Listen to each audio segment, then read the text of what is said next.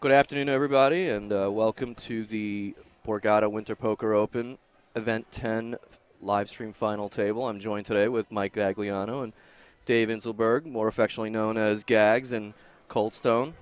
How's it going, Vin? Yeah, doing great. Happy to be here. I'm happy you guys are here joining me, and we're gonna have some fun today. This is a very interesting final table. It's a diverse final table. It really I is. think. It should be a really interesting start. I think at the beginning we're going to see Farad and Joe trying to take over the table as table captain, and then we'll see what happens as cards are dealt and things happen. Absolutely. We're gonna start introducing some of the players as we get to the action. So just a brief introduction on the tournament itself. We started a couple days ago. Players put up $450. And they had How many of those $450 entries were yours, Vin? I actually only fired 2. Okay. I got back into town a little bit later than I expected, so only a minimal damage for me. But they got a huge turnout, 3,268 entries, well surpassing the 1 million guarantee. How about you, Dave? How was your experience in the tournament? It always comes down to trying to get through a big field like this and trying to win a couple of tough spots. And unfortunately, I didn't have the luck I wanted to have. I was only in for 2. I believe one player was in for 11 on one day. Wow. That's impressive. One flight? One day, the One day day, and the night. okay. So he might have been in for 15 or 16. That's still quite impressive, regardless. Absolutely. When you go really deep in this event or win this event, sometimes you feel a responsibility to try to do it again at any cost.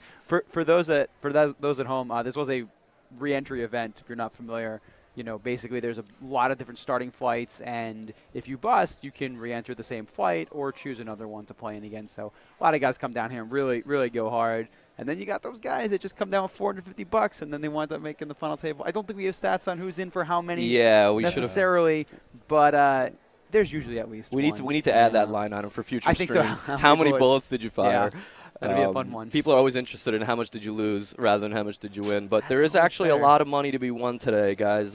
These guys are playing for $218,000 up top. So there is plenty to play for.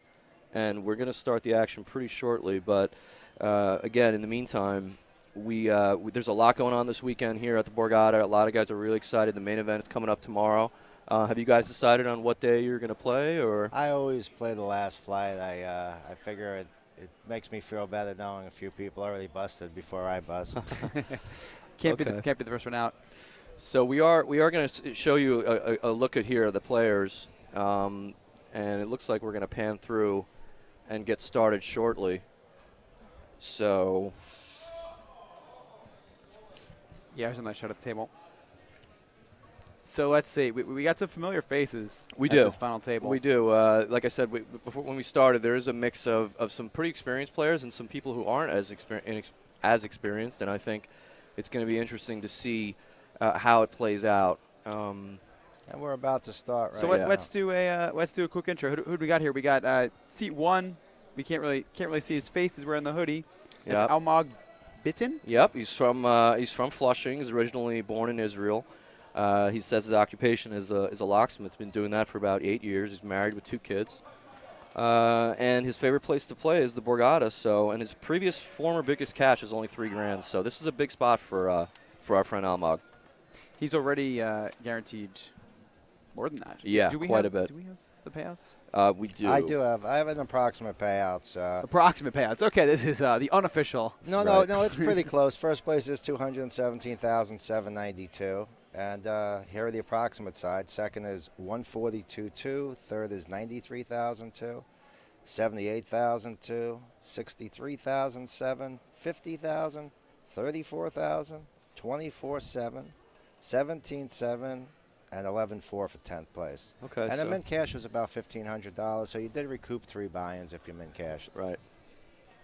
So we're going to start here. It looks like the action. We're playing 8160 blinds with a 20,000 ante. We're going to get you some chip counts shortly, guys. So Okay. Just Yeah, bear let's- with us. Let's try to get around the table. So we started with Kathy Deaver. Mm-hmm. You see there, who just folded, and next to her is Jason Brawl. He looks like he's going to fold as well. Yep. And We'll get through these guys as the action moves as we get more familiar with some of these players. Plays on Farid. It should be interesting. I think he wants to set up a dynamic early about who's the captain of this table. I'm pretty sure Joe will be involved with He's that. thinking about the king 2 off here. Not quite the button, so it does look like it's high. Your it's read high is correct. In his range. Yeah. It's pretty high in his range. So surprised he had the king, but I mean, this is how he's going to play. Here's Joe. Joe, if he's done the research, he should. And Joe is a big, classy player, so I'm sure he has. He understands. Joe is Joe Reddick, for those not familiar with Joe. Mm-hmm. He understands what's going on. And Joe's a pro. Joe's a local grinder. He's been playing a lot of events locally. I see him at parks and Borgata all the time. And he's a New York City grinder. He's, we can. This is a great flop for Joe. I just don't know if he's going to be able to handle the pressure. So these, right off the bat here, these are two of the larger stacks we have tangling here. So Joe is the chip leader coming in with 13.2 million, and it looks like Farid is kind of right in the, so we got a 13 mil, 12 mil, and two 11-point change mil stacks. And Farid is one of those 11 points. He's got 11.8 exactly to start this hand. So right off the bat, definitely a clash here of two of the larger stacks. Knowing Joe from playing with him for a long time, he's never folding this hand. So hopefully, it's interesting that he checked the queen twice here. Is it surprising to see Farid not even c-bet this flop? I'm very surprised by that, actually. But again, we don't know the history of these two players particularly. They've probably played quite a bit over the last few days. And I think one thing that Joe definitely has going for him here is position on Farid, because Farid is going to be, without question, one of the most aggressive players at the table. Yeah, he's out of position this hand, Yeah. and looks like, I don't know. I think that generally Joe should probably be betting the turn here. You don't want to see a diamond peel off like happened here. Exactly. Get to protect that hand. Farid might just decide that, his hand's obviously not good enough to show down. So. Yeah, and I definitely don't mind this bluff. Yep. and it's going to get called probably because Joe seems to like to call. And Joe probably knows that if Farid doesn't have a diamond, he's like to take a stab here. So I think the way he played the hand, it's kind of hard to fold three queens, but Wow. yeah. did he? I think Farid just snap folded. Oh, Farid just mucked his Yeah, hand. exactly. I see. Okay. Didn't want to show, and that's fine. So that was typical. I mean, Joe really stands behind his hands. He's a tough man to fold. Been playing with him for a long time. Nickname Joe Black. Everybody's fearful when they hear that name. We're going to call him Joe Reddick today. Occupation hustler. And the story's real. I mean, I play with him a lot of times. When he sits at the table, you know that your chips are going to be in play, and he's going to be pretty ferocious. His biggest cash was a $75,000 cash, which was in West Palm Beach. It was the huge $580 opening event, and he has over $375 in earnings, and he's going to be a tough force at this table, along with Farid. And Definitely a threat. I think that's why Farid didn't really blast the river, because he figures that the two of them have a big advantage if they don't play against each other too early. Farid's a really interesting player. He's born in Panama City, Panama, and is only 27 years old, but in the last few years he's really made a name for himself on the high-stakes poker scene. He's played a lot of events in Europe. He's had a lot of success in some really big binds in Europe as well. His biggest score is 175,000, and that was actually here at the Borgata at the Winter Open a few years ago. 2 years ago, 2014. 2 years ago, yeah. He finished sixth. So He's a pretty big cash player, too. He's been concentrating on poker as of lately a lot more. absolutely. So we do have a pot here. Farid's opening again. Now, Kathy has been playing a long time, too, especially on the East Coast, and she has knowledge and understands what players do. She's not the typical scared player. That If you play here, you've seen Kathy. Yeah. Kathy's here every single series. From originally Pittsburgh, now Ephrata, Pennsylvania. I'm not sure, not too familiar there. Her birthday is actually today. Yeah, great story. So this would be quite the birthday gift to take this tournament home. I'm sure she's quite excited. She's got a lot of fans on Twitter rooting for her, and in the Twitch chat here as well. If you guys are out there on the Twitch chat or on Twitter, use the hashtag Borgata Poker Live to chat with us. So we see Kathy leading the Ace-King 4 flop after defending the big blind. She doesn't. She are might our not thoughts know here? that. She might not know Farad knows she can play, and she might be using the women's card here to try to get the hand from him. Well, her line is definitely unorthodox because I just think Farid obviously has the range advantage here. And Most players are going to check this board. Yeah, I think most players would check this type of texture, but I think she realizes that her hand's obviously a little too weak to check call, so she decides to bet, and maybe if Farid doesn't connect, he'll just fold. But obviously we know Farid has different plans, as he usually does. He's not someone that likes to give up on pots easily. Yeah. And typically a pro would put a female player on an ace or a king here, but Kathy's not a typical female player, not the stereotype. But sometimes when you have nothing to draw on when you sit at the table, you have to start with a stereotype. So Farid definitely does come out firing here, raising the flop and taking that one down with no absolutely anything. No backdoor draws there, no backdoor diamonds, just absolutely nothing, just 9 high. So like you guys said, that read was certainly correct. And it's going to continue, and eventually Joe's going to make his stand. But I think Joe's got enough chips, and he sees Farad's having his time right now, so he might as well wait for more quality types of a hand. Here are your chip counts, as we promised. Joe Reddick still on top by a little bit. It's kind of bunched up there at the top, if you see that, and then the average stack is pretty high. Yeah. For an event of usually when we get to these final tables, people have been playing the night before. There's a lot of things that go into a structure, but one of the things that happens a lot of times in these really long tournaments is it's super late the night before. Everyone's waiting to get to the final table, and people just start playing really tight and really slowly because they want to make that final table. And as a result of that, the average stack goes down. But you don't see that. And it may be because of, the people that we have playing, like we said, aggressive players that have been here before. Here we have Tony Chang opening. He was chip leader for a while yesterday. It's a quality hand. It's interesting here because Chen and Brawl are friends. They actually are both in the Tai Ha club. Tai took both of them, I think, under his wings after he shipped the Florida event, the first event of the series, for about $250,000. So it'll be interesting to see how they play against each other, knowing each other well, and Tai in the audience probably screaming, "Don't knock each other out." Well, you know a little info on Jason, right? Jason, for those that don't know, is a pretty popular, common name in the poker marketplace. Very active on Twitter, on the forums. He buys a lot of action from different players. Not as big of a player himself. He's definitely known more for as a buyer, as a staker, than a player. Yeah, but very unique. It's very unique, actually. Clearly can play. He made it this far. Real quickly, a standard hand. He hit his king bet, and it was a fold. Yep. Go ahead. I'm sorry. Yep, pretty standard hand. Jason is from L.A. Still out there. He works in sales / staking.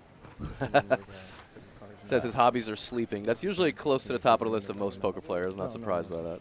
Tony likes to be called Bobby. His occupation's chilling. He's been doing that for a year. He's a restaurant owner. He's got a girlfriend, likes poker, gaming, and fun. Just likes to have fun. And he's also from the Philadelphia area. His biggest cash is just under $5,000. And it seems like one of his biggest side occupations is winning Tai Ha's prop bets. His playing style's a fish, so he played the first hand with the ace-king unfishes. Well, that's interesting because he was playing the pot against Jason, who something that he'd like people to know about him is that he doesn't know what he's doing here at this final table. So we have two self-proclaimed players that don't know what they're doing. One of the toughest things to read would be those "I don't know what I'm doing" players.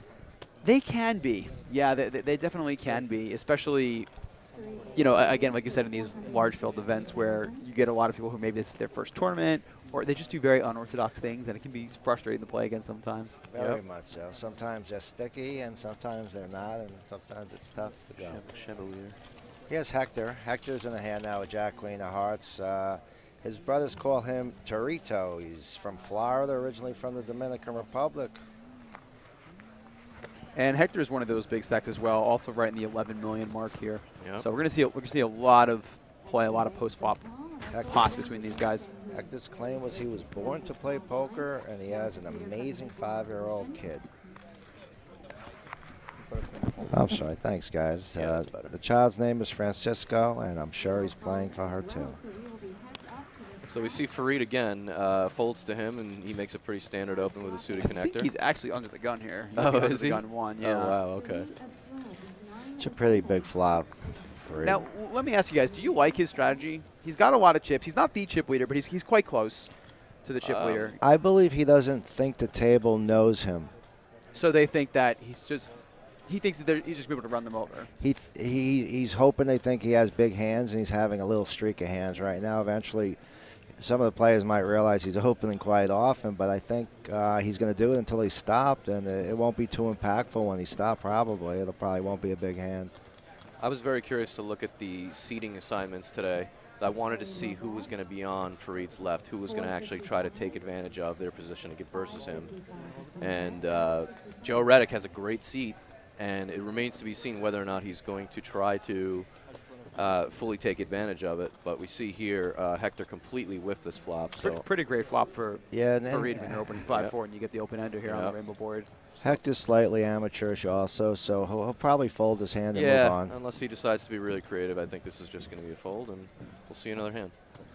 If he wasn't playing against Farad, he can always flat and see if the play would shut down, but Farad doesn't shut down too often. No, he really is a bulldog. I've played with him quite a bit in the last few years, and he doesn't like giving up on pots. So Plus, he flopped the world for his hand. You can't. I mean, Hector really giving this some thought.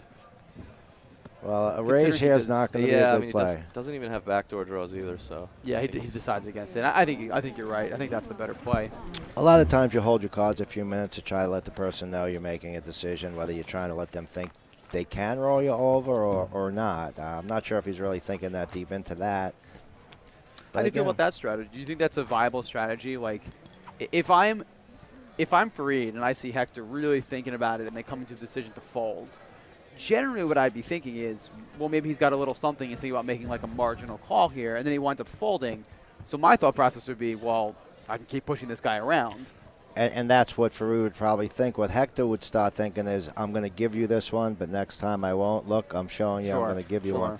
But that's not going to work. That's going to work a little bit more in lower stake games. Farad could pretty much read through that, and I don't think Hector's going to make too many big stands without hitting his hand well. Well, let's remember also that these guys are, this stream that you're viewing now is on a 30-minute delay just to protect the integrity of the tournament, but these guys can also check with friends and family members and see what their opponents had, through other hands. So Fareed's going to know later on that he was actually giving it some thought with, a hand like Queen Jack of Hearts, and maybe that might play into some hands later on. So I think, I think that might be a little too deep of a thought for Hector right now. I think he's just trying to think more about the game, and I would hope most of these players are taking advantage of what you just mentioned. Exactly. But I'm not sure if all of them do. Maybe not. You're right. And again, one of the things about this table that's very interesting is half of this table almost hasn't really played for this type of money before, and the other half kind of has been in big money, high stakes situations. And those half will have people noting their hands to allow them the information they need. Exactly. It's almost like a little pit crew.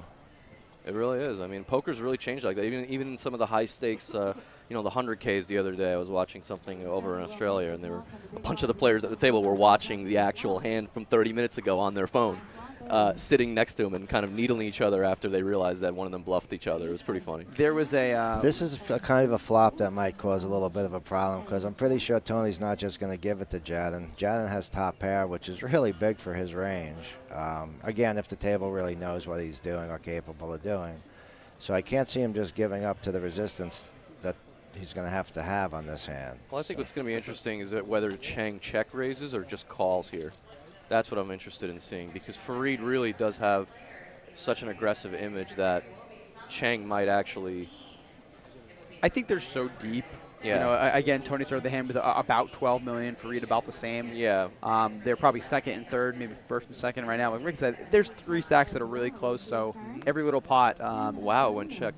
Very interesting. I'm really surprised he checked there, and I actually don't like the check. Yeah, I don't either. I think, he's been in every pot so far. I think he folded once. Yeah. He's been betting a lot. You just got to bet when you have top pair. Absolutely. Not only is he going to get called by worse pairs, but might even get called with some ace highs and stuff like that. For sure. I think he is expecting Jadon to bet no matter what. It's not a good card. It was an overcard. He didn't have a backdoor flush draw. He kind of left himself in the wind a little bit now to have to make a stand, make a tougher call. But if the 4-4 stacks do go out, he moves from 11,000 to 50,000, which is some of the thought process. Trying to play pot control and move up, it's quite a big jump. I do like the check call here by Tony. Wow. I mean, this is just a really bad spot for Fareed and a great spot for Tony, or Bobby as he likes to be called. All right, so what's your play here if you're Tony? Or is Tony, you can just bet out and you check and let Fareed At this bet point, again? I'm going to bet because Fareed's going to probably either raise me or bet if I don't. I don't think he's just going to shut down. I always assume he didn't hit. So if you put enough out there to make him have to make a big raise, you'll probably build a bigger pot. He just Wow. called. Yeah, he Fareed does just just call, which calls. is a good Wow. call. I don't think Tony's going to call with a worse hand here if you do raise. I think I Fareed is don't going to know. be really happy about the outcome of I this have pot, no. considering He his didn't show his answering. cards also because he didn't want to show what he opened with. But that's a disciplined call. I really don't see what Chen could have had that he was afraid of. Ace 10 might make the call there. Ace 8, wow. I mean, that's just a cooler. But like a pro, he smelt it and he figured he didn't have to take a big risk I think against a that big stack. Chen makes a lot more money there by check checking, raising. yeah, sure. I I mean, first off, It's like, easy to say when they both have When an they 8, have but, three but I eights, think you're yeah. right. First off, when you have ace 8 there, you're literally not beat by anything. Like, Fareed is betting every overpair on the flop. He's probably betting every set on the flop. There was a flush draw on the flop. You know, you're really not worried about anything. Maybe 10-8 is the only possible hand, which is super, super unlikely because there's so many 8s and 10s dead from the deck already. Sure.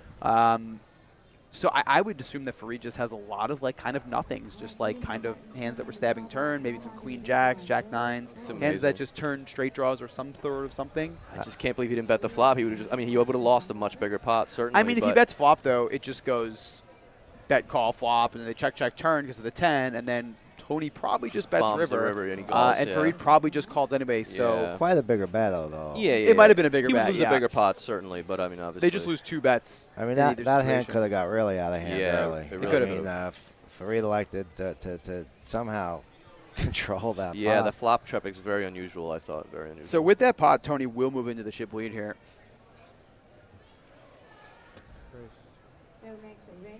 Okay, we Now, have- Hector Chevalier here is kind of in an interesting seat because we keep talking about the 2 aggressive guys Yeah. of Fareed, Yep, Fareed. Fareed, and Joe. Yep. Joe being Joe Reddick. He's trapped between the 2 of them. Having position on one is obviously good. Being out of position versus the other, not so good. He's decided to limp here. Do you like this strategy, knowing you're surrounded by these aggressive players? I'm not a big fan. You still of don't that. like it? Yeah, I just think. And the thing is, I think that Joe is probably going to expect Hector to play, pretty solid and straightforward. So I think that Hector Something should. just happened. I don't know if they're looking for a ruling. I'm not quite sure. So Joe limped and, Hector limped and Reddick. Joe raised. Yeah. And I believe Joe announced raise and put in the call, and the dealer thought he just called. Oh, But yeah, that looks like he did announce raise okay. and is now 3-betting. No, maybe that's not what happened. Okay. No, it looks like he raised and was called. Wow. So, it's a good flop for both of them. Kickers aren't going to probably play. We could see some fireworks here for sure. I think if I'm Joe here, I'm just checking back. This is not like amazing for us. We have top pair, but Yeah. there's a lot of hands, or if he starts putting a lot of money in, I'm not too happy. Yeah. Joe fires. I don't Wow. think betting is bad. And there's I a know, hands but, to but, call. but Joe just fires, so he's not going to be believed anyway. exactly, and that's so- why I don't think betting is bad, especially if you have the image he does. Oh my God, this is. This is just getting. Boy, these hands really yeah, don't slow down here, huh? Yeah, and again, since Joe. Well, Wow, check. Unbelievable. and Some of the lines that we've seen so far have been very unusual, given the relative, hand strength that people have. I mean, some of these pots really should have been a lot bigger, including this one. But I'm guessing that Hector is just going to call here. Yeah, he's just going to call, and that's that. they're just going to chop it up. It looked like a chop before the hand started, so For those just tuning in, I am Michael Gagliano. Alongside me, Vinny Bahuja and David Inselberg, more commonly known around here as Cold Stone. The Cold Stone? well, the Cold Stone online. Tell us the story. How did you get that name? Because I don't know. I opened up a Cold Stone Creamery in Manhattan, And that's it. and that was it. That was And it. As the store started becoming a nightmare to me, the nickname stayed. And although I love the product, I don't associate me with the ice cream when I'm called it, so it's okay. You don't. So you don't have that store anymore. No, No. store was in Manhattan. I took a shot at the world, and I guess it was the wrong timing. Let's remember too. All of these players played until about 3 or 4 in the morning yesterday. This tournament has been quite a marathon, to say the least. But luckily enough for them, they actually got some extra sleep. Started, just a little while ago, so should be well rested now, playing for a lot of money. And interestingly enough, yeah, Hector does move up to the third with that pot. We haven't seen any short stack action yet. Kathy and Bill Miller are both on the sitting pretty about 20 big blinds apiece. Yep. So we'll probably see them make some moves. I want to soon. give you some information on Bill Miller before we forget. He is an independent insurance broker. He's been doing that for about Bill Miller's in the seat 2 there. We can see the exactly top of his head. Yep. He's been doing that for about 25 years. He is married, and he plans to use the money to start a family. Usually plays here at the Borgata or at Foxwoods, and his previous biggest score is 20,000. So, again, we're seeing a few of the players here today with very big opportunity to have their largest career score by quite a bit. Fareed really thinking this queen 4 over under the gun. It is suited, and Man, folding is really not in this guy's it hurt. repertoire. Oh, It that hurt. one was painful. There was a dead queen, so there it is, the dead queen. And dead diamonds. He's just making all the right decisions at the moment, I believe. Now Joe's got a suited 9-5, and he hasn't played too many hands, but I guess he doesn't want to be jammed on by a short stack. It's an awkward position if you're open for 3 bigs and you're jammed on for 15. If you fold, you look like you had nothing, and if you call, you're probably in a bad spot with 6-9 of diamonds. Now, Kathy only has about 25 big blinds or so, and it looks like she's going to go ahead and open this hand anyway. Well, she was kind of in a good spot to look stronger. That's why Brawl didn't raise with the ace-5. I think if she raised from the cut that, there would have been a 3-bet. So she's getting to play a hand for not too many chips, and I guess she's using her tight image to get through it. Oh, yeah, I have it here. What do you think of Jason's flat call here when Kathy's sitting on 25 bigs? You think I a 3-bet fold is a little better? Or Yeah, I don't love it. Yeah, not only is Kathy kind of short, but his hand is not the best. In other words, Right.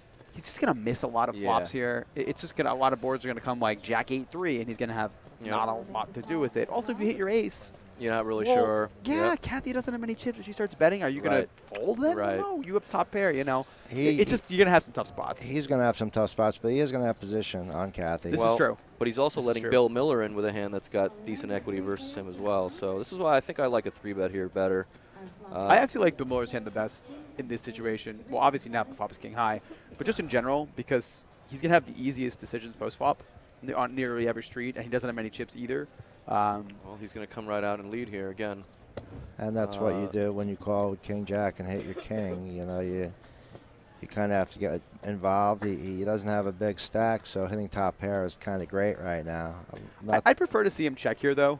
If he checks, like, we've said that Kathy's pretty aggressive. Yep. She's probably going to continuation bet. It's a pretty dry flop. Yeah, once again, when he makes a bet, they're going to realize he has the king. So, at that point, Payouts. at that point, they're not going to try to outplay him. So Jason calls here with a wheel draw, backdoor, nut flush draw. Well, And an ace draw. this is like the it.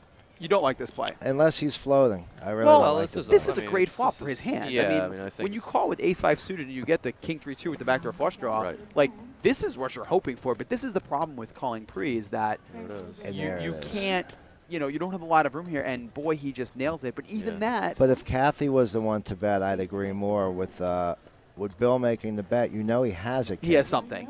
You With know he has Kathy something. making exactly. the bet, your ace high might stand and she might shut down. Beautiful turn for him. I can't see how Bill's going to just put him on this. But then again, he's not beating ace jack, so an amateur could fold his hand and not think something's happening. Well, Bill makes a good disciplined fold. And just So gets it rid of almost it. it almost wasn't worth the call unless he was going to float to hit that card because if he didn't bet he wasn't going to win the hand, but he hit the card and it worked out for him. The spade really saved Bill there. If that's not a spade, he probably goes broke on that hand, I think. I'm not so sure Bill's going broke without the nuts. Without, you know, what I'm saying. He chips back. I understand. So it's still chip in the chair type. Now we get our reset here with our players. There you see Kathy. Well, Mike Wilson is 10th in chips. I do want to give a little information for some of his family and friends that are watching, just in case. Yeah, we just saw a nice shot of Mike there. Yeah, in the he gets involved in a pod. We forgot to mention him earlier. He's a tax consultant. He calls himself semi-retired. He is single, and he does want all the ladies out there to know that he is available. He's been playing poker for over 45 years. His favorite game is Omaha 8 or better. He said he doesn't really play online anymore. Hopefully we can change that, Mike. Here in the Borgata, we got some great stuff on the BorgataPoker.com. But his biggest cash is second right here at the Borgata for $44,000, and his biggest poker accomplishment is that it lets him be retired. That's I guess pretty he's sweet. When made you enough from playing poker. There you go. So there are your updated chip counts, guys. Tony Cheng still on top, followed closely by Joe Reddick, and Mike Wilson and Bill Miller bringing up the rear. We haven't seen any really big pots just yet, but we've seen some pots that could have been much bigger. So it looks like everyone's playing a little bit careful to start out, just to kind of make sure that no one really wants to be the first one out in this situation ever. It doesn't matter what stakes you're playing for, you never want to be the first one out. So we're seeing some careful passive play, I think, to start. And likely is going to get a little more aggressive as we continue to lose some players. And this is a pretty big hand for Joe and his range also.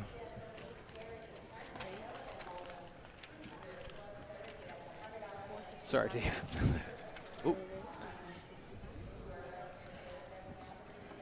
And there's Mike thinking the ace-8.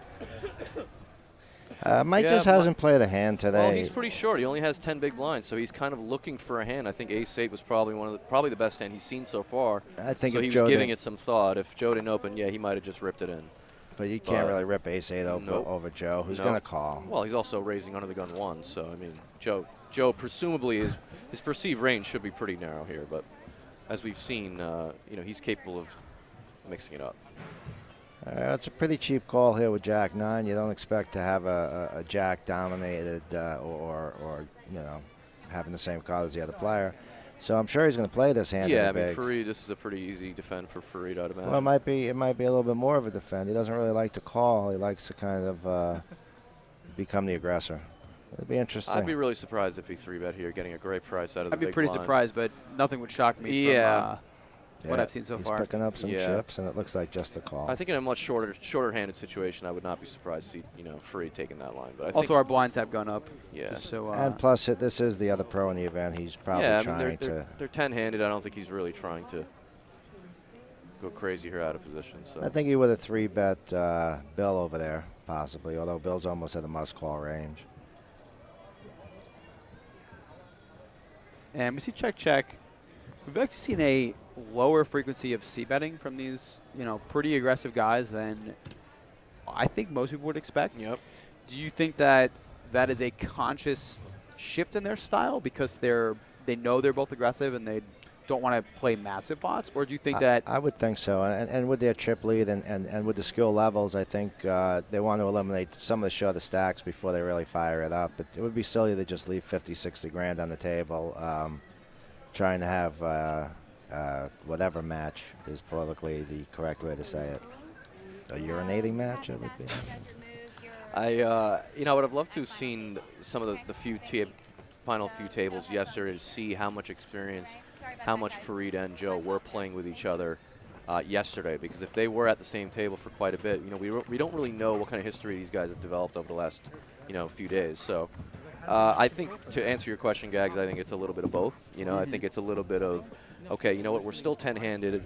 This guy has a lot of chips. He's raising under the gun 1. I don't know if I really need to, go crazy. But again, interesting to see Joe bet the turn there. Yeah, because exactly. when After you check checking the the flop, flop, I'm kind of surprised he bets the turn. I mean, yeah, like Farid might not have much, but at the same time, he could just have an 8 or a 6 still. Sure. And just call anyway. So, interesting to see their strategies kind of. Once again, how they're gonna unfold Joe doesn't like to today. slow down.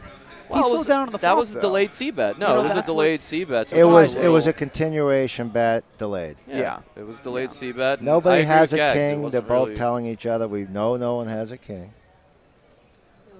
And then again, it's pot control too. If he wants to try to see a float, if he wants what he would think would be floating a bet, but he'd probably think it was still ahead.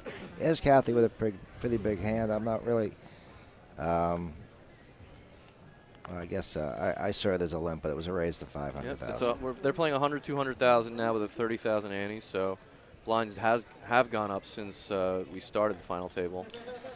Now, is there And- any merit instead of Kathy raising here? She only has about 15 big blinds. Do you To think just she should just shove shove? here pre-flop? I think it really just depends on the two blinds and what their defending frequency is kind of like, right? I mean, if you know that the guy in the blind is not really going to defend all that light. Well, Hector just called with the 6-5, so I would Yeah. imagine that you Yeah. know, he's at least seeing some flops. Yeah. Well, Kathy might have just decided that she'd shut down if she didn't get a flop and try to take the hand and not use too many of her bigs. She Yahtzeed it, so, she probably played it the right way and did pick up a little bit extra from the big blind, but there was a lot of risk in that. 6-5 can land a lot differently. Yeah, especially when you see two guys with kind of weak hands both calling. Yep. If I saw this and I was Kathy, I would think that next time with this deck, I'd Yeah. probably just want to shove. Yeah, exactly. I don't want a queen jack and a 7-6 in there and getting, some bad flops. She did get a fortunate flop, and you will get more fortunate flops than not with ace king, but there's plenty of ones that you miss. And you just lose a bunch of chips then. And we Yeah. only have It's- 15 bigs. Yeah, That's not we only have very 15 good. bigs, and the payout jumps are, they're still pretty flat right now, but still I think it's important to try to continue to chip up and have a stack that's manageable. I agree with you. I think that hand would have played better as a shove, but she did make more than she would have if she shoved. So good for Kathy. She gets herself back in the game a little bit, and there are your payouts, guys. 218 up top, 142 for second, just shy of 100,000 for third. So. Let's see if I wrote these all in here reasonably correctly. So right now the situation is just 11,000, and that's why you're seeing some of the more amateur players just trying to get that hand, that shove hand, if they have 20 bigs, or just wait it out. It looks like our short stack Here comes Mike. just raised under the gun, and I can't imagine that he's interested in folding this hand. So No, I'm kind of surprised that he anybody didn't else- just plant it right now, because I don't think he's folding. But I think I would easily just have shoved this hand. Yeah. Again, he only has 12 big blinds or so. Yeah. Look, it looks a lot stronger right now, 3x, but it does leave somebody that has enough chips to come in and try to just catch something. And See 10. some good hands getting put in the muck there. see if Joe has anything interesting. Nope, he doesn't. No, I don't think it's a And, good time to take a chance. Mr. Yeah. Wilson wins his first pot. Good for him. So Ghost of M mentions in the Twitch chat about playing 10-handed here. So this tournament started 10-handed Mhm. on day one, Mm-hmm. and then it went 9-handed sometime on day two. Yeah, the money, I think. Near the money right bubble? near the money, I think they went. Before the nine-handed. money bubble. I'm I not think, sure if it right? was right before or right after, but it was definitely very Yeah, close to and then it. they do play down 9-handed until the final table, where they do combine to form a final table of 10. So that's done for a few reasons to play the final table of 10. If they were split at 2 tables, playing shorthanded is, for extended periods of time, is not always great. And that can happen, so that's just done to, I don't even know, honestly, why that's done. Just want to make sure that we didn't forget our friend Peter Stephanopoulos from New York City. He's coming to us from Greece originally, and Peter is in the 9th seed. I just want to make sure that we didn't forget about him.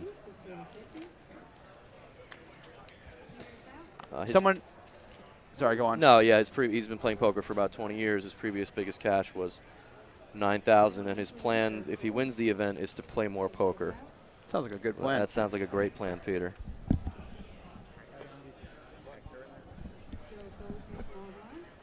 Someone in the Twitch chat as well here asks if there's any professionals at this table. So let's go. Who would you consider professionals, or who considers themselves professionals here at this final table? Well, I know Kathy considers herself a poker player. That's what Okay. she put for occupation. I know that Joe is definitely a serious player. I would Ferraro, say too. that Free Jatin is definitely a professional player.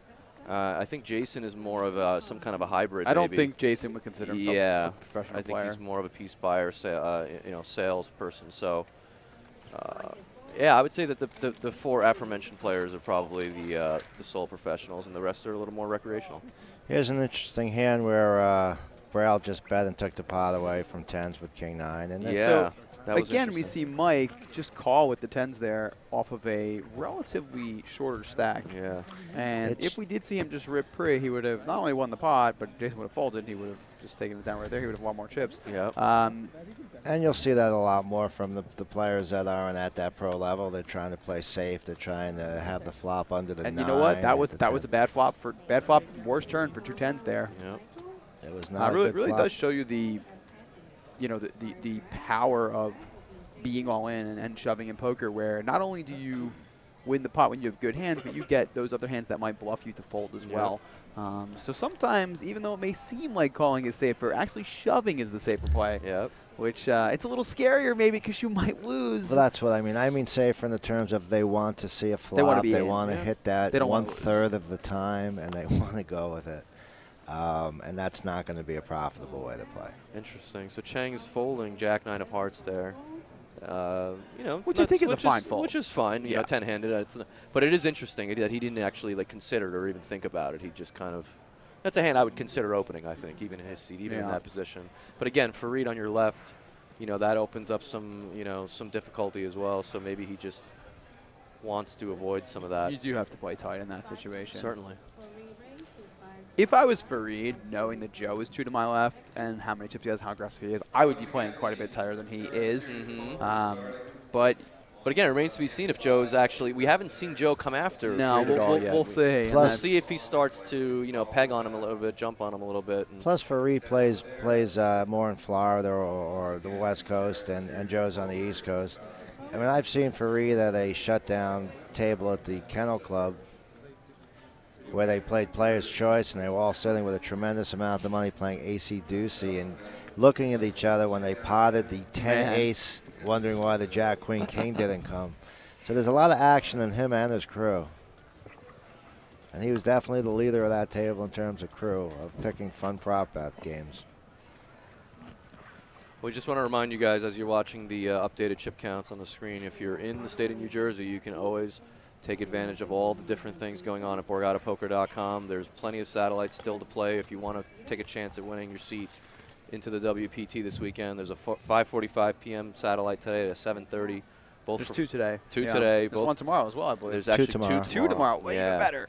So there's 2 tomorrow, 2 today. Don't sleep on it. You still have plenty of chances to win your way into the $3 million guarantee, which kicks off tomorrow. So, And if you do happen to sleep on it, what do we have coming up next month? well, lots going on next month. Starting February 26th, we have the Actually, starting I think it's February February 13th to 13th. the 16th. Excuse me, 13th to the. No, I was talking about the online, the Garden State. Oh, you're Super staying with that Series. one? I'm Yeah. sorry. Starts the One second. Jaden has 28th, kings I right now. believe. Is it the 28th? Yeah. I think Farad just opened so. kings. Maybe I'm wrong. Sorry, find we'll get you that info shortly. Yeah, it starts the 28th. Yeah. So the Garden State Super Series is coming up. We're going to give you all that information throughout the broadcast so you can. Did he just limp? Wow, he did limp. He did. Interesting. So he's limping the hijack here with kings. For what Two it's aces just folded. For what it's worth, I can't imagine what he's thinking here. I mean, it's one thing if someone in the small blind has 8 bigs and is But just look itching who he to just get it look in. who he just got called by yet too. King 6. Well, I mean, he's in the big blind. He He's just- not. he just but that's checked. the perfect hand to play kings against with I no mean- risk. I mean, I it's- understand. But when you're raising every hand, you Yeah. generally want to raise when you have good hands too. Exactly. I mean, He's it's very- kind of a strange. Fareed is very unorthodox. He really is. He doesn't play a conventional style. Even for someone who's pretty aggressive, he plays unconventionally aggressive. So, yeah, I like that limp if there's a bunch of shorties behind that are kind of itching to get it in, and that's one thing. But I Maybe think he was trying to set Joe up right there to try to take a stand against him too. Maybe. Who knows what he was thinking? He still won the pot without danger. But it was a very strange switch up from his prior play. I think his last 2 years, he's won almost 800,000. yeah, he's had really, really good success the last few years, playing wide variety of buy-ins, high rollers and other things in Europe, and he's really had a lot of success. It's a name I think that if any of you guys are viewing haven't heard of it, I think you're going to hear a lot more of him going forward. No, I can't wait to see what else he has to bring to the table today. If you can imagine this cash game. So it folds to Joe here with Queen Jack. I can't imagine that he wouldn't open this. No, he's gonna open. He's just deciding if it should be between 2 and 3, depending. He's got an older, tighter player on his left, as well as everyone except for Kathy on his left right now. Yep.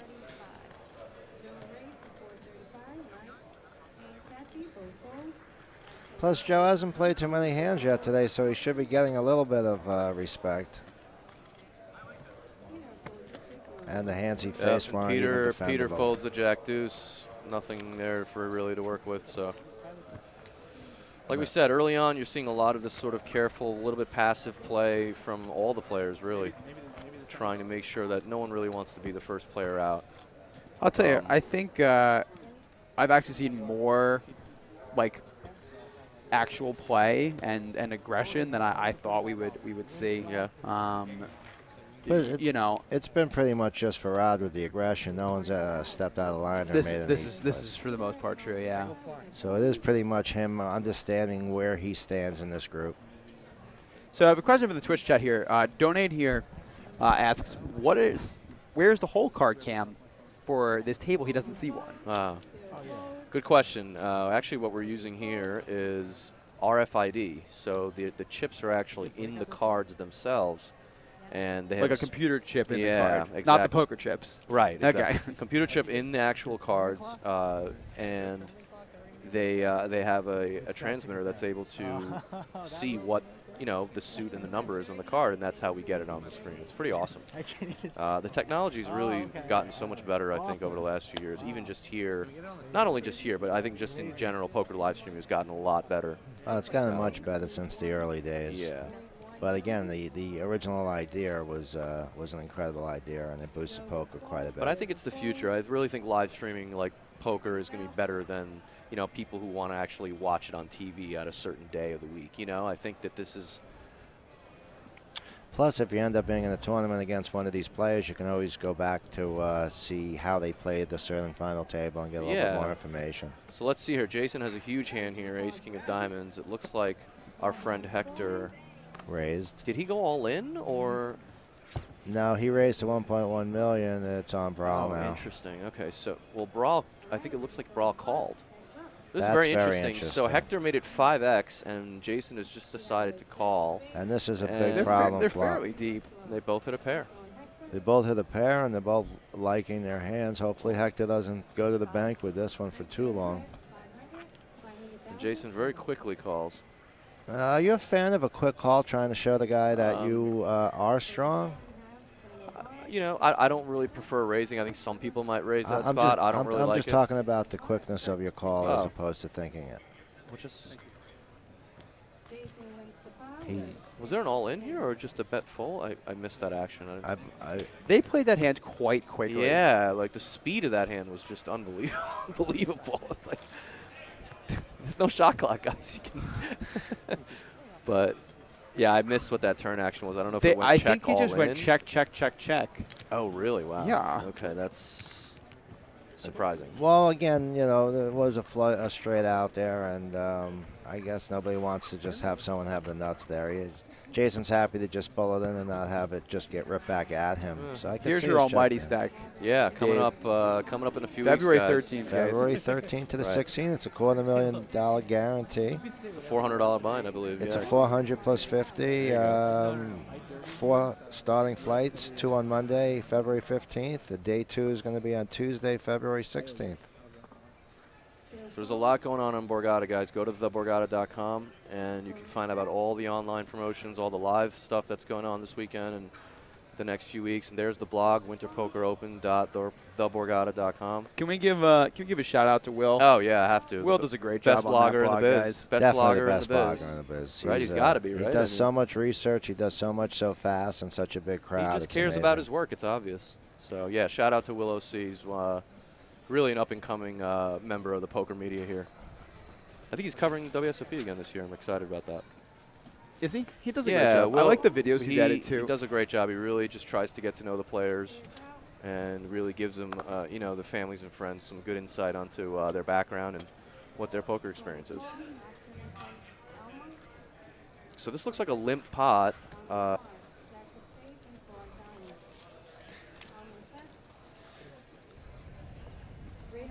So we were Pot's talking about 1.1 million, so it was limped. I don't know what the original limper was. I missed that. Yeah, it was a limp pot. I just didn't see who the original limper was. we were talking about you know, firing multiple bullets. Yeah. And Ed in the YouTube chat says that he fired 4 bullets in the 2 mil and he only won 4 pots. Oh my A God. pot a bullet is not the ratio you're looking for. That's For those don't play a lot of poker. My friend was running bad, I think. Yeah. Wow. How did the opener go for you guys? I haven't had, besides the opener event, I was able to manage a 60th place finish. I haven't done anything else this series. I haven't been able to. Have you been here for the whole time? No, or- I played the opener a couple of times, and I played the 400 a couple of times, and I'll play the main. Right. I've been a little busy doing a couple of things on the side. Plus, You make your own ice cream now, right? I wish I could go back to that and switch a few things around. But I know you just showed up, right, I just Mike? showed up. Follow my Twitch stream. Well, I'm not going to recommend it, but maybe other people in this chat would recommend you check it out. Twitch.tv/gags30. Generally Sunday, Monday, Tuesday. I wasn't able to come for the first week. Right. I've been just doing my thing, playing online, Borgata Poker, and doing my Twitch stream. If you guys today, you can find me on there playing live on Borgata Poker and talking to you guys. It's a lot of fun. We just have a lot of fun with it. Yeah. I follow you on Twitter, so I'll have to add that. Well, to let's Twitch give too. the viewers our handles just in case you don't have them. Mine's VINPAHUJA. You can always tweet at me or use the hashtag Borgata Poker Live. What's yours, Coldstone? I think it's Isn't it the Coldstone? the Coldstone. Yeah, He's got to look it up, guys. Somebody He's took looking out at his Coldstone. phone You right know, now. you get old sometimes. You forget some things. I Yeah, so believe. tweet at us. Let's make this as interactive as possible. The Coldstone. The Coldstone at the Coldstone. Hold on a second, guys, because up? we got Tony Chang with 4-2 off here, and it looks like he's putting together quite the wager here on this river. and Jason- a snap Wow. Not call. going anywhere. No, they're boys. They know what each other does. I'm surprised that That was their was- home game play. For a limped pot, that ended up being a There's really Ty, big there's pot. Ty That on the was- right. That pot ended up being almost $9 million, and Jason's going to move into the chip lead with that pot, too. that was a big hand. that was unbelievable. I see Ty Hart right behind railing both of them. Tony probably saved that bluff up for about 3 years of home games before finally taking that shot there. It should have worked. it sort of seemed like an innocuous hand. We were kind of just glancing over it, and it ended up being a $9 million pot somehow at the end. I figured the Aces was going to win at that point, but I guess you can't win with 4 high. Well, no, he had a pair of fours. He did have a pair of fours. He that just decided to bluffed turn it with. into a bluff, yeah. And unfortunately, Jason did have top pair, so. Big swing there for Tony. Jason looks super excited just in general to be here.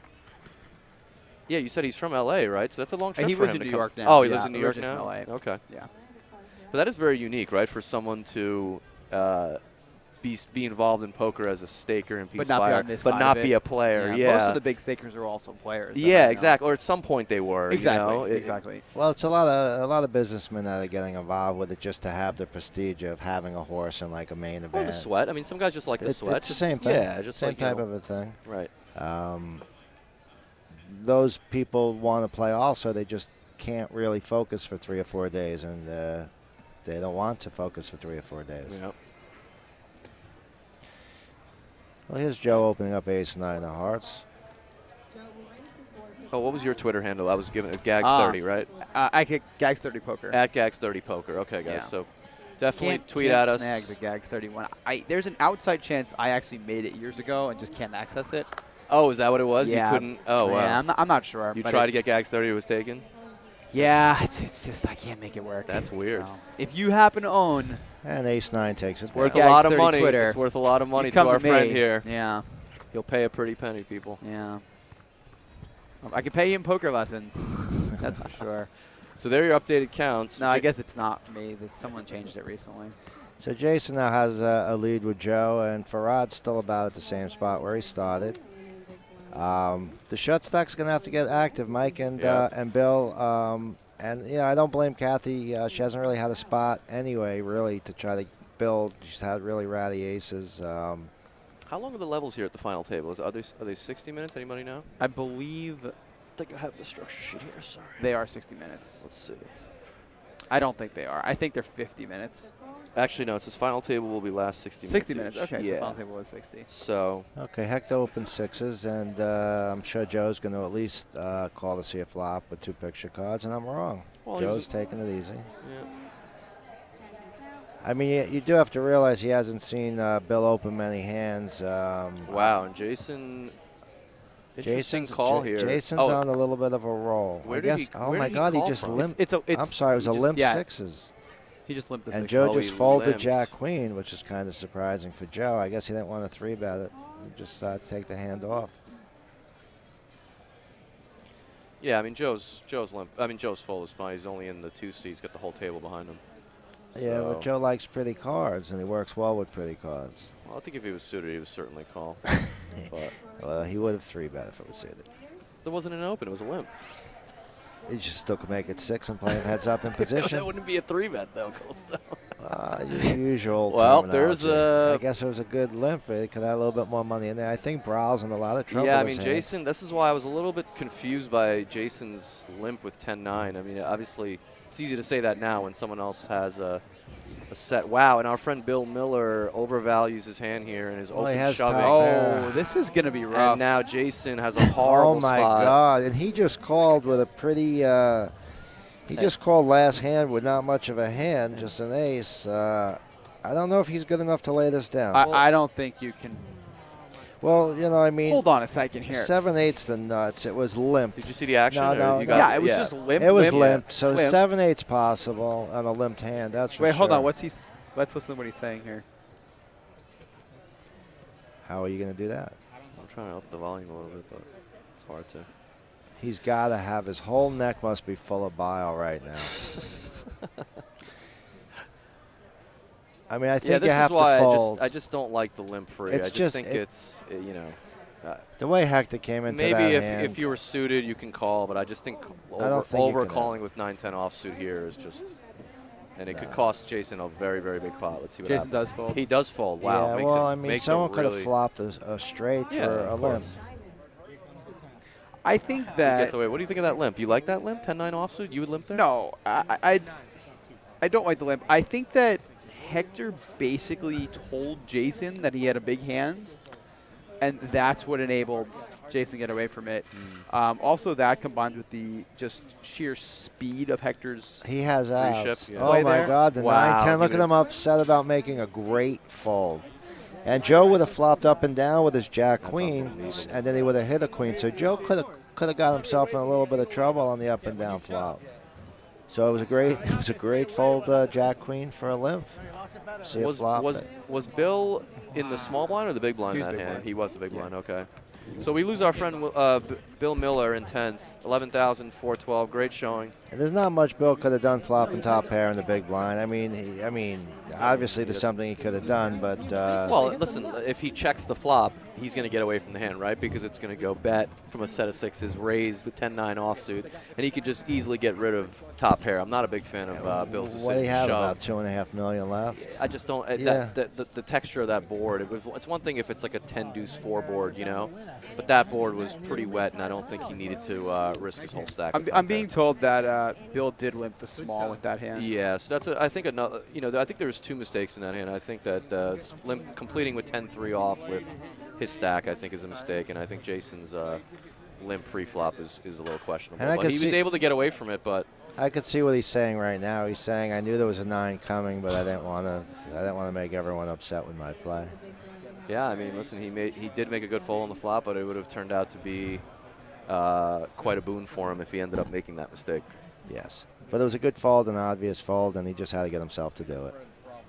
I think you one of the things there is that it's really tough to read what Hector is A, limping with, Yeah. and then B, what he values as a really good hand on that flop. Because if Hector limped with aces, which is not out of the question, Mm-hmm. he Here would come- probably play his hand exactly the same. You're absolutely right. And if he's doing that with like maybe kings or maybe queens, what does he do with ace 10? Maybe he thinks that's a really good hand on He that could have flop. ace 3 of hearts. You know, he Exactly. could have a lot of he draws. could have a big yeah. draw. Exactly. So for those reasons, I probably don't fold the 10-9 Yeah. as Jason there. Yeah, I mean, it's And really that's how I felt about the Jack Queen that, really that tough Joe spot. had, but yeah. I'm telling you, I think Oh, that. you mean at the end? I got Yeah, you. I think that Hector's table chat really was what caused Jason to fold, because he made a comment that I couldn't make out, but I believe it was, I've got something good, like something Yeah, along those right, lines. Exactly. It's And, one of like not and wanting to get Jason, sucked out Jason on. did seem like he was talking a lot too, trying Yeah. to gather some information and must have. Tony has kings in this hand. I can't really see. He if just he's took been the call. called. I think he It's just over. took the pot down, yeah. So there are your updated chip counts, guys. We are down to 9 players. A lot of movement. Our winner is going to get, almost 220,000. So Where are the bigs at the moment? It's still 1-2 for a little bit longer. yeah, the big stacks are still very deep, and the short stacks So are there's getting about very short. nine bigs would be the shortest stack right now. Let's see what our friend Peter is still pretty card dead. Peter really hasn't been that involved. He's been looking for something to get involved with, but he really hasn't had much to work with.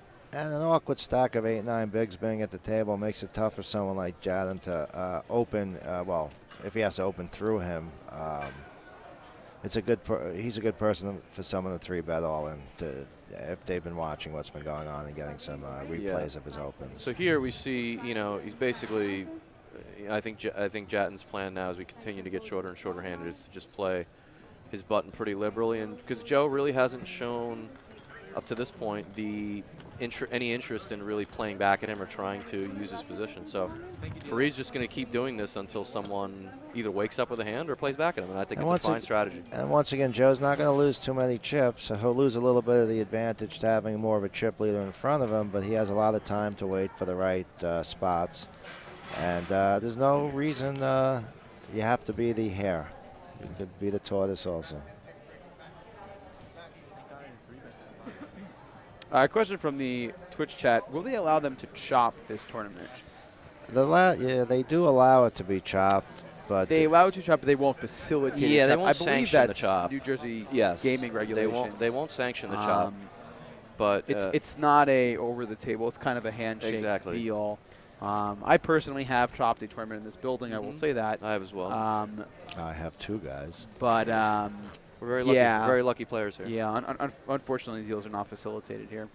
And either are changes in the amount of payouts, so there could be tax ramifications. I know the last one I did, the 3 final players took about 150,000 each and played for 30. So clearly, the first place player would have to do some tax prep to make sure he didn't have to pay all the taxes, or he'd actually lose money. Don't forget, guys, starting February 9th, we do have a high hand promotion running in the poker room here at the Borgata.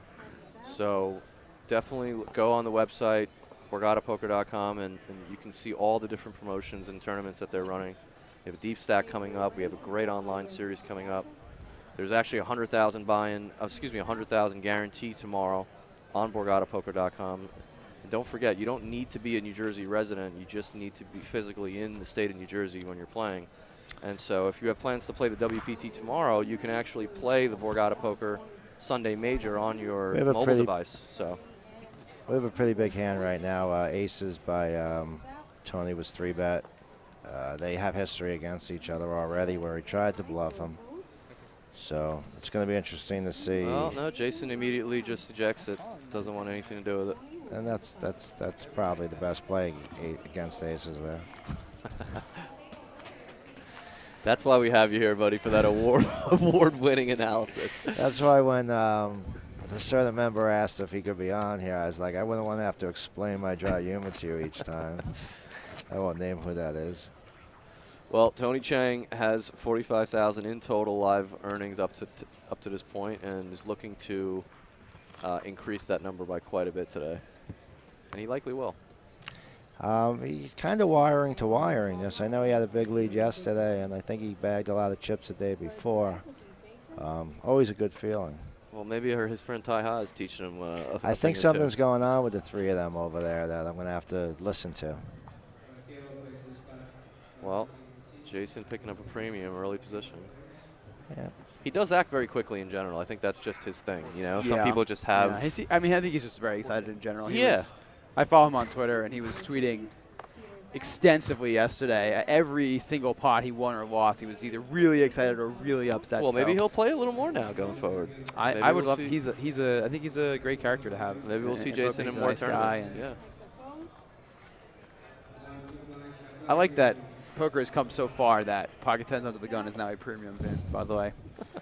Because if he has this. Well, it's from the small blind. Bill's taking his stand. He's got a suited ace. Kathy's got a huge decision right now. Wow, and she's also all in. Mr. Yeah, Wilson, I mean, unfortunately. She doesn't have as many chips as it could be played any different way. Interesting decision for Jason here. Yeah, how much is Kathy's shove for? It's only 20 bigs, so.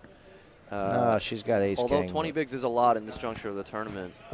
She did have a I think raise and an all-in before her, but again, 20 bigs. Well, it's a quarter of Jason's stack. Wilson has less. Wilson only has around 8 big blinds. So really, I think this is a spot that Jason should probably just eventually find a call. It's only 25% of his chips, and he likely still has the best hand a bunch. But yeah, and he does make the call. Yeah, he makes a good call. And we're off to the racetrack, guys. It's pretty much going to be. Well, I mean, obviously, Tens has a big lead with listen, the dead ace. Kathy's going to win this pot 1/3 of the time, so this is a pretty big momentum changer. Let's see if Jason is able to hold. There's Ty holding his back there. Ty's running pretty good right now. So Jason will be a massive chip leader if he does hold here. Yep. Wow. So our friend Mr. Wilson flopped about as good as he could have without having a pair. So Mike Wilson's looking for. That wasn't one of the cards he was looking for. He's looking for a 3 or an 8. So a 3 will actually not chop. A 3 will chop the side pot between Kathy and Jason. That's a very big hand. That's a very with big that hand. 4, Jason's going to knock out 2 players and take a massive And you saw chip Tony lead. come over and shake hands, and him, Tony, and Ty. There he is doing a little tweet out there saying, "My boys are moving up." I guess we're going to have to go to the Tai Ha Staking and Poker School. Well, we're going to lose Kathy Deaver. Nothing she can do there with 20 bigs. Pretty standard, getting it in with 20 big blinds. And our friend Mike Wilson is going to take 9th place for almost 18,000, and Kathy's going to follow him out in 8th place. A lot of support for Kathy on Twitter. I see a lot of people wishing her, saying good run, good job, nice work. You'll get him next time. She's definitely a great local favorite. Yep. Luckily, we have a lot of favorites in the East Coast now, and we get to see a lot of them. Well, and 25,000 is nothing to sneeze at. Remember, this was only a $450 buy-in, so she was able to get through over 3,000 people, both her and Mike. So kudos to them for a great run. I'm sure being the last woman standing doesn't mean anything to her at this point. It's just she plays with the boys and wants to beat the boys, and she knows she's as good as them. Just a matter of winning a race, and unfortunately, some of those things can't always be controlled unless you have enough chips to do it more than once. If you'd like to chat with us, wish these players luck, ask us questions, use the hashtag Borgata Poker Live, and we'd be happy to discuss some things with you. Yeah, no, let's make this interactive. We want you guys to join the conversation, so use that hashtag so we can see your tweets. There's that hashtag again, guys. I'm trying to look down. You guys are making a lot of good comments about the tax issue of chopping. They're all forms. I think it's a W. I can't.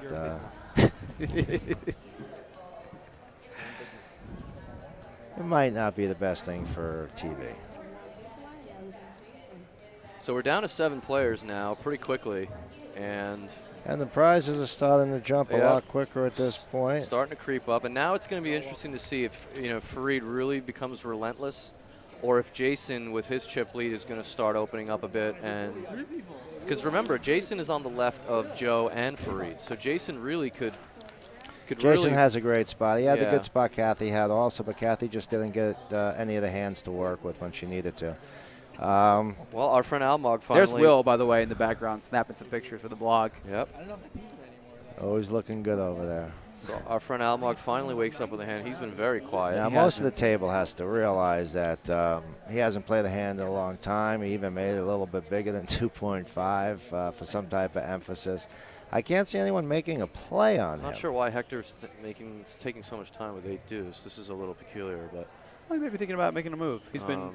And making a move with a handful of people behind him, that the player that's played one hand might not be the This best is not spot. a Cold Stone approved move here. No, no. He's so our happy. friend one Almog hand. from Nice Flushing, hand. he wins his first pot in a while, so good for him. And it shows you sometimes patience works. Well, of course, he didn't pick up too many chips because everyone knew his range, Well, he just picked up 30,000 by watching 3 people get eliminated, so that's not so bad. which is a great way I to think it play was more the than game. 30,000 actually. What am I talking about? It's more than that. Well, they moved up to 37,000, I believe, on that. Yeah, they started with 11. What are we up to now? 34.7. Yes, they picked up almost 25K, so good for him. Almost 24K Yep. is a big jump for not playing. It's almost first place in a lot of the normal tournaments. And I've seen this style work really well. But again, you're going to need to pick up a hand every 2 loops, every 3 loops at max, and hopefully you're not just going to pick up the bigs and the smalls. Another question from the Twitch chat is, what's the biggest tournament on a weekday on Borgata Poker Online? So you ask a great question here. And Borgata Poker has a number of tournaments. Every day at 7 p.m. is the daily 10K, which is a 109 10K guarantee. So that's one of the higher tournaments that you'll find, during the week. Special on Tuesday, there is the 535 Mega Tuesday, which is the weekly high roller here at Borgata Poker, which has been very successful. Yeah, for 2 There's weeks. a 15K guarantee that's been crushed both weeks this run. Yep. And I expect that tournament to just keep getting bigger, hopefully. Absolutely. And then also don't forget, we have our big Sunday tournament, the Sunday 215, 50K guaranteed. There's satellites running all the time. The 100K tomorrow, don't forget. It is 100K Yeah, tomorrow. so Be sure Guys, to check that out. We have a big hand We do again have a big here. hand. Jed raised, Hector called, and there's Brow with aces. Yeah. Not the worst spot in the world. Jason is definitely getting his share of premiums here. So Run like Joe. see, this is where yesterday's history is very interesting because I don't know if Jason has shown the propensity to squeeze, previously in the tournament, and I think that's what's going through Fareed's mind. If he's seen him do this before and do it with, a hand that's not so great. And so that's what Fareed's considering. Yeah, Fareed's considering, can he get away with a 4-bet here or not? And it looks like he is reaching for chips, but I'm not sure if is he going to 4-bet? Let's see. So I don't see Fareed ever calling this bet. But I can see him either 4-bet or folding, but let's see. And don't forget, he's been playing a lot of hands of late. Although they've been quality hands. Jason, right? Yes. Yeah, right, exactly. So Fareed could be saying, hey, this guy has a lot of chips. Maybe he's just sort of feeling really good and starting to bully us a little bit and doesn't really have it. He also knows his stack really impacts Jason's stack. Well, Fareed also has an ace blocker, so maybe he's, let's see. Fareed, there's a lot of things go through Fareed's head. He is a very unconventional player, but he does have to worry about Hector behind him. But as we know, Hector only called the bet, so it's hard to imagine that Hector has a very, very strong hand. Yeah, and Fareed thinks better. And yeah. It wouldn't surprise me to see Hector call here. I agree. I wouldn't be surprised either. I really like Fareed not making a move there. Yeah, for what it's worth. Of course. Sure, we can make some theory discussion about how Ace-5 is a pretty good 4-betting hand in the spot and the way Yeah. range is, and Jason shouldn't be stacking off wide. But in reality, especially, I'm sure he told everyone that he folded top 2 in that hand, especially with his reaction. Yeah. Oh yeah. When he's making a play like overlimping there, he's probably not going too crazy 3-betting here, squeezing. Yep. So Hector really, he kind of likes his hand. It is a kind of a seductive hand. He wants to see a flop with it. So it's called the cab driver because if you get glued to this hand, you're usually calling a cab to drive you home. So King Jack is one of the first hands I tell people, get it out of your realm. have you ever seen the Tony G video about King Jack versus Ralph Perry? Oh, it's one of the greatest poker videos ever. If you guys get a chance in YouTube, put in Tony G and Ralph Perry, and he'll teach you all about how to play King Jack. it's a great clip. It really is. It's funny when you tell somebody about your theory on not playing it, they always flop 2 jacks and give you a call a month later and tell you, hey, I folded king jack and would have won. So hands that look really pretty aren't really playable sometimes. Hopefully he has enough willpower to understand that he's really not going to hit this hand hard enough too often to want to play it. He's usually going to be up against ace-king anyway. And he's really on the flush draw. There's the call. So now we're looking for a little Dominican luck, and I've seen it because I've played about 12 tournaments in DR. I love it down there, and he's from Santo Domingo, another place I love. Well, big pop through. Yep, this is a pretty sizable pot, and Hector is really trying to flop chin here. Let's see if he can find something to work with. Well, I'm sure he's not putting his opponent on ace-ace, so if he flopped... Yeah. He's quite fortunate that he did not hit that flop, because Yeah. I think if he hits a king or jack, the rest of his money is just going in. He does not have a lot of... Yeah. I mean, he's got 40 bigs to start the hand, but in a 3-bet pot, that will quickly get in the middle when you make top pair here. Yep. So, fortunate situation, and I believe, yeah, So Jason does show the aces. Oh, he did show. Wow. Yeah. I'm not a huge fan of that. Well, I actually guess it's I okay. understand what with you're this saying. lineup, it's not the worst play.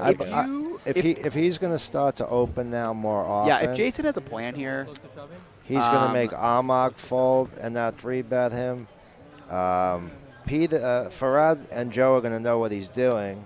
Either they're just going to wonder if he's still going to streak or not, but some of the smaller stacks aren't just going to shove their 15 or 20 over his opens if he decides he now wants to start to open more often. I think I like the show if he actually plans to use that to his advantage. If you know like what you're if doing, he's going to make yes. a move in a little bit and try to get credibility, I actually like the show. But Or I think if he's just going to show when he actually has it, I think we'll see. We'll see what Jason decides to do after that. It could have been an amateurish show, or it could have had a lot of intent. Yeah. if he does have a plan, I agree, it's a nice play. Yeah, right. I think if it's just, hey guys, look, I have it, I always have it. I mean, then, especially with guys like Farid and Joe still in the mix, they're very perceptive. Here's Farad having another juicy starting hand for him, especially 7-handed. Yeah, 6-handed. This is basically an automatic open for Farid, and again, I don't blame up anything and doesn't really feel interested in playing that position war with him. So Joe picked up about 25,000 so far playing it that way. Absolutely.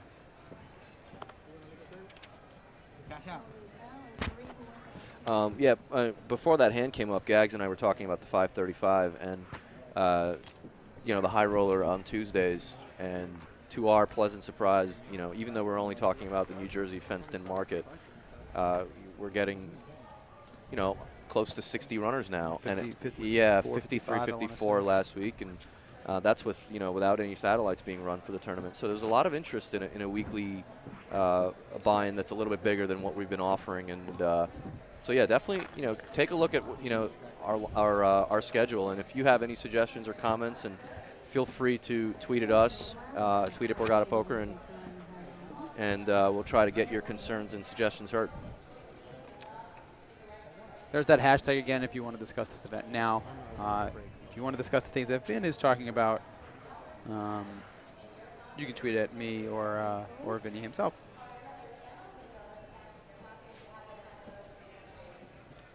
Well, our friend Hector picking up ace-king.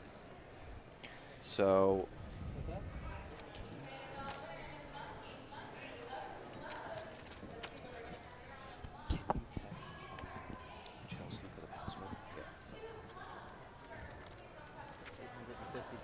See, now this is part of the reason why Hector's a limp earlier with the sixes is, not what you generally want to do. We see Hector raising to actually a large sizing here. yeah, over 4x. Yeah, so a couple things here. For starters, players can kind of get a read that Hector is limping his medium strength hands and perhaps raising his big hands and raising large with these even bigger hands. But the second thing is that, and he took it down. When he limps, you can kind of attack him. And I would imagine there's some people at this table that are definitely going to do that. That doesn't mean he's still not going to flat to set minus 6s or 7s if he does play it that way. But yes, he's going to miss quite often and be taken off his hand. Borgata BorgataPoker.com has $5 and $45 satellites into the main.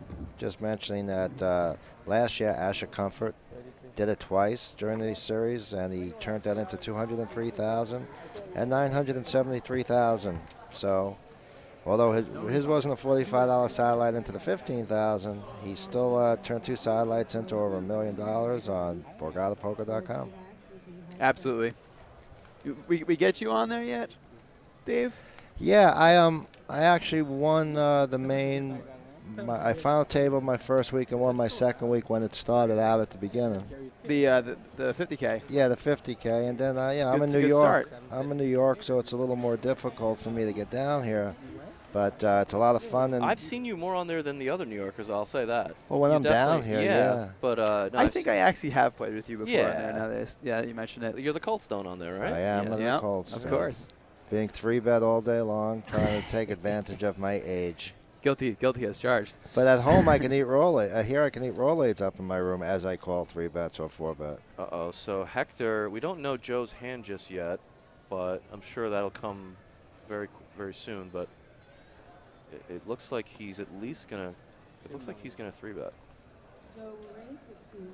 And again, we see Hector with using the large size. large sizing exactly when he does have a pretty decent hand. So I would expect Joe to have it here because Hector really hasn't entered any pots without having a decent hand. So kind of in the tank with the 10-9 and made the read.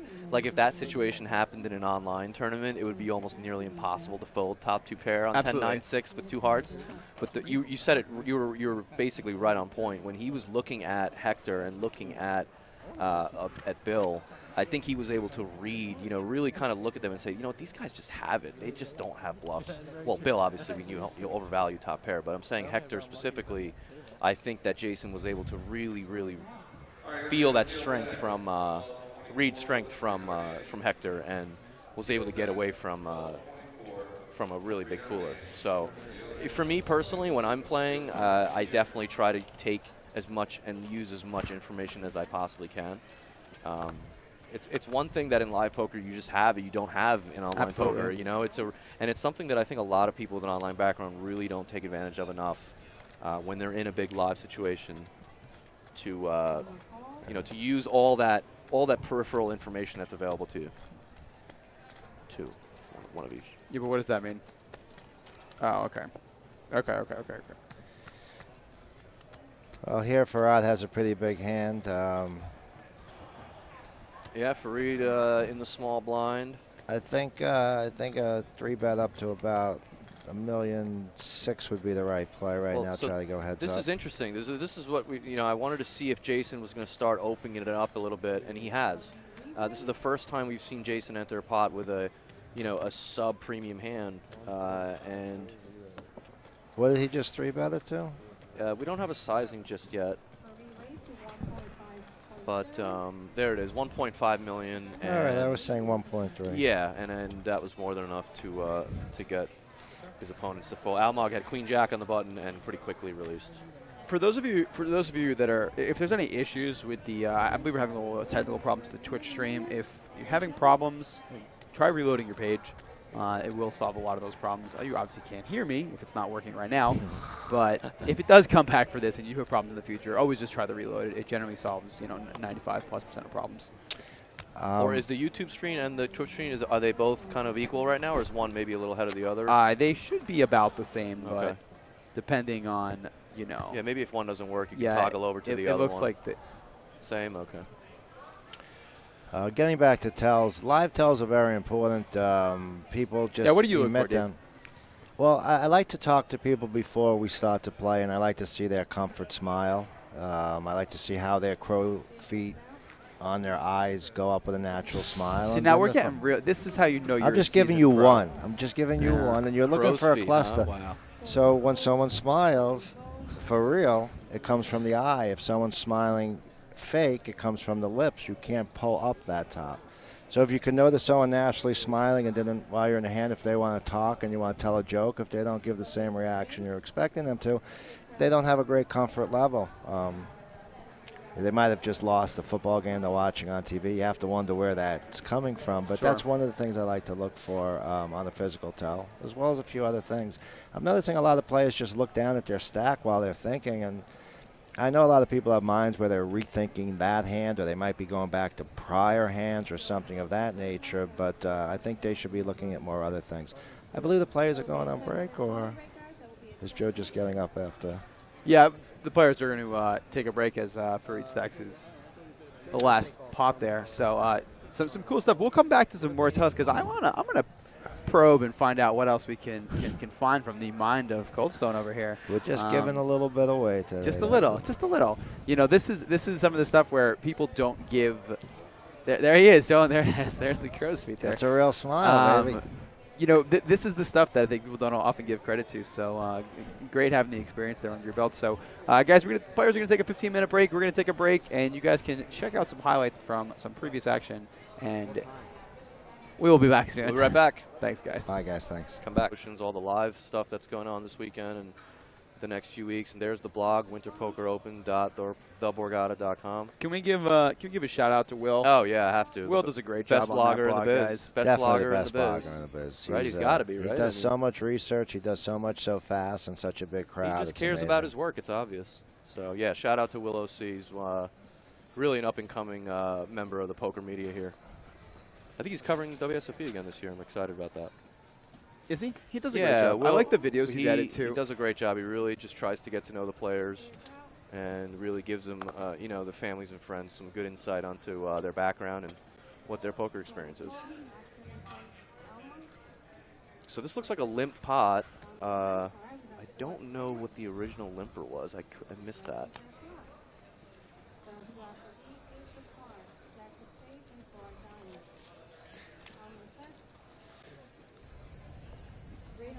So we were talking talking about 1.1 million, so it was limp. Yeah, it was a limp pot. I just didn't see who the original limper was.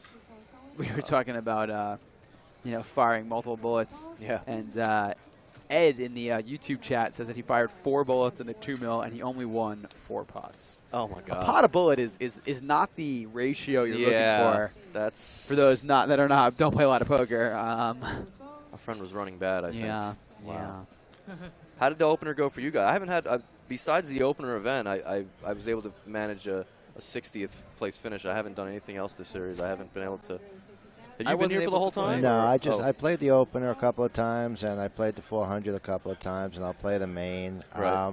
I've been a little busy doing a couple of things on the side. Plus, you make your own ice cream now, right? I wish I could go back to that and switch a few things around. But I know you just showed up, right, I just Mike? showed up. You, I wasn't able to come for the first week. Right. I've been just doing my thing, playing online, Borgata Poker, and doing my Twitch stream. If you guys don't follow my Twitch stream, well, I'm not going to recommend it, but maybe other people in this chat would recommend you check it out. Twitch.tv/gags30, generally Sunday, Monday, Tuesday. You can find me on there playing live on Borgata Poker and talking to you guys. It's a lot of fun. We just have a lot of fun with it. Yeah, I follow you on Twitter, so I'll have to add that. Well, yeah, let's give the viewers our handles just in case you don't have them. Mine's VINPAHUJA. You can always tweet at me or use the hashtag Borgata Poker Live. What's yours, Coldstone? I think it's Is it the Coldstone? The Coldstone. Yeah, He's got to look it up, guys. Somebody He's took looking out his Coldstone. phone You right know, now. you get old sometimes. You forget some things. Yeah, so tweet at us. Let's make this as interactive as possible. The Coldstone. The Coldstone at the Coldstone. Hold on a second, guys, because up? we got Tony Chang with 4-2 off here, and it looks like he's putting together quite the wager here on this river. And Jason- a snap Wow. ball. Going anywhere. No, they're boys. They know what each other does. I'm surprised that that was their home game play. For a limped pot, that ended up being a There's really Ty, big there's pot. Ty That on the was- right. That pot ended up being almost $9 million, and Jason's going to move into the chip lead with that pot, too. That was a big hand. that was unbelievable. I see Ty Hart right behind railing both of them. Tony probably saved that bluff up for about 3 years of home games before finally taking that shot there. It should have worked. it sort of seemed like an innocuous hand. We were kind of just glancing over it, and then it ended up being a $9 million pot somehow at the end. I figured the Aces was going to win at that point, but I guess you can't win with 4 high. Well, no, he had a pair of fours. He did have a pair of fours. He that just decided that to he turn it bluffed. into a bluff, yeah. And unfortunately, Jason did have top pair, so. Big swing there for Tony. Jason looks super excited just in general to be here. Yeah, you said he's from L.A., right? So that's a long trip He for lives him in to New come. York now. Oh, he Yeah, lives in New York originally now? from LA. Okay. Yeah. But that is very unique, right, for someone to. So. Okay, Hector opened sixes, and I'm sure Joe's going to at least call to see a flop with 2 picture cards, and I'm wrong. Well, Joe's taking it easy. Yeah. I mean, you do have to realize he hasn't seen Bill open many hands. Wow, and Jason. Interesting call here. Jason's on a little bit of a roll. Where I did guess. he, oh where my did God, he call just from? limped. I'm sorry, it was a limp yeah. sixes. He just limped the And six. Joe Oh, just he folded limped. Jack Queen, which is kind of surprising for Joe. I guess he didn't want to 3-bet it. He just take the hand off. Yeah, I mean Joe's limp. I mean Joe's fold is fine. He's only in the 2C. He's got the whole table behind him. Yeah, So- but Joe likes pretty cards, and he works well with pretty cards. Well, I think if he was suited, he would certainly call. But Well, he would have 3-bet if it was suited. there wasn't an open. It was a limp. He just still could make it 6 and play him heads up in position. That wouldn't be a 3-bet though, Goldstone. Usual. Well, there's terminology. a- I guess it was a good limp. It could have a little bit more money in there. I think Brow's in a lot of trouble. Yeah, I this mean, hand. Jason, this is why I was a little bit confused by Jason's limp with 10-9. I mean, obviously, it's easy to say that now when someone else has a set. Wow, and our friend Bill Miller overvalues his hand here and is Well, he open has shoving. top Oh, this is going to be rough. And now Jason has a horrible Oh my spot. God! And he just called with a pretty. He just called last hand with not much of a hand, just an ace. I don't know if he's good enough to lay this down. I don't think you can. Well, you know, I mean, Hold on a second here. 7/8 the nuts. It was limp. Did you see the action? No, or no, you no. got Yeah, it was just limp. It was limp. limp. So Limp. 7/8 possible on a limped hand. That's for Wait, hold sure. on. Let's listen to what he's saying here. How are you going to do that? I'm trying to up the volume a little bit, but it's hard to. He's got to have his whole neck must be full of bile right now. I mean, I think Yeah, you this have is why to fold. I just don't like the limp free. It's I just just- think it's, you know. The way Hector came into that Maybe hand. if you were suited, you can call, but I just think I don't think you over can calling with 9-10 offsuit here is just, and it could cost Jason a very, very big pot. Let's see what Jason happens. does fold. He does fold. Wow. Yeah, makes well, it, I mean, makes someone it could have really, flopped a straight Yeah, for of a limp. course. I think that. Gets away. What do you think of that limp? You like that limp? 10-9 offsuit? You would limp there? No, I don't like the limp. I think that Hector basically told Jason that he had a big hand, and that's what enabled Jason to get away from it. Also, that combined with the just sheer speed of Hector's. He has Reshift, outs. yeah. Oh Play my there. God, the Wow, 9-10. Look he at him upset about making a great fold. And Joe would have flopped up and down with his Jack Queen, and then he would have hit a Queen. So Joe could have got himself in a little bit of trouble on the up and down flop. So it was a great fold, Jack Queen for a limp. See a flop. Was Bill in the small blind or the big blind He was that big hand? blind. He was the big blind. Okay. So we lose our friend Bill Miller in 10th, 11,412. Great showing. And there's not much Bill could have done flopping top pair in the big blind. I mean, obviously there's something he could have done, but Well, listen, if he checks the flop, he's going to get away from the hand, right? Because it's going to go bet from a set of sixes, raised with 10-9 offsuit, and he could just easily get rid of top pair. I'm not a big fan of Bill's what do you decision have shove. about two? Well, Jason picking up a premium early position. Yeah. He does act very quickly in general. I think that's just his thing. You know, some Yeah. people just have. Yeah. I mean, I think he's just very excited in general. Yeah. I follow him on Twitter, and he was tweeting extensively yesterday. Every single pot he won or lost, he was either really excited or really upset. Well, maybe so he'll play a little more now going forward. Maybe I would we'll love. see- I think he's a great character to have. Maybe we'll see And Jason he's in a more nice guy, tournaments. and Yeah. I like that poker has come so far that pocket tens under the gun is now a premium bin. By the way, because he has tweeted this. Well, it's from the small blind. Bill's taking his stand. He's got a suited ace. Kathy's got a huge decision right now. Wow, and she's also all in. Mr. Yeah, Wilson, I mean, unfortunately. She doesn't have as many chips as it could be played any different way. Interesting decision for Jason here. Yeah, how much is Kathy's shove for? It's only 20 bigs, so. No, she's got ace Although king. 20 bigs is a lot in this juncture of the tournament. She did have a I think raise that- and an all-in before her, but again, 20 bigs. Well, it's a quarter of Jason's stack. Wilson has less. Wilson only has around 8 big blinds, so really I think this is the spot that Jason should probably just eventually find a call. It's only 25% of his chips, and he likely still has the best hand a bunch. But yeah, and he makes. He does make the call. Yeah, he makes a good call. And we're off to the racetrack, guys. It's pretty much going to be. Well, I mean, obviously, Tens has a big lead with listen, the dead ace. Kathy's going to win this pot 1/3 of the time, so this is a pretty big momentum changer. Let's see if Jason is able to hold. There's Ty holding his back there. Ty's running pretty good right now. So Jason will be a massive chip leader if he does hold here. Yep. Wow. So our friend Mr. Wilson flopped about as good as he could have without having a pair. So Mike Wilson's looking for. That wasn't one of the cards he was looking for. He's looking for a 3 or an 8. So a 3 will actually not chop. A 3 will chop the side pot between Kathy and Jason. That's a very big hand. That's a very with big that hand. 4, Jason's going to knock out 2 players and take a massive And you saw chip Tony lead. come over and shake hands, and him, Tony, and Ty. There he is doing a little tweet out there saying, "My boys are moving up." I guess we're going to have to go to the Tai Ha Staking and Poker School. Well, we're going to lose Kathy Deaver. Nothing she can do there with 20 bigs. Pretty standard, getting it in with 20 big blinds. And our friend Mike Wilson is going to take 9th place for almost 18,000, and Kathy's going to follow him out in 8th place. A lot of support for Kathy on Twitter. I see a lot of people wishing her, saying good run, good job, nice work. You'll get him next time. She's definitely a great local favorite. Yep. Luckily, we have a lot of favorites in the East Coast now, and we get to see a lot of them. Well, and 25,000 is nothing to sneeze at. Remember, this was only a $450 buy-in, so she was able to get through over 3,000 people, both her and Mike. So kudos to them for a great run. I'm sure being the last woman standing doesn't mean anything to her at this point. It's just she plays with the boys and wants to beat the boys, and she knows she's as good as them. Just a matter of winning a race. You're the big man.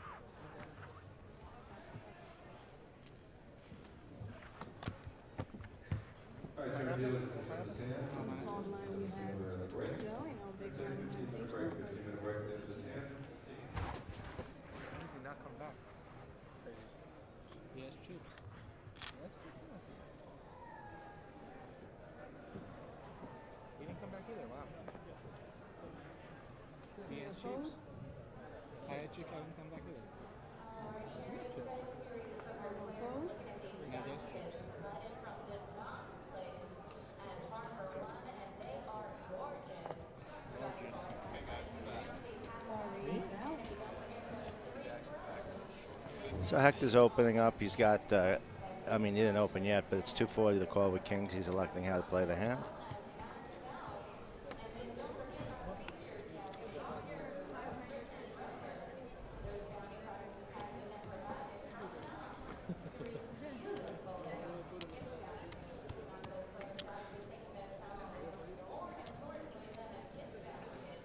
There's some chat going on the table, but we can't hear it. But he's Great. Yeah, now you're on. So he opens for 700, I believe. Gags, hurry up, come back.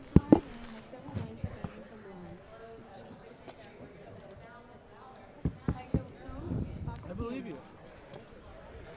And he should. All right. We got a couple of those to give away, so stay tuned for that, guys, because that could be fun. That's exciting. So it looks like Fareed's contemplating How to play the hand. how to play his ace-7 here. The raise to 500,000. It's a tad over a min raise or a min raise. Lenny Cappy, avid viewer, average Twitch viewer. Can you hear sending us Dave fine? The tweet of just Borgata Poker Live. Lenny, always gets to hear from you, Lenny. Hello, our friend in the back. Can you hear Dave fine? He sounded a little weird on the.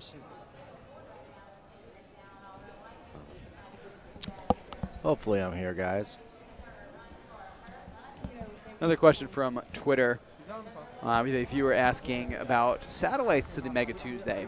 I believe we may see some soon, so stay tuned for that. There are some things in the works. So Tony raises in. Looks like he will take the pot down. You okay over here, guys? Yeah, I wasn't sure if we have Dave's- some. I wanted to Wondering make if sure we're that having technical I difficulties. wanted to make lot sure of, we lot could of hear your movement, voice. a lot of technical difficulties here. It seems Yeah, like, sorry. but- First break, we came back discombobulated.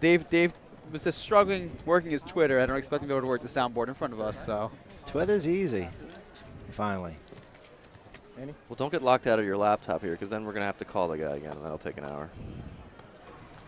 he's done. Didn't we have something up here before? Anyway. Oh man, if you guys are over here, we're having fun up here in the booth. I'm sure you see on the, when they show the shots of us. We got the whole poker. The year a few years ago, and that's just one of the 6-handed tables. There's Will Fiala, Will the Thrill. So there's a lot of big players down here, a lot of fun going on. Look, there's Anthony Zeno. A lot of legends in the room. And there will be a lot of legends in the room over the next couple of days. Even more in the next few days. Yeah. Are you playing? Did you decide when you were playing? Well, I will be here with the viewers commentating the Heads Up event tomorrow afternoon. Oh, cool. Okay. For all those interested that are watching now, don't forget tomorrow we will be, I don't want to say same time because I'm not sure what time it'll be. I want to say, it's supposed to be about 4 p.m. again. But we will obviously have to wait and see how the Heads Up event pans out for an exact time. All but right, we will be here. Almar got his hand On right Twitch. now. I think this is the hand he's going to. I'm sorry for interrupting. No problem. This probably should be his last hand. Well, I didn't mean his last hand. He's His losing. last hand's done. I mean, this will be his double. Yeah. I meant this will be his hand. Well, unfortunately, I didn't have a hand. Sixes wasn't really fond of that flop, so no action for our friend. I am being told we do start the live coverage tomorrow at 3 p.m. tomorrow, guys. Not 4 p.m. My mistake. Question from a viewer on YouTube. Not a question, more of a comment. They love Borgata and the Winter Open, but they wish it was in February instead of January. Well, guess what? There are things to play here at Borgata in February. The $250K, $450 Almighty Stack runs February 13th through 16th. There are 4 starting fights, 2 on Monday and 2 on Tuesday, the 16th as well. 2 on Monday, the 15th, and then day 2 is going to be the 16th there. So be sure to stop by for that. That is right in the middle of February and should be a great tournament. First time it's being run like this, I believe. Yeah, I don't right? remember. I don't remember them doing this. Almighty like this. was part of the one of the opens in the past. Hector folded an ace-6. It's unraised to Joe right now, so I'm sure he's going to try to take down the blinds with a suited ace. Joe raised is 625. Jason folds. After the break, blinds, of course, are up again. Yep. 122.40K now. Ace-8 folds, and the power of opening in position.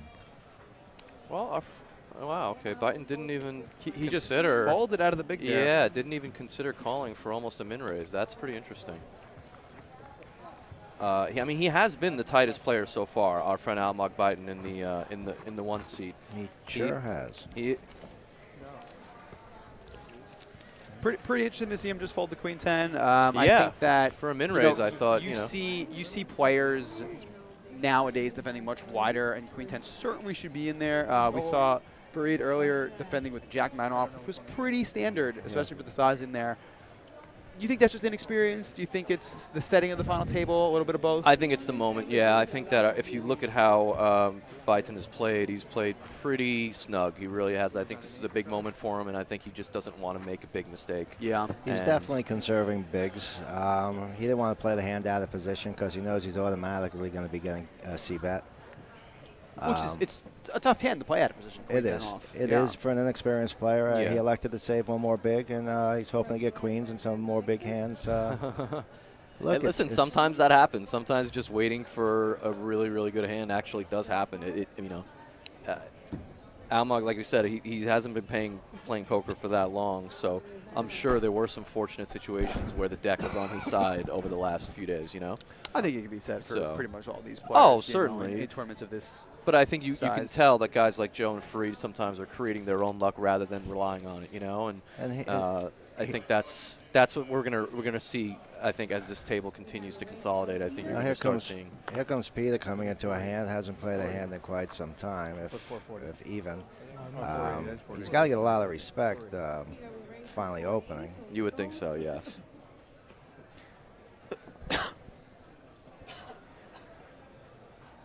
Sorry about that, guys. We have a question on YouTube, and I think we actually haven't mentioned this yet. Okay. There's a new chip in play. Let's talk about the chip colors, for those not aware. So the new chip that you can see on the top of Tony's stack there is a gold chip.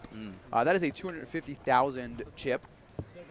And the next denomination would be those white chips that are pretty fairly common. Those are the 100K chips. The red and black or blue, whatever color those are, the red chips are the 25K chips. 25Ks, yeah. And then the blues are the smallest ones at the 5,000. They're mainly just being used for Annies right now. Exactly. And those will be the next to go in the next couple levels here. So that's what we're working with.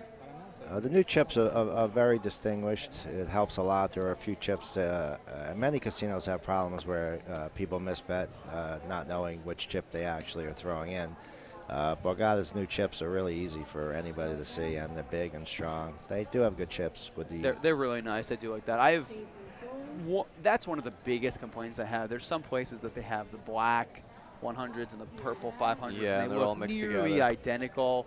I won't mention any places that I dislike, but there's a lot of them out there. But thankfully, all of the Borgata sets are really good. I love the Championship WBT set that they use all the time. Definitely. With those watermelon 25Ks, those are the coolest looking chips They ever. are cool. And all the colors are, like you said, very distinguishable. Well, here's Jedin in the small unraised. Yep, and you can see, you know, his cadence to a certain extent. He's very methodical. You know, regardless of what his hand is, he takes a lot of time. You know, whether he has a very good hand, mediocre, medium strength, you know, and that's all purposefully. I think he does this, you know. I believe he just limped. Yes, he did. Yeah. Sure, no, But I'm just saying, like, you know, you notice how Jason, who's someone who's not as experienced as him, he's acting very quickly. Everything he does, he thinks and acts very quickly, whereas how's that flop? Fareed is just extremely methodical. Good players flop good flops. That is the flop you're looking for. I think he needs a queen to pop out there to get he's a not penny. going to get any action here. Now, if you're... Fareed hit this flop so hard he almost hates it, you know. It's yeah, like I mean, can we see a call from Queen High here? No, you could see a raise. You're not going to see a call, and you got the fold. A call would be a tough spot. I don't think calling is actually that bad. Yeah. I mean, knowing the way Fareed's played, I would imagine if he had worse than Queen High, he would have put a bet in at some point. Yeah. But you know he can have that deuce or a three if you've seen his cards. Yeah, exactly. Great call, bad result. It's a tough spot. So it just let's fold and move on and stop playing against him. He's killing me even though I'm in position. I got to give a shout out in the Twitch chat. We have the famous Kev Math sighting, which is confirmed the real Kev Math, apparently. Okay, great. Thanks for watching, Kevin. Thanks for everything you do. Thanks, Kev. He does a lot for the poker community as a whole on Twitter, answering questions and, you know, keeping track of structures and paths and literally everything you can imagine. And he's even been a reference for poker players for non-poker related things that he just knows the answers to. If you're somehow watching this stream and don't already follow Kev Math, I almost don't even believe you. This is true. Here we just opened, found himself a nice hand to open. Did find a good hand. And probably min raise to try to get a little value. I can't see the exact amount. A little bit more than a min. Well, Hector immediately folded an ace. That's how tight Biton's been playing. Didn't even think about it. And our friend Joe is thinking about it with King 3. Not in love with this. Yeah, I'm not in love with this either, especially against Almag, who's been, like we said, easily the tightest player at the table by far. Well, he's got a set of jacks. Joe does have a gut shot. I could see Joe calling a small bet right now, too. Well, we'll see. I mean, and this is a perfect, if he does, this is a perfect example of kind of compounding mistakes or throwing away, you know, good money after bad. You end up making more mistakes in a hand, all because of your starting hand selection. And let's see if Joe calls. I haven't seen the sizing, but if it's a small enough size, he may be tempted. Let's see. Bet quarter pot, third pot. 75. You know, and then another issue is you're calling out of position. If you make your hand, are you actually going to be able to extract value, right? On a four-line board. You know, on a 10 or something. Is he really going to pay you off? Obviously, in this situation, he has a set, so we know he's a very strong hand. But Joe's the stubborn guy. yeah, but let's and see. that's been a power of his. That's Joe might brought even him here. raise. Joe might say, hey, my hand's really not good enough to call. Maybe I'll raise, but let's see what he decides He to do. wants to try to get 2 cards on this call. Yeah, he did call. I think I'd rather see a raise. Yeah. than a Now, call. now right Yeah. there, he's hoping that he'll shut down and, well, he gave him a free card. Yeah. Oh, no, he didn't give him And a free card. And I'm sorry, he Almog checked has this all seen in. enough. He's seen enough cards. He's ready to just win the hand, and that's exactly what happens. So, I don't really like Joe's call pre-flop. I really think Almog's played so snug that there's just not much value in defending King 3 there. It was a min raise. I think it was a little more than a min raise. Yeah, I mean it's probably a fold. Yeah. It's got to be fairly Just close. versus him, I think, Yeah. specifically. You Yeah. know, it's just there's definitely some players where I wouldn't even consider it. I would just flick it in and proceed. But so Almog chips up, picks up 7% on his stack. I think that he's going to need to make some moves here if he's going to actually make a run at this. So, we're down to, we have 7 left. Mm-hmm. Is this the point where people need to start making I think moves so. and push towards the front? I would say so. There's still a few short stacks hanging around there, and I think that, maybe wait until 6 left, 5 left. It's not the end of the world, but If you get to 5, you're doubling up your pay. this is true. But unfortunately, if you get to 5, you don't have any chips. It can be very difficult when somebody It sure can. but- aggressive has a lot of chips. And like we know, all tournaments, the money's really all in the top 3 spots. You're trying to get a podium finish to really maximize your return on your investment. But as we all know, it's really hard to get there. Jason here with a small suited connector is going to defend. A little bit of a larger raise. Again, Vin, we're stretching the definitions of premiums and now suited connectors is the suited gapper here. So it's a suited one. It is a suited gapper. Is more appropriate. You're right. What was the open size to? I missed that. I believe it was 680. Or Wow, something like okay. that. Yeah, that it is- was 650-ish. It wasn't super small. Yeah, that is bigger than what we typically see at this blind level, Yeah. though. Interesting to see Tony not c-bet this board. I think it's a pretty reasonable strategy. You get, you apply a lot of pressure to a lot of Jason's hands here. And Jason And- realizing that he can't win a showdown is just going to try to. Yeah, I do like this bluff. I mean, I just think it needs to be a little bigger, though. Yeah. I don't know. what did he bet? He didn't size it well, but it looks small, like a Don Chalon 250. 250. Oh, yeah, that's Yeah. just too small. One Too six. small. So I think if you're going to try to win that pot, I really think you have to go a much bigger sizing to get him to fold the exact you hand. he has. do. I mean, it's a double paired board. He's not going to like to fold a lot of ace highs. Yep. Tony definitely doesn't have a king. There's a chance Tony could have a 9 or a jack still. Tony could bet his lot of jacks on the turn. But yeah, you definitely got to go bigger. If I had a 9 there, if I had a king there, Oh, you got to bomb it almost. I'd bet pretty big, Yeah. and I think you got to do the same when you're 5 high. Sure. I mean, Hard to argue with that. yeah. What's he doing? He's a character. He'd be fun to listen to. Yeah. See if we can maybe. Hey, if there's any dentists out there, my tooth just cracked in the back. How many days am I going to make it if I don't come home? I don't want to. What were you doing on break? My tooth was hurting for a little while. It just cracked in half, and I was like, now I'm wondering if it'll Stop make it chewing on 7 those days. nickels on break. That's not very good Chips. for I put poker chips in my mouth. Yeah, well, these ceramic ones will do that. So if anyone has a suggestion on Twitter to make it 7 days, because I am going to win the main. Be sure to use the hashtag cracked tooth. No. What's our prediction for the main event? You guys think it'll? 1,000 would be. Well, the they always envelope. get the 1,000, but is They it got going to be a lot 970 more? last Or, year. oh, did they really? Did he make the guarantee? No, they hit the guarantee. Yeah. Oh, what do they need for the guarantee? Don't they need 1,000? No, the guarantee's 3 mil. Oh, that's right. So So it's 3,300. 30. Is it 33? Yeah, whatever. So they it need is. like 700 or 800 or so. Yeah. I see. So what happened here? It looks like Almog opened to 550 with the ace-5 suited, and Jason's 3-bet. Jason is 3-betting. Yep. And Peter had Jack-10 suited, and I'd be pretty surprised if Almog does anything but fold here, yeah, I agree. especially how he's been playing. Exactly. I would be very surprised if he even called. He's also the shortest stack, so I think he also knows that, yeah, he's going to try to wait for a better hand. Jason will take the But see, we're even seeing Almog open up a little bit too. You know, that's a hand I don't think he would even consider of opening 9-handed or 10-handed. You know, so I think he realizes that he needs to sort of mix it up and maybe open his, widen his opening range a little bit to try to have a chance at winning this. It's important for poker players to understand hand ranges, and hand ranges do have different values when there's less players at the table. So yeah, definitely hands that might not have been the best playable hands 10-handed are a lot better playable 7-handed. So Gags was earlier talking about the almighty stack 250K.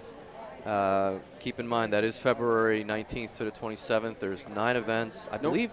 That's the deep stack. Excuse me, the Deep Stacks Challenge is happening the 19th to the 27th, and the Almighty Stack is right before that. Right before that, yeah. 13th to the 16th. So whoever's asking about February events, Yeah. you got your fill. There's a lot going on, guys. So both online and live here at the Borgata. So if you like poker, there's plenty to do.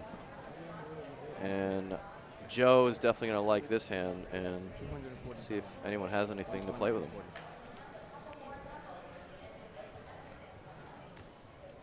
So now that we got 7 left, do you guys have any predictions? What do you who do you like? Who's your favorite here? If you had to bet on one of these 7 horses. Well, I mean, I definitely want to do an exacta with Fareed and Joe Quinella. I think it's a pretty good. Always looking to hedge, huh? Well, I mean, look, Jason's playing really well, and he's getting good cards, so he's definitely in there. Tony hasn't given up many chips. Yeah, no, it's true. I'll tell you, I would love Play's to been see pretty snug. 3-handed between those 3. What you said, Tony. Jason, Joe, and Fareed. Yeah. I think that there would be fireworks and some And really there's the interesting king hands. show. And it could easily happen too. I mean, the way the stacks lie, I would not be surprised if that's exactly what happened. Again, I'm not sure why Joe showed kings, but I guess he's just comfortable having a good time right now. They all did lock up a little bit. All right. So well, here you the are. area chip counts. And that's Peter and Almog have really been down there most of the day, really grinding it out, showing. They still have over 20 bigs each, so they really, I mean, if they just, their game plan has been to remain patient. It's paid off. I think if they remain patient, they can still. These guys at the table are very aggressive. I think they'll find a good spot. And they're not just picking up bigs most of the time. Usually when you have guys like this at the table, I would have thought there'd be a lot more 3-betting, and there hasn't been. When tables usually 3-bet quite often, you could pick up almost 5 bigs on one 15-stack push. So Hector again finding something interesting. Okay, well he's got to see if he 3-bets or calls here. What do you guys think? What's he going to do? Well, He's probably going to raise. well, he should raise. He's getting reasonably short. I think he has a stack where he wants. What is his stack right now? They just put it up there. I missed I believe he's about 30 big blinds. Okay. It's a stack He's where. in fourth. Fourth? Yeah, that makes Yeah. sense. Fourth or fifth. Yeah, he's in 4th or 5th. Yeah. I believe he's a stack where he wants to consider the possibility that your opponent might move all in on you. So if he's not ready to go with this hand, he should probably just call. Yeah. And if this is a hand that he's willing to get it in and call a shove, I think we're all willing to agree that we're looking to get this in versus Fareed. Typically. I think that's okay. I may just call. Really? Honestly, I mean, Well, if you think about playing against Fareed at all, if he does call and checks the flop, Fareed's going to rip. Okay, well, let's see what the sizing is. about 1.5, I want to say. Nope, I was off on that. Sounds like 2.2. Oh, really? Okay, so he did go big. No aces for Jason in that spot again. Jason had ace-jack. Interesting. Wow. Yeah, he did go very big, and, Yes. and I would expect that Fareed is just going to release this pretty quickly. He's really got no outs. Yeah. So It's a good fold. Hector with a pretty big 3-bet there, and it's a smart takes play. it down. It's a smart play. I like his decision there. I think, just again, I don't know the history between the two, but they've been playing for a few days. And we've seen enough from Fareed to know that pair of 10s is probably good enough to go there. Well, the thing is, or you also know if you're getting low enough to where you might not mind risking your stack, you are going to get a few streets from him if he doesn't hit. Absolutely. You can get him to barrel off on some boards, definitely. I mean, his really only out happened to have been an ace. They're Hector with it now. First career cash at Borgata. He's making it count. That's nice. He is indeed. And he's playing very well. So Hector's almost at 40 bigs now, so that gets him right in the mix with a good shot to take down the 218,000 awaiting the winner. Did you guys see the trophies this year for this series? The trophies are gorgeous. quite Aren't cool. they really nice? I mean, we sound like kind of nerds up here talking about trophies, but I mean, They really are nice. I mean, you guys can probably follow that tab on Twitter. He showed a picture of it, but beautiful There's a glass few. miniature. Will's got a few on the blog as well. It's nice, man. They really did a great job with that. Hoping to bring one home. Actually, I guess now we have to have our eyes set on a different trophy. Well, I think the main event one is bigger. I think it's an actual bigger statue. I think it's a WPT trophy. Well, yeah, but I think they have a separate They have one for Borgata that one as just well. for that. It's a little Okay. bit supersized, yeah. I Okay. believe. I'm not 100%, but I believe that's the case. Hector with another big hand, 7 Yeah, hand. he really has. He's gotten some good cards, and I think. Oh, Joe. Okay, Joe did fold. And fully expect Jason to call here with his chip stack, almost 100 bigs. He's got an easy call.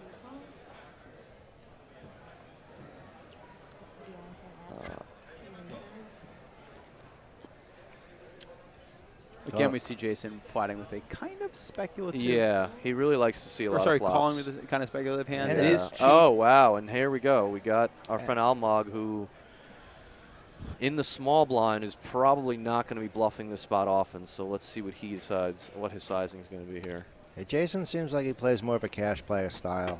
He does. Oh, this was a limped pot. Yeah, he just limped. Oh, Yeah. I didn't see that. I'm sorry. Okay. If I'm on Mog here, I probably just shove. He only has like 3 million and change here. I would shove a large number of hands here, and Ace King would just happen to be one of them. I agree. think. It's just at top of the range, yep. But yeah, it should be in that shoving range. I agree. 4 million is the total value. I don't think Hector's ever folding.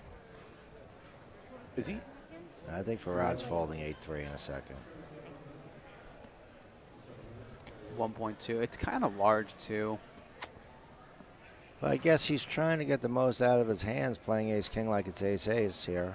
Or maybe he'll just fold if there's... Well, he made it a decent sizing. He made it almost what? I think all-in's a decent sizing in that spot. Oh, I agree. I mean, with his stack size, I think it's a no-brainer. I think the look on Mog's face there says it all. This is not what you want to see necessarily. He's not thrilled about this, but It's a similar spot. I mean, here you go. Like now what? Yes, That's yes. what- I mean, He's got a pot-sized bet behind. Wow, and he's just gonna concede gonna it. give up, it Yeah, looks he might like. just concede it. I mean, Well, if that's the reason you're making that raise and not an all-in, then, you know, you're really going to be folding 66% of the time probably. 6 spot for a check raise, but I think he's probably going to get called. Yeah, there's no way Hector goes anywhere with ace-10 here. Now he's thinking, why didn't I just jam pre? Why am I thinking right now? yeah.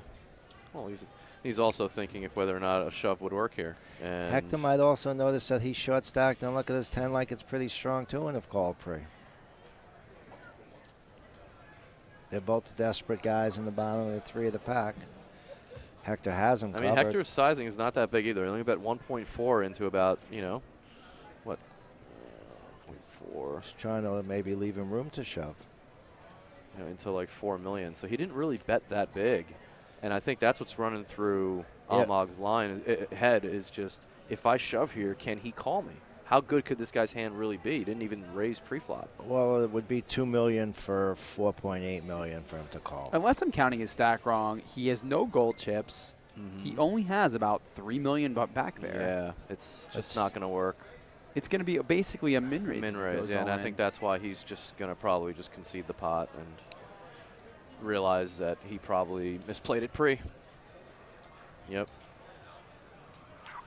I mean, listen, there's a lot of people that might get married to the hand post and just shove and just hope that your opponents don't have anything. It's fairly dry, only 10-4 deuce, but, you know, obviously Hector was never going to fold, but there's a lot of inexperienced players that would have done that. They would have kind of panicked in that situation and just said, oh, my God, there's so much money in there. I raised pre-flop. That board is pretty dry. I'm all in. Honestly, it wouldn't even be that. No, it wouldn't have been a play at all. Who's to say if he leads out $2 million that he's put on jacks, queens, or kings because of I his mean, tight play? I just don't think ace-10 is folding. Yeah, It's, I mean, he only has 3 million total. Yeah. It's just not going Hector anywhere. called with ace-10 of spades. Well, I he mean, had 5 10 million high total, flop. so it would have impacted the stack down to 1.4 if he went with it.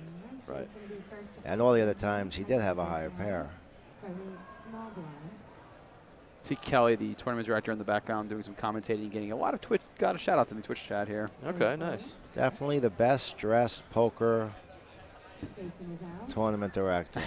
She's good at what she does, I'll tell you that. The best. When Kelly wants to crack the whip, she does it, and she does it really well. I mean, really, she runs a tight ship. It's good. Tony folds. And thanks for that tweet out from Kevin, giving the update out to everyone and letting everyone know where to find us. Kevin Math, that is. And here's Farad. He's been sitting back a little bit, letting the little stacks joust, I guess. Time for him to feed himself.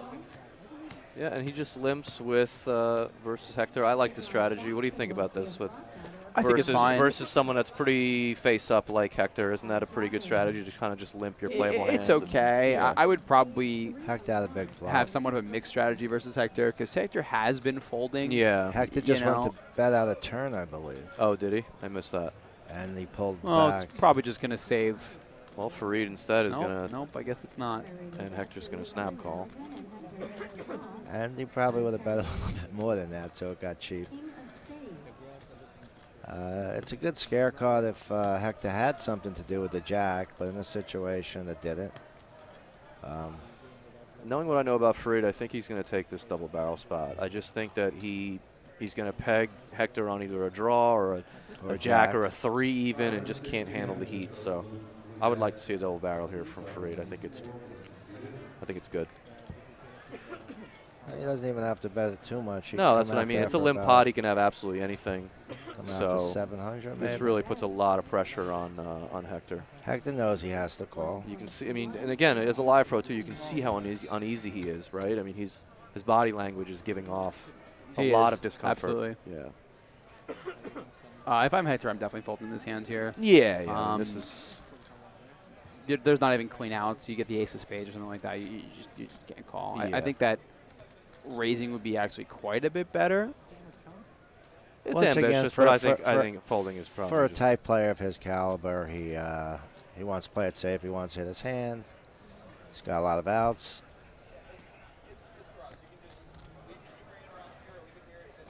Yeah, tell her to bring it around, actually. Yeah. And Hector Well, and he elects to fold. Yeah, I think that. Well, $1 million. He probably has about 4.5 left. So he didn't want to spend any of it. Yep. Another question from the Twitch chat.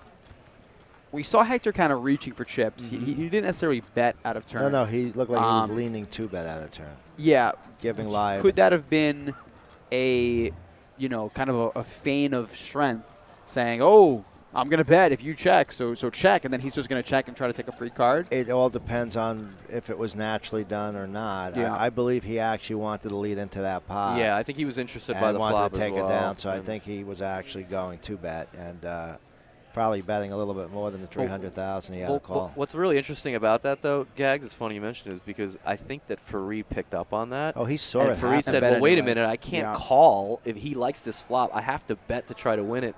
So he kind of picked up on that, I think, and decided to bet because he couldn't really do anything else. And then when Hector showed interest in the pot, he found a good card on the turn to barrel him off it. So I think Fareed may have picked up on some of that. I couldn't as see well. him not seeing because the whole arm movement was right directly in front of his body. Yeah. And then, he tried to play it off like he was putting his chips in different types of stacks, which is kind of standard.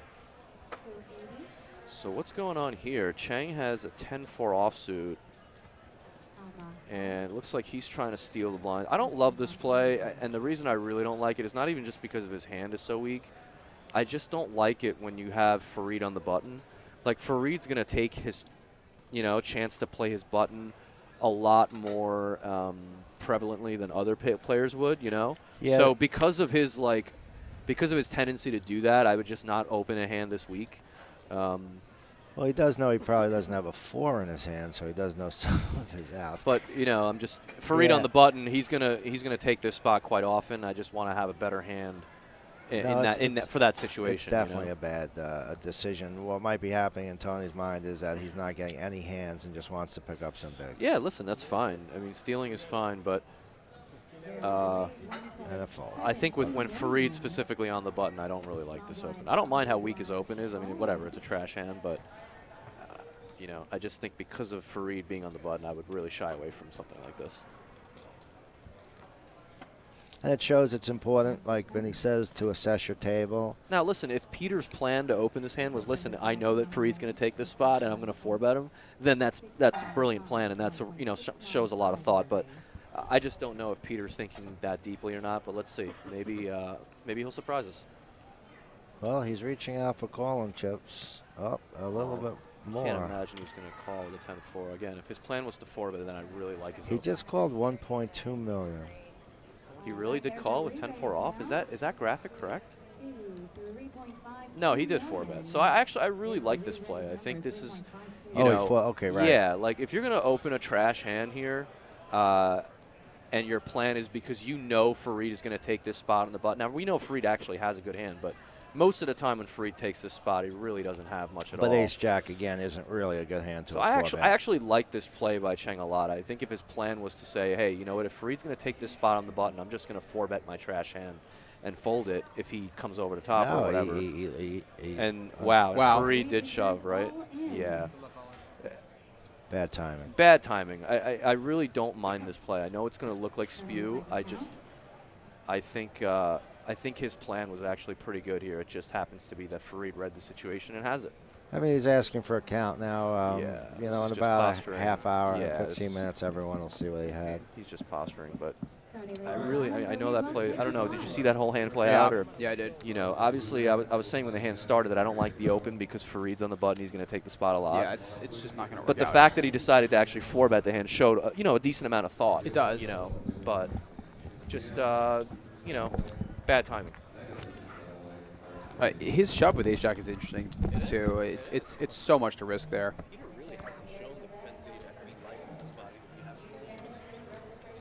Sorry, Vin, try that again. Am I You're disconnected? good now. Am I good now? Yeah. Was I not on before? Or? No, it's okay. Okay. You were just out for a second there. We got you back. Okay. It was a nice read on both Yeah, parts. exactly. Exactly. I think it really was. I think it was. But if you're Tony there, you're kicking yourself that you even touched that 10-4, and you glanced more than once because that's a really easy spot to get away from there. Sure. But I'll be honest, I like the fact that he actually decided to 4-bet rather than just raise fold. This is 10-4. true. This is true. Because, Although I don't know, like, you have much better 4-bet candidates than Oh, 10-4. of course. So, But I think he kind of knew that Farid was never going to flat. So, but yeah, no, great read by Farid too. That was the first 4-bet pot we've seen today. I think he could have So, called the 4-bet.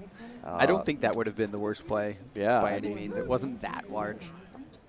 But Farid really taking that spot and reading the situation well, and picked up a nice pot really without having to see a flop even. Red Sox in the Twitch chat says that the number one rule of poker and especially of commentating is that the play worked, so it was clearly a great play. Yeah. Pretty true. Making a joke, there's something that can be said for, that you made the correct read on the situation. Maybe there was a body language tell that he picked up on or somebody picked up on. Sure. Not just that situation, just all situations in general. Maybe that's why he opened the 10-4s. He thought Farid Yep. looked weak when he looked at his hand. Maybe he caught that, so you never know. And Pretty quite big the flop flop for for Hugo here. Obviously, he's afraid of the spades, but doesn't realize that they don't play in. Well, I think this is just going to probably go bet and take it down. I don't know if Jason's going to be sticky here with A 6? bottom pair. Yeah, I Probably can't. not I can't with the imagine. spades. Yeah, I can't imagine Jason continuing here. So I think this is just going to go bet fold fold. Yeah. Jason's kind of like, eh. He is pretty funny. He is quite a character. I haven't met Jason, but I know he's pretty active on 2+2 and on Twitter. And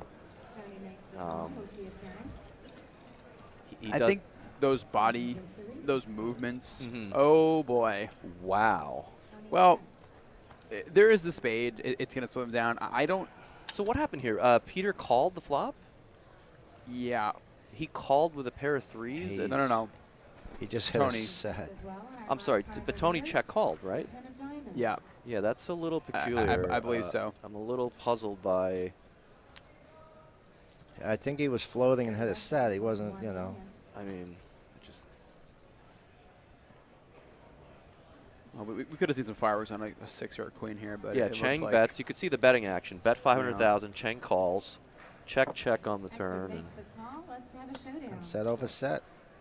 set no good. Yeah, I'm a little bit. Hector I don't shows know if 3 threes. Sorry, Hector shows 3 eights. Tony has that was a 3 pretty threes. oddly played Wow, hand. I'm not Seth, Yeah, sure. even the value bet on the river by Tony, Yeah, you know, he bet, but like when he got called, he didn't seem very yeah. happy. That's so. Like, was he bluffing or was that a? I mean, there's no way Hugo's folding a hand better than his hands. Yeah. So I'm a little puzzled by the way that. You know, again, I think a little bit of inexperience in Yeah. these spots shining through a bit. Yeah.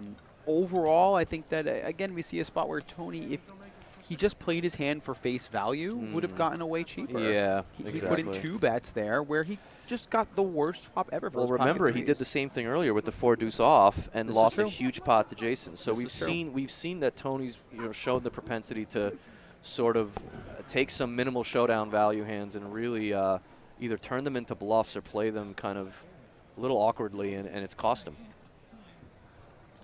I was saying about Jason, he's made a few movements, you know, like in hands with his body. He looks a little emotional when he's in pots. I think that if he continues to do that, that's going to become a problem when he gets shorthanded, or potentially if he does get shorthanded. That's the type of thing that, you know, someone like Fareed or Joe is They'll pick really up. just going to They'll pick up on it. abuse and really make it tough for him. I agree. He has shined through in a few of those spots, making either correct calls or correct folds in both situations. But those are the type of tells that I think more inexperienced player really Could cost him. struggles with. Yeah, for sure. You will fold as well. So our friend Peter really has probably been the most card dead. I mean, he really, I can't. I would love to see the number of pots he's voluntarily entered. I think it has to be less than 5 the whole night. And as a result, we see Peter trending downward. Only has 6% of the chips in play. And Jason's still in that 90 blind area.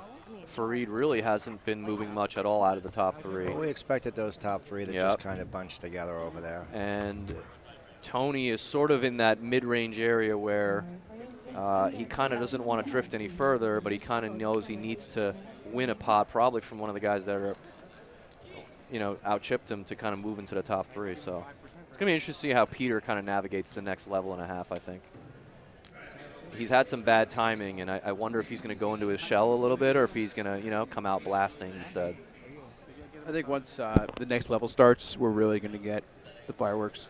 That's going to be when a lot of these stacks are going to shift, and it's going to be go time for a lot of these guys. Yep. We're out starting with a big hand again. Fareed has reached for chips. He's going to raise it up. So Fareed again wakes up with a big hand. He does raise this time.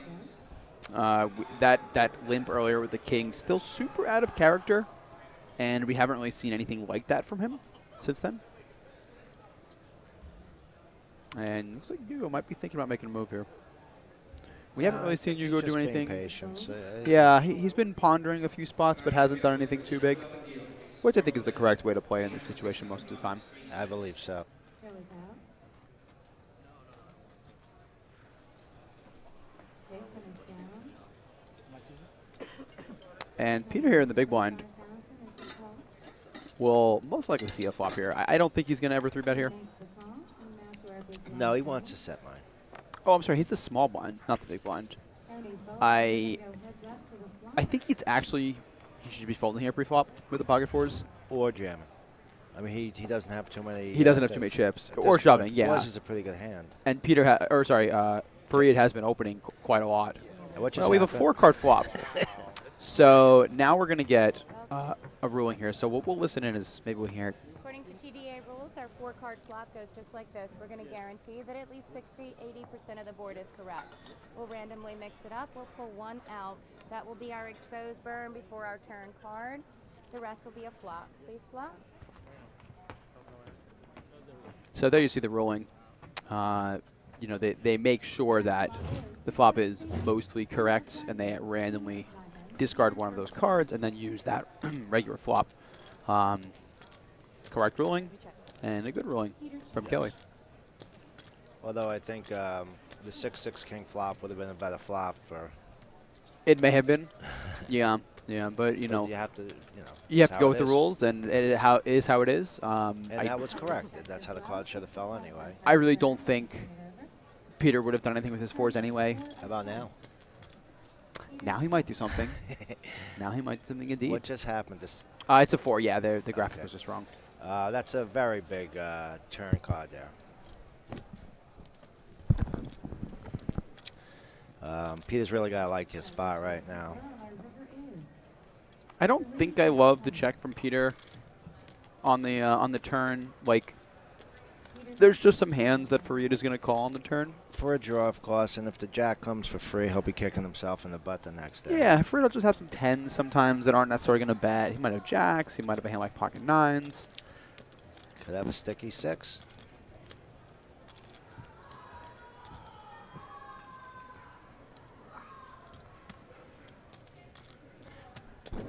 Tough decision for Farid here. And I would assume, I think he's going to make the fold.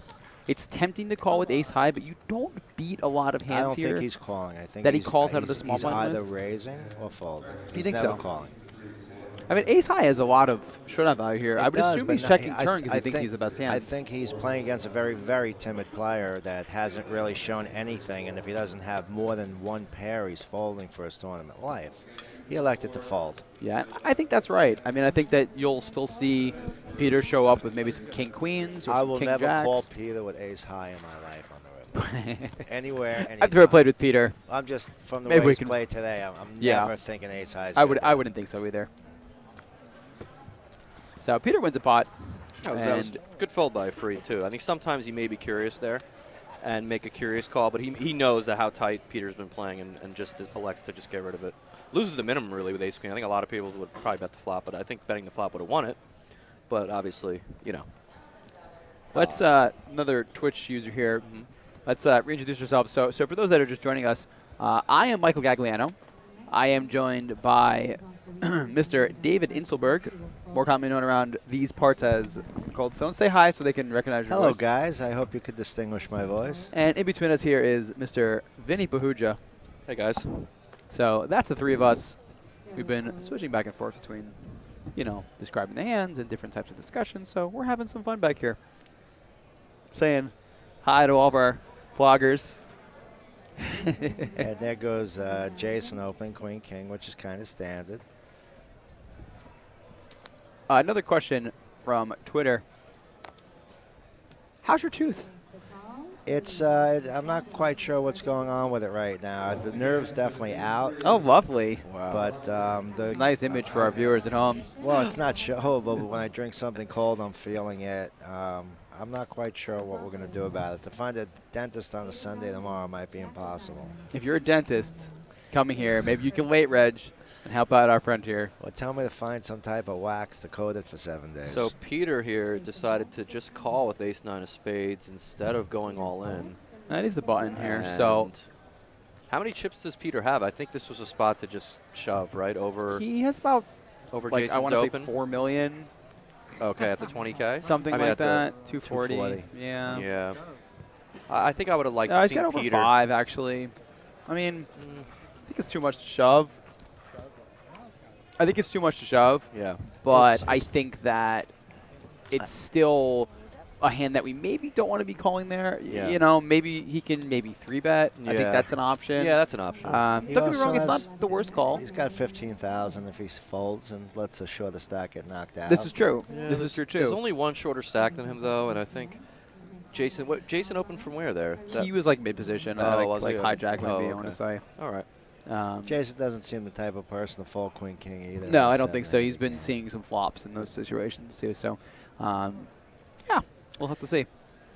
Have to see how they adjust. Well, we also want to interview some of these players too during the break. So let us know who you guys want to hear from. Send us a tweet or send us a message, and we'll try to get your favorite player here in between breaks to kind of share, how their day has been going.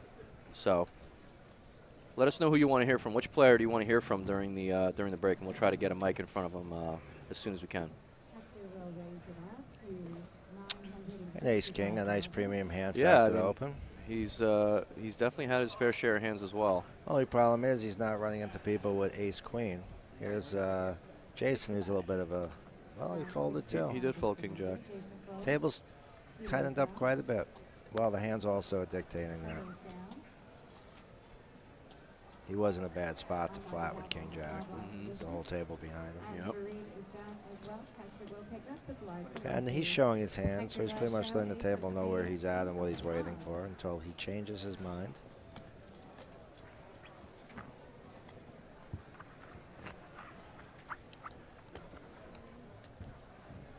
I like how Peter has his chip soil on the rail there. That's not the, usual method of stacking that you see, especially at this stage. Again, Peter's got double Almog's stack, so I mean, electing not to play ace-9 that way isn't the worst thing if you're jumping spots. Yeah, but at the same time, I think Vin's point about, Winning a tournament. Or well, jumping yeah, you want to spots. win at this point. I mean, again, it's another 15,000 to somebody that's, already surpassing his best tournament. This is true. This is true. Ace-9 generally isn't a great hand, and, the home game, it gets beat by ace-jack. Another thing, too, it's very easy for us because we play so much poker that we look at something and it looks so standard. But let's remember also that these guys, a lot of them do have different professions. This is not a normal thing for them, and to be honest, they don't have the experience. So for them, sometimes the moment just gets bigger than it is, and it just sort of it affects your decision making. So they haven't played the hundreds of thousands. Yeah, I mean, to us, it's like, oh, ace-9 suited. It's so standard. Yeah. Late position open. Come on. But really, it's. I think that everyone here is starting to realize the magnitude of the pay jumps. It's really starting to get there, and they just want to be careful. They don't want to make a huge blunder in a spot that they may not be in for a very long time. Once again. And Farad having a nice hand again.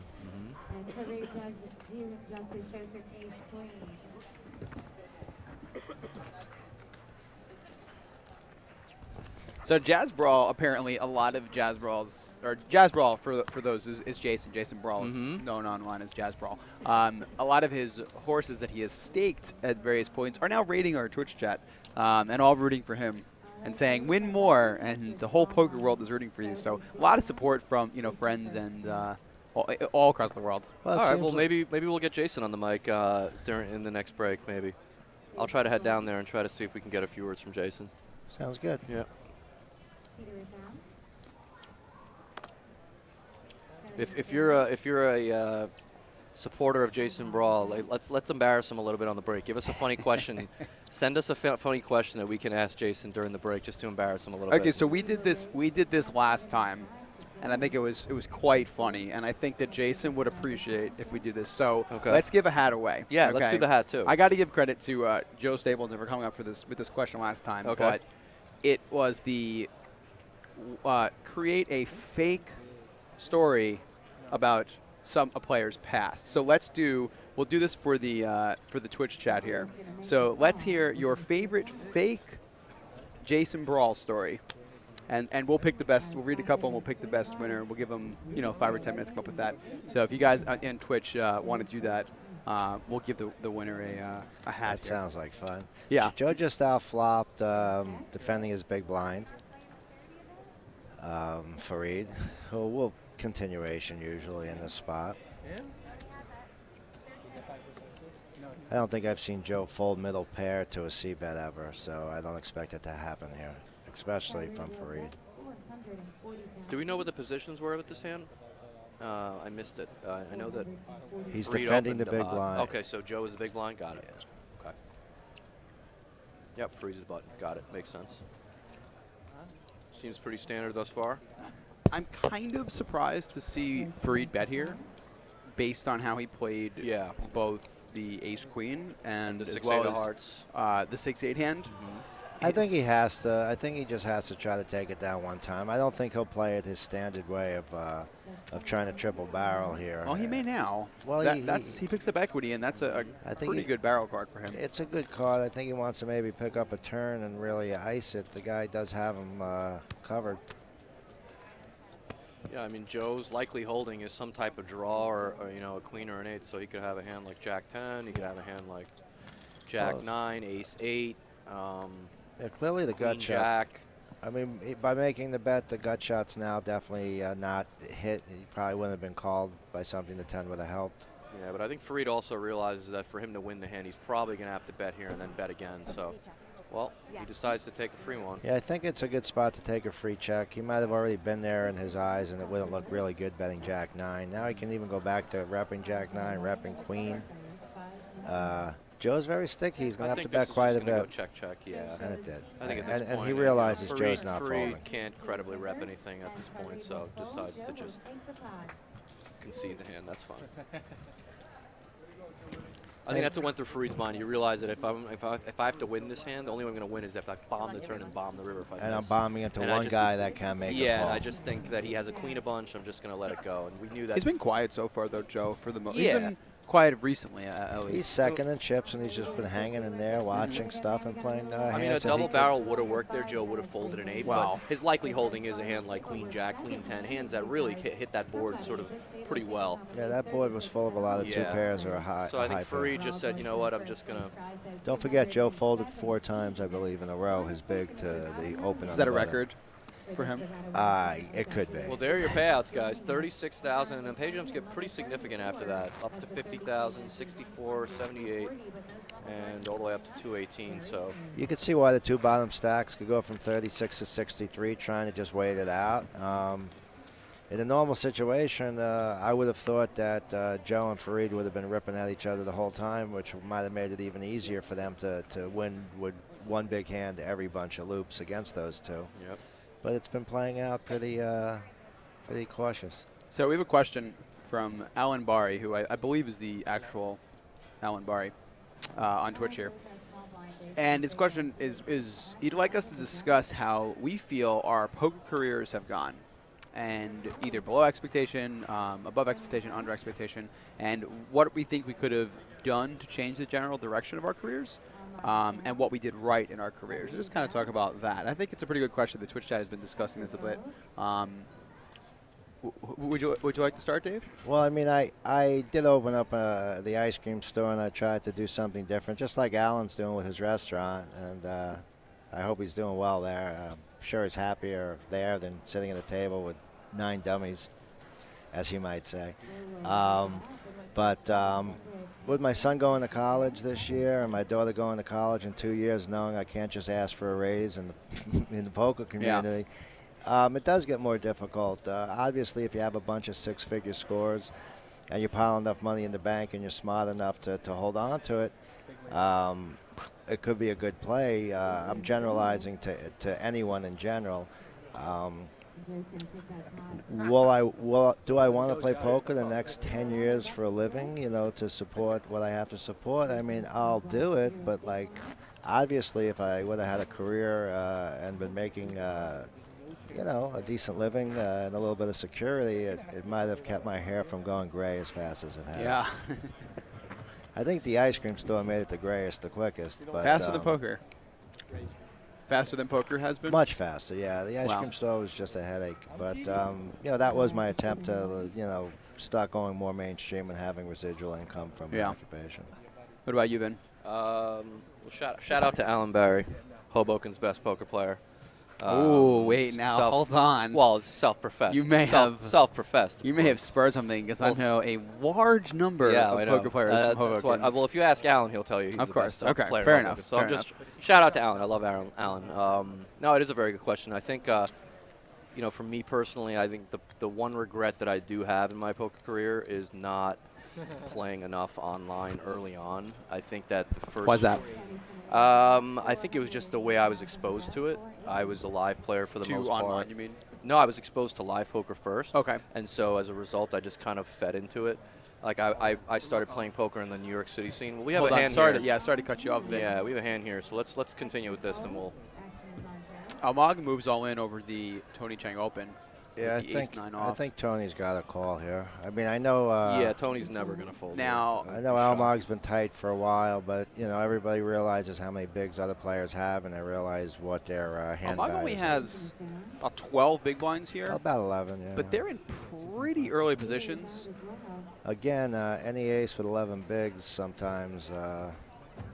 6, 7-handed. Yeah. Plus I think he could get ace 10 and ace jack to fold the way he's been playing most of the He may, but Tony is opening an early position here. I mean, Tony didn't even snap. No, you're right, and I think that's Now he called. I mean, Almog's image. so again, I think he would have folded some better aces and some, lower pairs. Well, Almog is going to need to hit an ace. Otherwise, he will be eliminated in 7th place. And we did see Jason fold one. There's only 2 immediate outs here. But there's one in the window. It's kind of a crazy game when you think about it. Are you guys a little surprised by Almog's shove here? Where was he Yeah. open from? Very early position. Yeah, Either I'm under the gun or under the gun one. really surprised by Almog's shove here. I really would, the way he's played, I would not have expected him to shove this hand The queen in this spot. does improve Tony's hands here. A 10 or a jack for Tony Chang. I mean, granted, he only had, 11 or 12 bigs, but Yeah. I think not being the first one in the pot with that hand is probably a mistake. And again, Tony's been one of the tighter players at the table. I could see him doing that to Joe. Well, I mean, Tony's also 4-bet folded. I mean, he hasn't been the tightest player at the table. He's definitely taken some spots to make a move or two, but I just think given his relative position there, I'm really surprised that Almog went with that hand. But it worked out for him. Well, you did see him fold. Well, again, maybe he was trying to get a fold. He may have been. I don't think he's enough chips to get. Yeah, I many mean, that's the better hands thing. to fold. He only has 11 big blinds. That's what I'm saying. I think it would have been better. His hand would have been much better played being the first one into the pot. Yeah. I think being the second one into the pot, I think it really exposed him. And, well, he had 30% and got there. And that is a good lesson for most people. When you're short and it's time to, finally take your stand, it's much better if your hand isn't a super, super premium to wait for an unraised hand in Exactly, later right. position. Even though it seems desperate, you're panicking, ace-9 looks like the best hand you've seen in hours, I think it's just better to be the first one in so that you put ultimate pressure on somebody else. You're not guaranteed to get a showdown either. Especially in almost a must-call situation. Yeah. Exactly. So I'll let you continue about. Yeah, no. So when I started you playing started poker, I started playing poker in probably 2006, just as like a hobby amongst friends. Dabbled a little bit on Poker Stars playing sit and goes, but really I started getting serious about the game when I started playing in the underground games in New York City, and then I just sort of stuck with live poker because that was my exposure to it. If I happened to have been exposed to poker through online poker, I think I would have played a lot pre-Black Friday. So I would say my biggest regret in my career is just not playing enough pre-Black Friday. I think I'd be a better player today. I'd probably have more money today as a result, but I actually picked up and got more into online post-Black Friday, which is kind of unusual.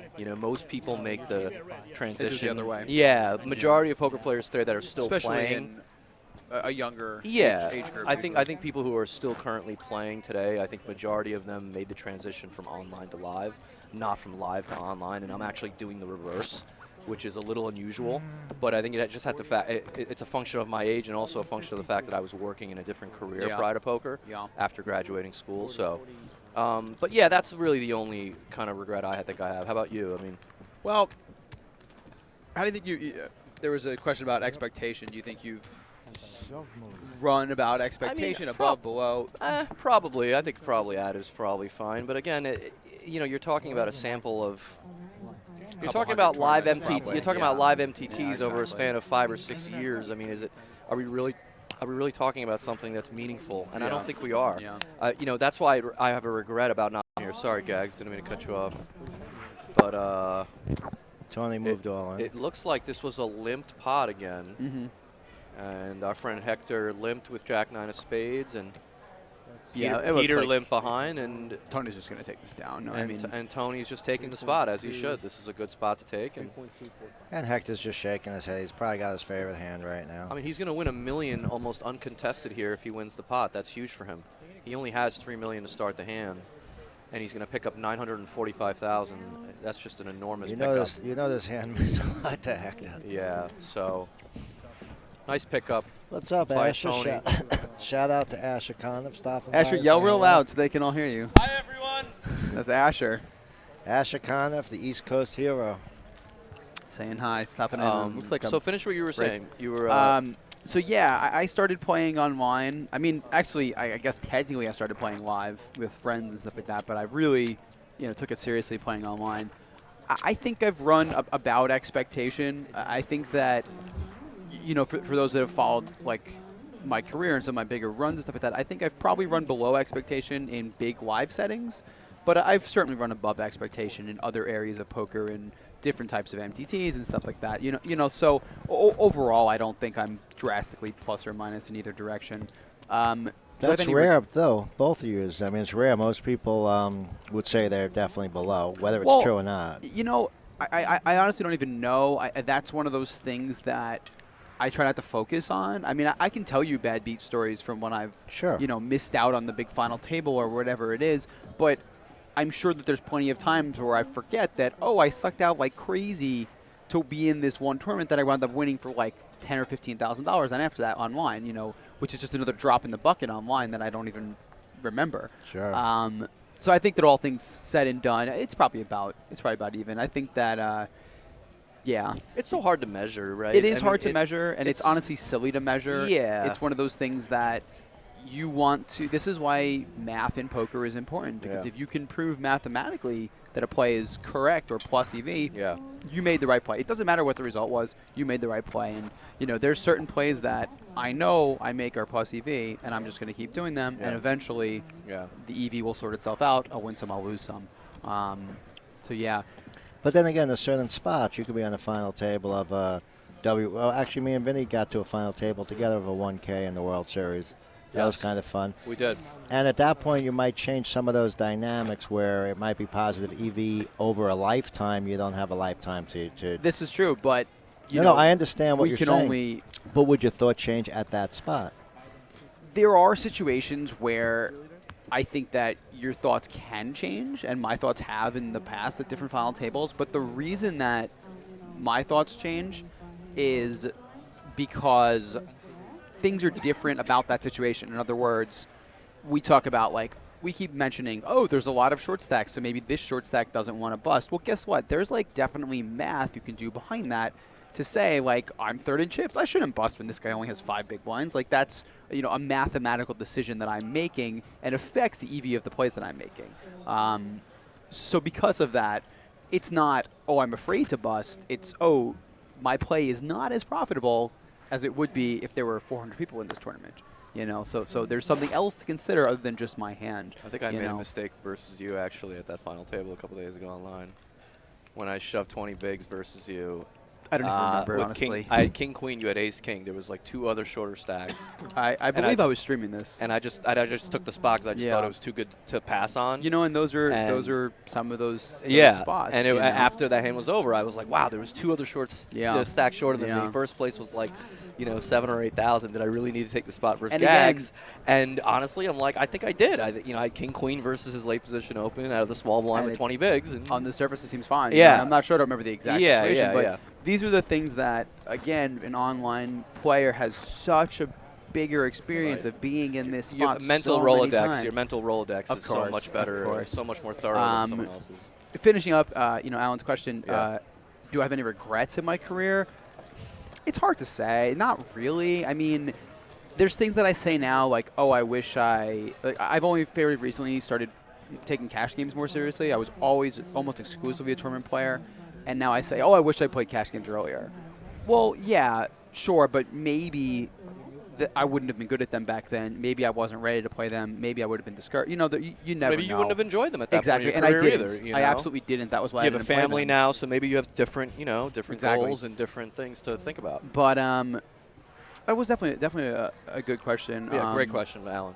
I don't think I have any big regrets. I wish that the biggest thing that I think propelled me to not have regrets was just working really hard. Yeah. And, I see so many players that play and don't think about, like, they want to be pros, or a lot of aspiring pros or kind of professionals that, those fringe people who don't really just breaking into the scene. Yeah. They don't put enough, like, work and effort in. Or they don't realize how much actually goes into it, especially today when the game is really a lot tougher than it was, just 5 or 6 years ago, or even 2 or 3 years ago. Absolutely. I see that so often where people think that the life of a poker pro is just registering tournaments and getting handed money. All right, Fareed's going to play this hand. There's a lot in between there. Fareed's going to play this hand against Jason. And I like it. I like this spot. It's a good 3-bet. I guess he's trying to put a little pressure on it now that it's moved down to 6-handed. Yep. And I think Jason has a pretty easy call here in position. I think he's in position, right? I Yes. believe, yeah, he believes he's in position. Wow, he folded ace jack. Raised from the small blind. Interesting. That, Wow. that's Fear. pretty nitty. I mean, he's in position with ace jack with the massive chip lead, right? He doesn't want to. He doesn't he want to doesn't play want chip against lead. somebody that's going to triple barrel him. Very. That's a pretty conservative fold, I'd say. But Okay, so if he doesn't want to, I think that Dave's point there is He doesn't want. he doesn't want to play against someone Out of who's going to be position. really aggressive. But if you're not I going to mean, defend not the out three of bet with position. ace jack, what hands? Exactly. What hands are we doing it with? Right? I How mean, about 4-betting? Could he 4-bet that hand?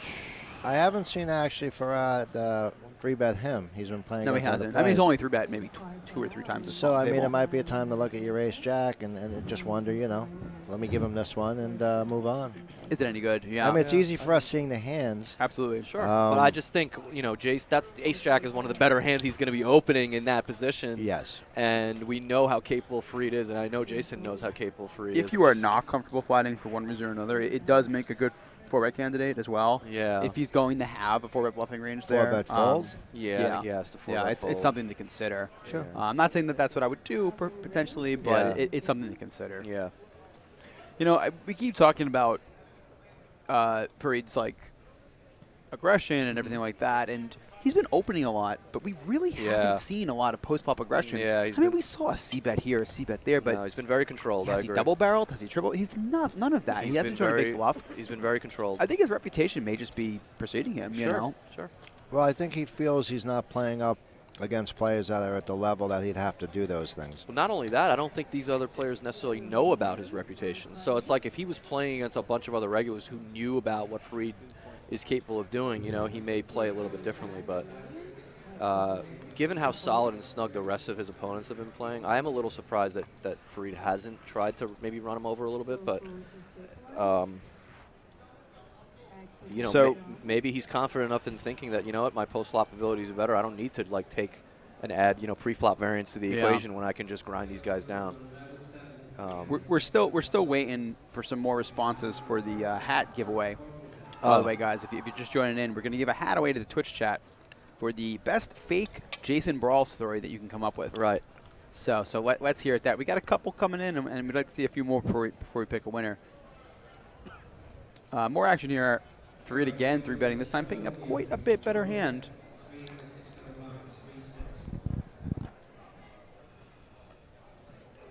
Tough decision for Almog. Very tempting hand to want to see a flop with. Great And it looks cash like game hand. That's what he's considering doing. I don't know if he has enough chips to start speculating. He does lay it down. And I think you're right, the chip stack being a big factor there. That he has to Everybody do would that. love to see a flop with that.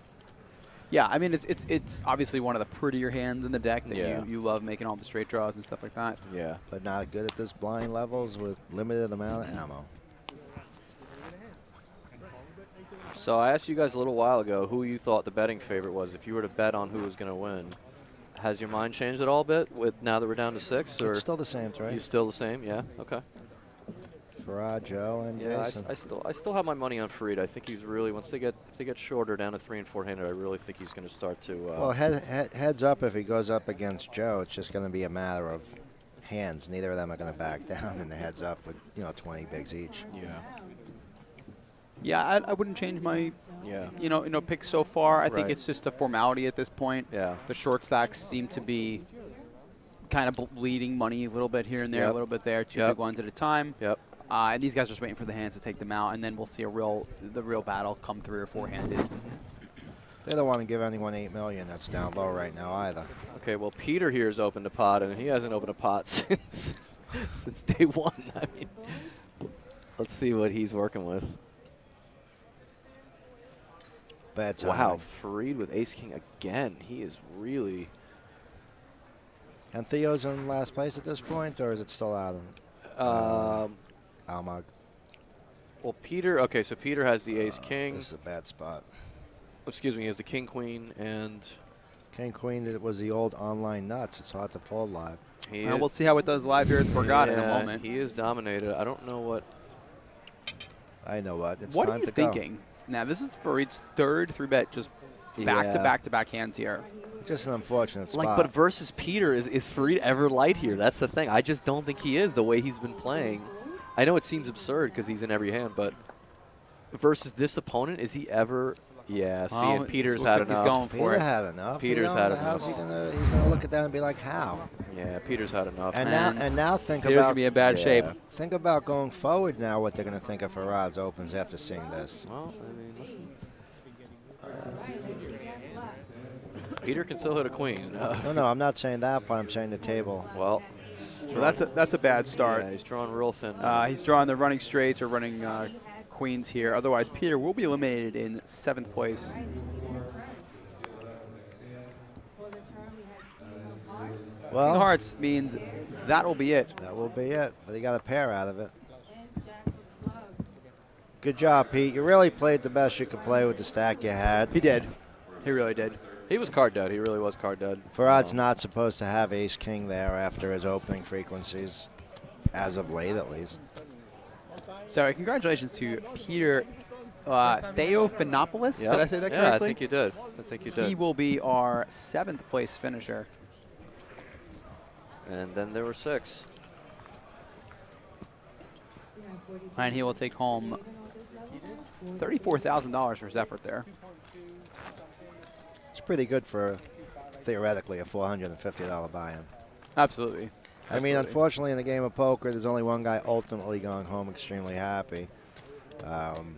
So you have to just enjoy what you get when you get it and appreciate it, or you're not really going to be happy to it. Well, I think it's all relative here. Like I said, someone who goes home with a $50,000 score, his biggest score prior to this was $5K. But They're probably going to be pretty happy with $50,000. He had the $50,000 in his pocket Yeah. a half hour ago. Yeah, yeah. Now he has a chance to get more, so there's still some type of a loss. Yeah, of course. Mr. Badu on YouTube says, well, I can play ace-king every hand, too. It is Yeah. easy when you get the hand sometimes. Yeah, the game is a lot easier when you're picking up premiums, no question. And hitting him.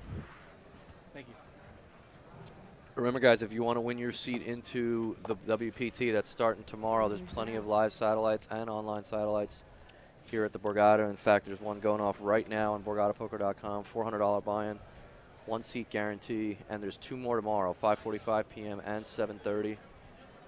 And that's also in addition to our 100K guarantee tournament tomorrow. The Sunday Major is a 100,000 guarantee.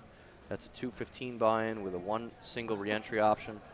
We're expecting one of the biggest prize pools in the 100K that we've run yet, so don't miss out. You can also play on your mobile device while you're playing live at Borgata, don't forget. So if you really want to grind hard, you can fire us up on your iPad or your iPhone or whatever device you have.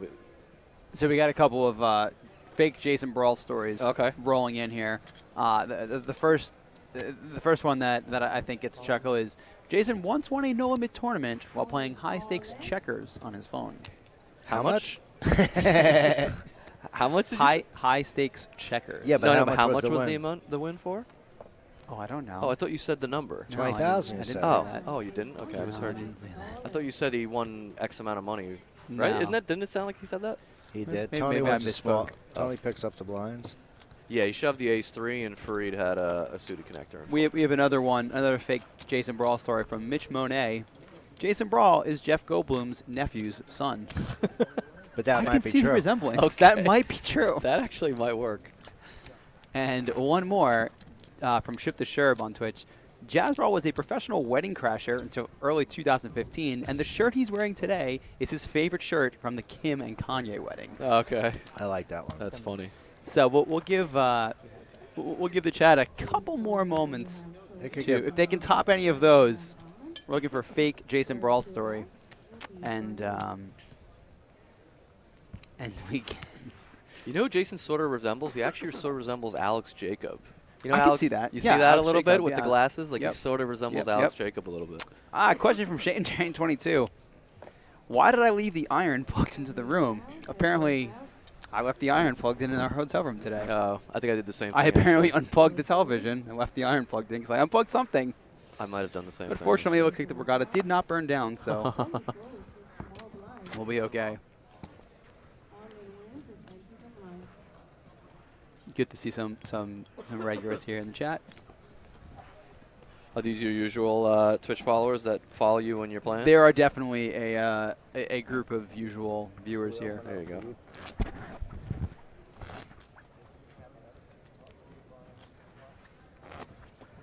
Yeah. Ghost says, I left the iron hot, so Shane can make me a grilled cheese when he gets back. Maybe we'll have to do fake gags 30 stories at some point. Yeah, Shout out. send us your fake egg 30 stories, sure. A shout out to Jason and Hewlett that's listening. Hope you're enjoying it. Let's wrap up the hat contest here. Okay. So, which Jason story do we like? Do we like the professional high stakes checkers on his phone? Do we like the professional wedding crasher, or that he is Jeff Goldblum's nephew's son? I think I like the Jeff Goldblum's nephew's son one. What do you think? Sounds good. Goldblum. All right, we're gonna go with that one. So Mitch Monet, you can message the Borgata AC Twitch, and we'll get you. We'll get our hat out to you. In the meantime, it looks like we're going to get an all-in showdown. I don't expect Jason to fold. I don't believe he will. Nor should he. So And Tony waited. He calls really quickly. Tony Yeah. waited for a good So- hand. again, a lot of equity going to be decided in this pot. It's what? How much? Almost 10 million. So this is a big spot for both players. Obviously, a bigger spot for Tony because if he doesn't improve, he is going to be eliminated. It's a big spot for Ty in the background also. Ty might have a piece. Both. That's another thing too with all these players. Besides not knowing their financial situations, none of us really have any idea, how much of themselves they're even playing for. So that's what I'm saying. All these situations tend to be so, A lot of outs here for Tony. relative. Ace King or a 10, Nope. but the 6 won't do it. And Tony played a great tournament. Hero did. I think a few small missteps in hands may have cost him because he really did play everything else quite well. Sure. He really took some nice shots. Yep. So congratulations. Nice score for him. That should be about 50,000. Yeah, I will receive right about $50,000 for his 6th place finish. So now up to So 63. Jason's continues to run really pure in the all-in showdowns, and then there were 5. Yeah, $50,085 for Tony Chang. A nice turnout for him for sure. The Jason Brawl chat explodes. There it is. This is pretty. It's pretty unique for Jason because he's on the other side of the coin. Usually he's the one sweating, and now we have a lot of his horses and friends sweating him. Yeah, so this is kind of fun for Jason. This brings a lot of money into poker. He's having a lot of. Yeah, I mean, hey, if Jason starts putting some more horses in tournaments, good. Good for everyone. He's been in 3 races and won them all. I Yeah. do believe that is true. Yep, that's a big part of the equation at this juncture. He really does. He makes some pretty funny faces. So let's see if he's going to continue to. Yeah, I'd like to see him open here and just continue to add pressure. It's getting to the point where he can almost go nuts, but it's going to be difficult with Fareed on his left. Fareed's just not going to let him, because Fareed's too smart. He's going to pick up on all of it. Yeah, but there's still some shorter stacks and a lot of time left for him to decide when and how. Yep, and that's exactly what Fareed's considering right now. He's looking at the stacks and seeing, okay, well. There's no reason to get involved with the Jack 5. Should I fold here or should I, so he's going to think about it. He's taking his time, even a second longer than normal, just to let He's very methodical. Jason know. He's very methodical. He really just thinks out every situation. And it becomes intimidating. It does.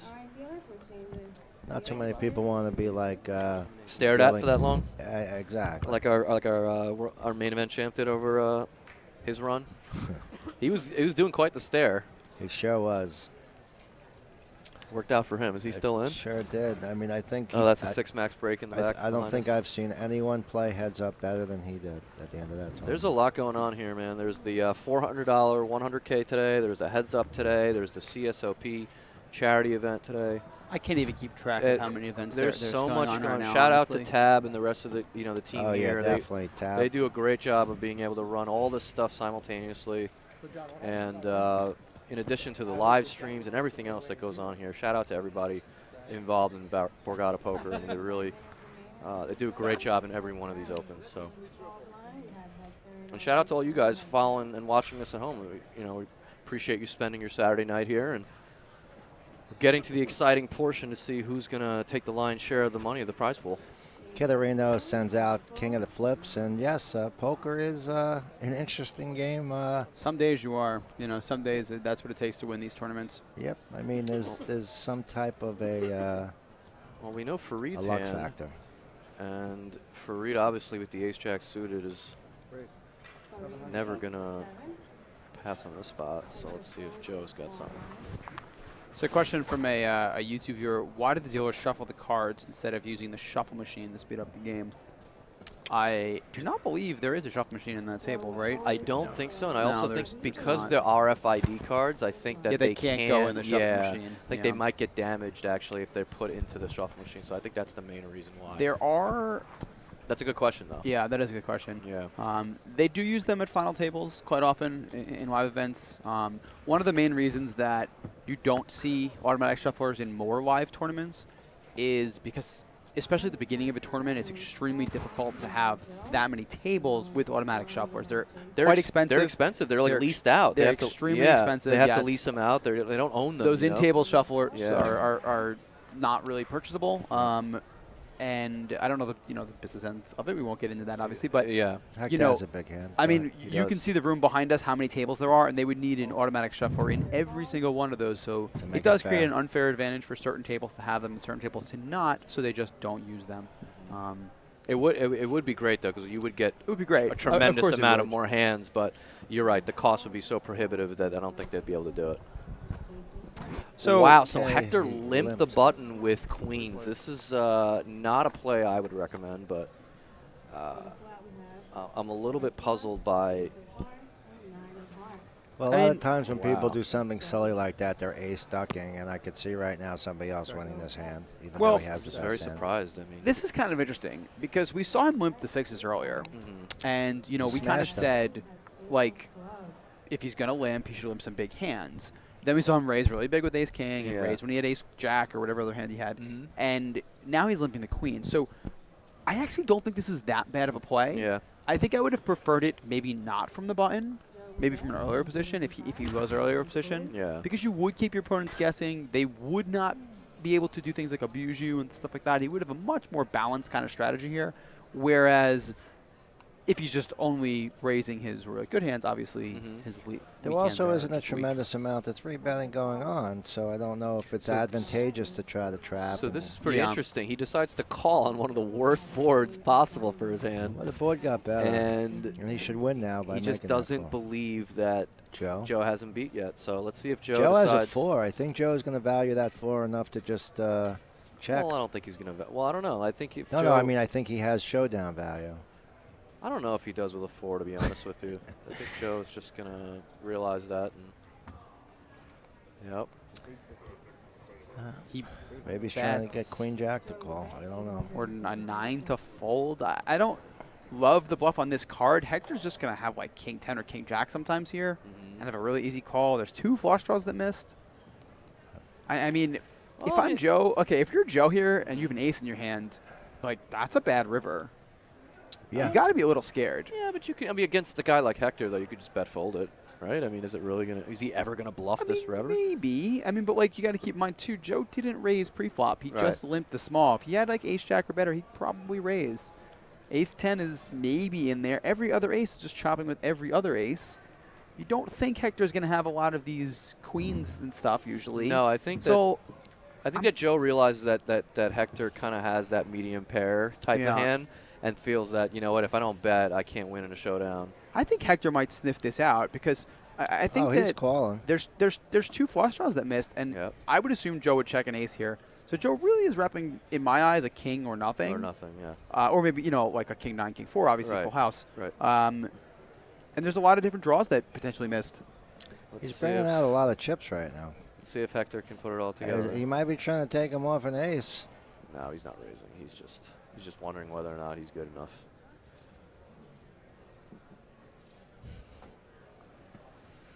Hector, why didn't you raise pre, buddy? You wouldn't be in this spot.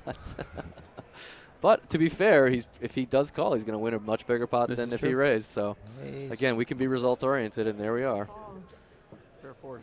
and he's not sure. He's He like, looked at the 4-5 for a couple of look at seconds. Joe's face. Joe is like, what? You have queens? Joe's face was great there. He was just completely dumbfounded that he had a pair of queens. Really nice No, call. no, no, Really nice no. call He by was Hector. dumbfounded that he took so long to call him. With Well, the either queens. one, yeah. Yeah. You're right. It was definitely probably a little bit of both. He got net rolled. Oh, man, that's Not an funny. easy call. There's a lot of dangling aces that would have completed right there. Yep. Or called. Very unusual line for Hector, but it worked out. So Check out what we got in the top corner here, guys. We got the upcoming entertainment at Borgata, and there's a couple cool names in there. We got Louis Black, Kevin James, a couple nice comedians. There's Floyd. some. Kevin Brick Smith, Floyd. that should be kind Yeah, of fun. there's a lot of Kevin Smith on April a lot of good 30th. stuff. I can barely even read that, honestly. Yeah. I'm like struggling to read the You other. need the to other get some names on there. glasses or I have something. glasses, Oh, okay. but I don't like to use them when I'm on the computer. So gotcha. yeah, but Vinny keeps pointing things out to me across the room, and I keep telling him I can't see that, Vin. Goes to Vem. Definitely confirmed it was a net roll with queens. One of the best investments I ever made was LASIK. If you guys are on the fence about getting laser surgery, I highly, highly recommend it.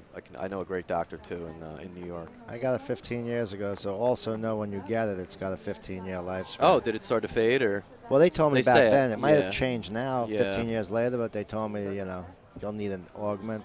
I've Oh, heard it it's- does fade too. It's, I'm it's the not- greatest thing ever, though. It's like it's so great to like wake up in the morning and see everything crystal clear, like because it had been so long that I've been wearing contacts Yeah. or glasses my whole Yeah. life, and then finally, you wake up one morning and everything's crystal clear. It's Almog really, has a it's big amazing. river there. Hmm? Almog with a big river. Yeah. You got too many walks already. Kind of the way you'd expect. Have a better hand. I'm surprised that Jason didn't try to take it on the turn or the flop when he had the best hand. Looking forward to tomorrow's heads up event. Yeah. Be live streaming the heads up event tomorrow, What are they- 3 p.m. What are they down to now? Probably final, They're final only 8? No, or- they're only on like round 2 Oh, now. I wow. think it Okay. starts with I don't know how many they got. Usually it's about 64-ish, give or take a few. They're probably down to either on our last break they were into the round of 2. Check the blog.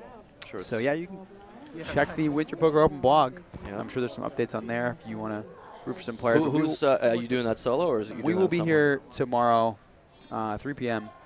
It's myself and Joe Stapleton, someone? Right. and I believe someone else may be joining us as well, but I'm not going to say because I'm not Oh, you're not sure yet. confirmed yet. Okay. But it'll be fun either way. We're going to start with the Final Four and go down from there. That's so. pretty cool. I think that's the first time they're doing this, right? They're streaming This the is heads the first up. time a heads-up event is streamed, and I believe this is the first time I've seen any heads-up event streamed. Yeah. Obviously, there were a couple heads-up events on Well, they had television the back TV in the day. ones. Yeah. They were- But more recently, in the last at least 3 or 4 years, there really hasn't Maybe the been World anything. did the World Series ever I mean, just show the heads up? final The two, I final think, two, maybe. but- Okay. I just remember the big buy-in TV show. Yeah. Yeah. Where you had Helmuth against Durr type stuff. The NBC heads Yep. up championship. Yeah. Where Helmuth changed his strategy for that one heads up and became just aggressive as hell. It was There's been a kinda few wacky. guys that have done that. And those bigger name people that have made reputations on their playing style, it's really good. And I think a guy like Helmuth just, I mean, you see like someone who's never played with a pro, like a big name pro before, play a pot against the Helmuth or an Ivy, and they just crumble. Like Yeah. they just have no idea what to do, and they Yeah. have no shot. Yeah. Oh, especially Ivy, who's even more intimidating. Helmuth uses different tactics, try to guilt you or shame you into not playing certain hands, where Ivy will just, almost make you like afraid to even Yeah. breathe. I might go again tonight. So Antonio's a lot of Bring your whole fun. back. He's always So a fun guy to play with. Fareed, again, is continuing that limp strategy because I think Hector really plays a pretty face-up, sort of passive style for the most part. If he has something, he'll raise. If he doesn't, he won't. And I think Fareed is just going to try to exploit that by like limping a bunch and then like leading flops he misses. It's just, it's pretty much, And- it should usually be a limp, and then you just, you're betting any ace or king because you know the guy might have like put up a fight, although Hector might just flat with an ace or a king.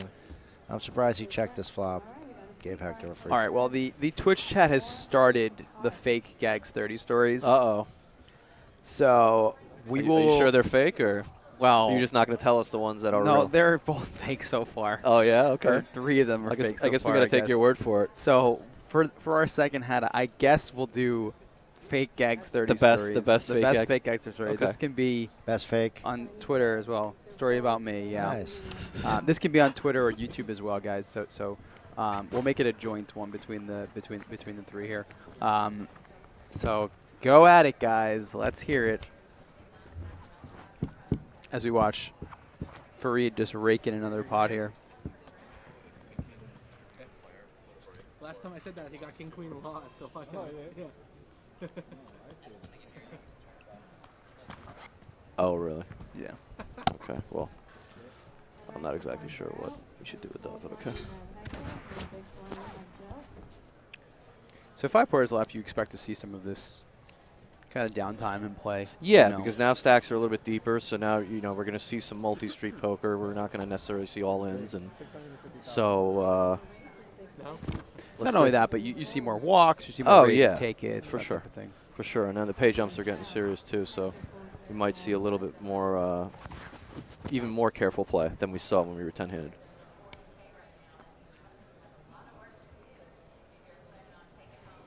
But really, I mean, from Fareed's perspective, I expect him to really came in here and try to run over the table.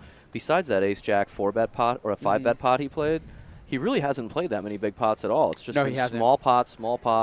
Yeah, You know, it is working really well his for him. squeezes have worked. I mean, granted, he has had some good hands as well, but he really has avoided that big confrontation. It's a pretty good flop for Joe.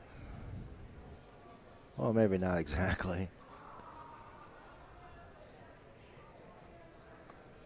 Joe check, Jason check. You have a 3 cards on the turn. Do you want me to do it? Of club. Joe's first to act. So what do you want me to do? You want me to do it?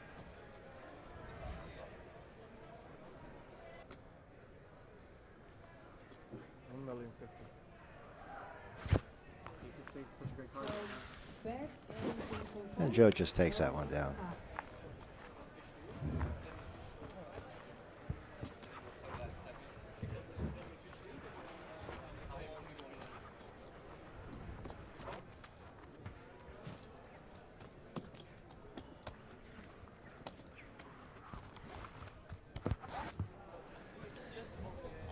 These guys are starting to tighten up the top few positions here, getting around the same 50 blinds. We Joe's, did call it, call it earlier. That's what we were expecting to see. So I think that the shorter handed we get, we'll just see more of that.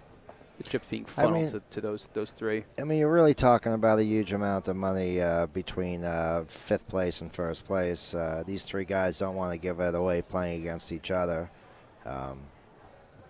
But again, everyone's got their rep, and everybody wants to continue playing their game. And so far, Joe's been playing the slowest of of his type of a play, but it's been working out. Others have knocked each other out, and he's won with big hands.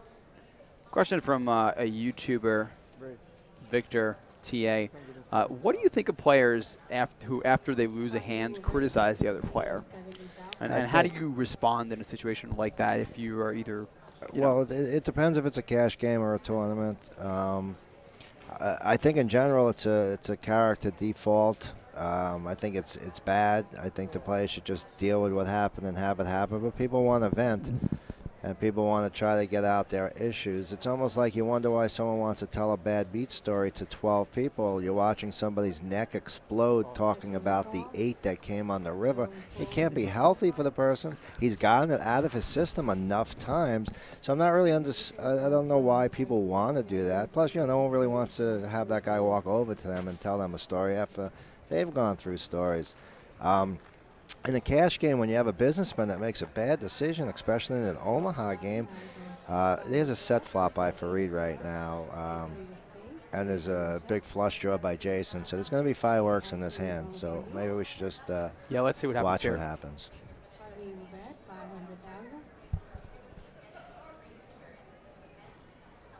I think the chats are prematurely expecting Jason to get there.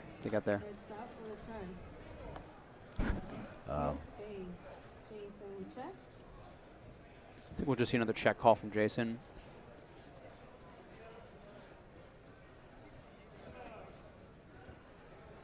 Pretty standard sizing.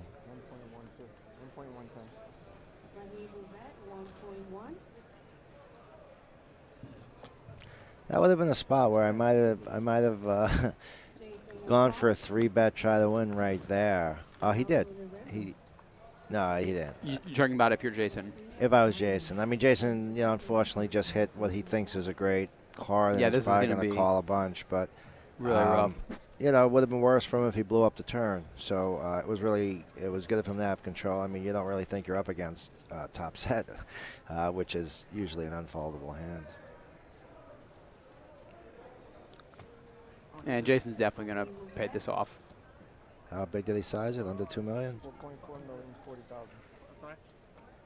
4,440,000. Wow. I call. You have it? Yeah. What do you want? Eight Yahtzee set. the river. Set of eights. He's so animated. That's So a you're really really upset bad about river. that. I think it's that's like, I mean, he had 6 outs to pay the bet, and he had 40,000 more. No, just 8 outs to win the bet, to win the river. So he just happened to have been unlucky to hit a queen. Just a terrible card for him. It was quite a bad card, and I'd be pretty upset that my hand wasn't good there. His sizing was big. It was a little less than pot. I don't dislike the sizing. How big give was me it? some money. I bet 4.4 into Wow. about 6. Well, that's very, very ambitious, and, Yeah. and he got called. Yeah, I mean, I think that with, again, 2 flush draws missing, the 7-6 straight draw missing, I think that... And Jason has a lot of chips, so he was able to. He couldn't. I don't know if he'd get away with Hector paying off that much on the river. So it just shows Ferret also really knows his player, and his sizing for each player is differently. emptied up. When you're sitting there with the 2 8s as well, you kind of have to think that the queen is one of those cards that is actually good for you. Because if Jason does have a flush draw, there's a decent chance he's got a queen Ace, in king, there. or queen, sure. Yeah. It covers a lot of those, good spades he's going to be playing, or good clubs rather he's going to be playing there. Plus, if Jason has a hand like a 5 or pocket 6s or something, he's probably just going to fold to any bet anyway. So really targeting that times that he does hit the queen and betting bigger, I think is actually a really good, play there by Farid. And it looks more bluffy to a normal player. It looks like the guy's trying to buy the pot. So the ambitiousness actually can cause somebody to misinterpret it and pay you a bigger bet. Yeah, and it should be. I mean, he wants to put pressure on him when he does have a missed flush draw too, which he will have when 2 flush draws missed there. So I think I definitely do like the sizing. And he couldn't believe the queen wasn't good, and I don't blame him. Yeah, I would have called nearly instantly, but in that hand, As he did. as he did, yeah. As instantly as you can, make a 4 million chip call. Joe will raise 825,000. to 825,000. Joe can report his small blind. And the third big blind. Joe wins the ace blind. So we're going to have an interview with Vinny and one of the players coming up on the break. That should be real exciting. Yeah, it As should you be know, about 30 minutes, I believe, maybe 25 or so. is it going to be that? Yeah, I guess. About Actually, it 25. might be less than that because we're on a delay here, guys, obviously, and the players are obviously not on a delay. So they take the break, and then 30 minutes later we get the break. So they're coming back from their break. We can kind of see on the other side of the room. We won't give you any spoilers as to who's left, obviously, or who's still, or maybe nothing changed. You don't know. I actually don't know either. Yeah, so we'll see. We'll have an interview soon. Did I miss anything? You missed quite a large hand. Oh, I did. You Tell me. did. Please fill me in. Well, it was, Farid had pocket 8s opens, made a set. Jason had a flush draw. Oh. Check called twice, and then river top pair. Oh, On and then a- called river. He did call a very large river bet. It was a Wow. pretty standard, good hand all along. Yeah. So Um, you don't disagree with Jason's no. decisions? No, Okay. not at all. All right. He No, called no. It quite was instantly, It was. and I said I would have called even faster. Oh, okay. So- All right. So Farid really has a commanding lead now, huh? That's the big pot. I was telling you that I hadn't seen him play yet, and he finally played a huge pot and had the goods. Hey, Danny Buzz, it's okay. Huh? I just Shout out got to a Danny comment. Buzz. Stand out. Danny He's Buzz doing is a always little ball in my busting. Twitch chat as well. He's Oh. a known face here at the Borgata. Funny. You can always hear him around the see- room. He said you have the best help, so I'm actually the help. But thanks, Danny. Unless I misread, you nut. Strong odor decent. 43. Do you find watching the Final Table live stream the best way to get better at poker instead of reading books and joining rip-off training sites? That's a good question, actually. It's a great question, and it's Yeah. tough for somebody to say what's the best way because everybody has a different best way, but it's definitely not a negative. And I mean, watching Final Tables is just a great way to learn It's as well as invaluable information. it's invaluable. in everyone's hand. I think live streams have become one of the best, if not the best, educational tool, along with like Twitch streaming and things like that, where you're seeing the mind of a really good player sort of in-game, real action, kind of how their mind works, what they're thinking about.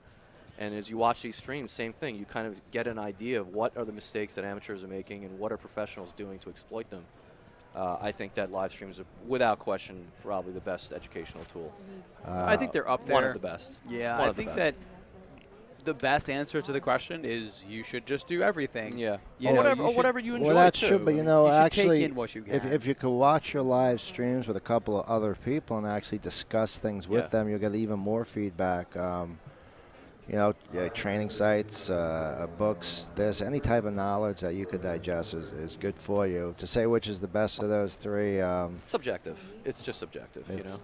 it's tough to say. I find watching and talking at this point is better than books for me. I've read the old books; they're old. You know, everybody's read it. You know, One of the things there is that, you know, it depends on your skill level too. If Yeah. you're just new to poker, Right. there's some great books. oh, and even if you're, Super System, even going if back you're to an the beginning, intermediate sure. player, there's still some really great books that that's have a come great out in point. the last 5 or so years that are still quite good. There's a few. I know a few nice online books that online players have written and even live players have written that are newer and more along the lines of what you get from training sites. Yeah.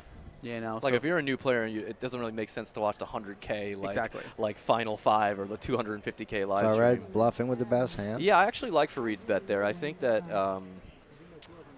he played. he just checked the river and he bet, right? Yeah, I think his hand is fine because he just wants to get some ace highs to fold. Yeah. And it looks like he had ace high. It felt like No, that's he what had his- Queen 10. No, I know, but Oh, I'm yeah, saying yeah, yeah, I it, gotcha. it felt like an ace high type hand. I don't think he expected Almog to play that hand as passively as he did. But I think that, again, getting back to how do you improve your poker, you know, it's definitely important to I'm sorry, Strong Order. You got to find some other people to watch with. You find some friends. Just be nice. Dave will be your friend. Come down to the Borgata. I'm shedding friends, guys. so Fareed has almost double second place now. So Maybe that's backers.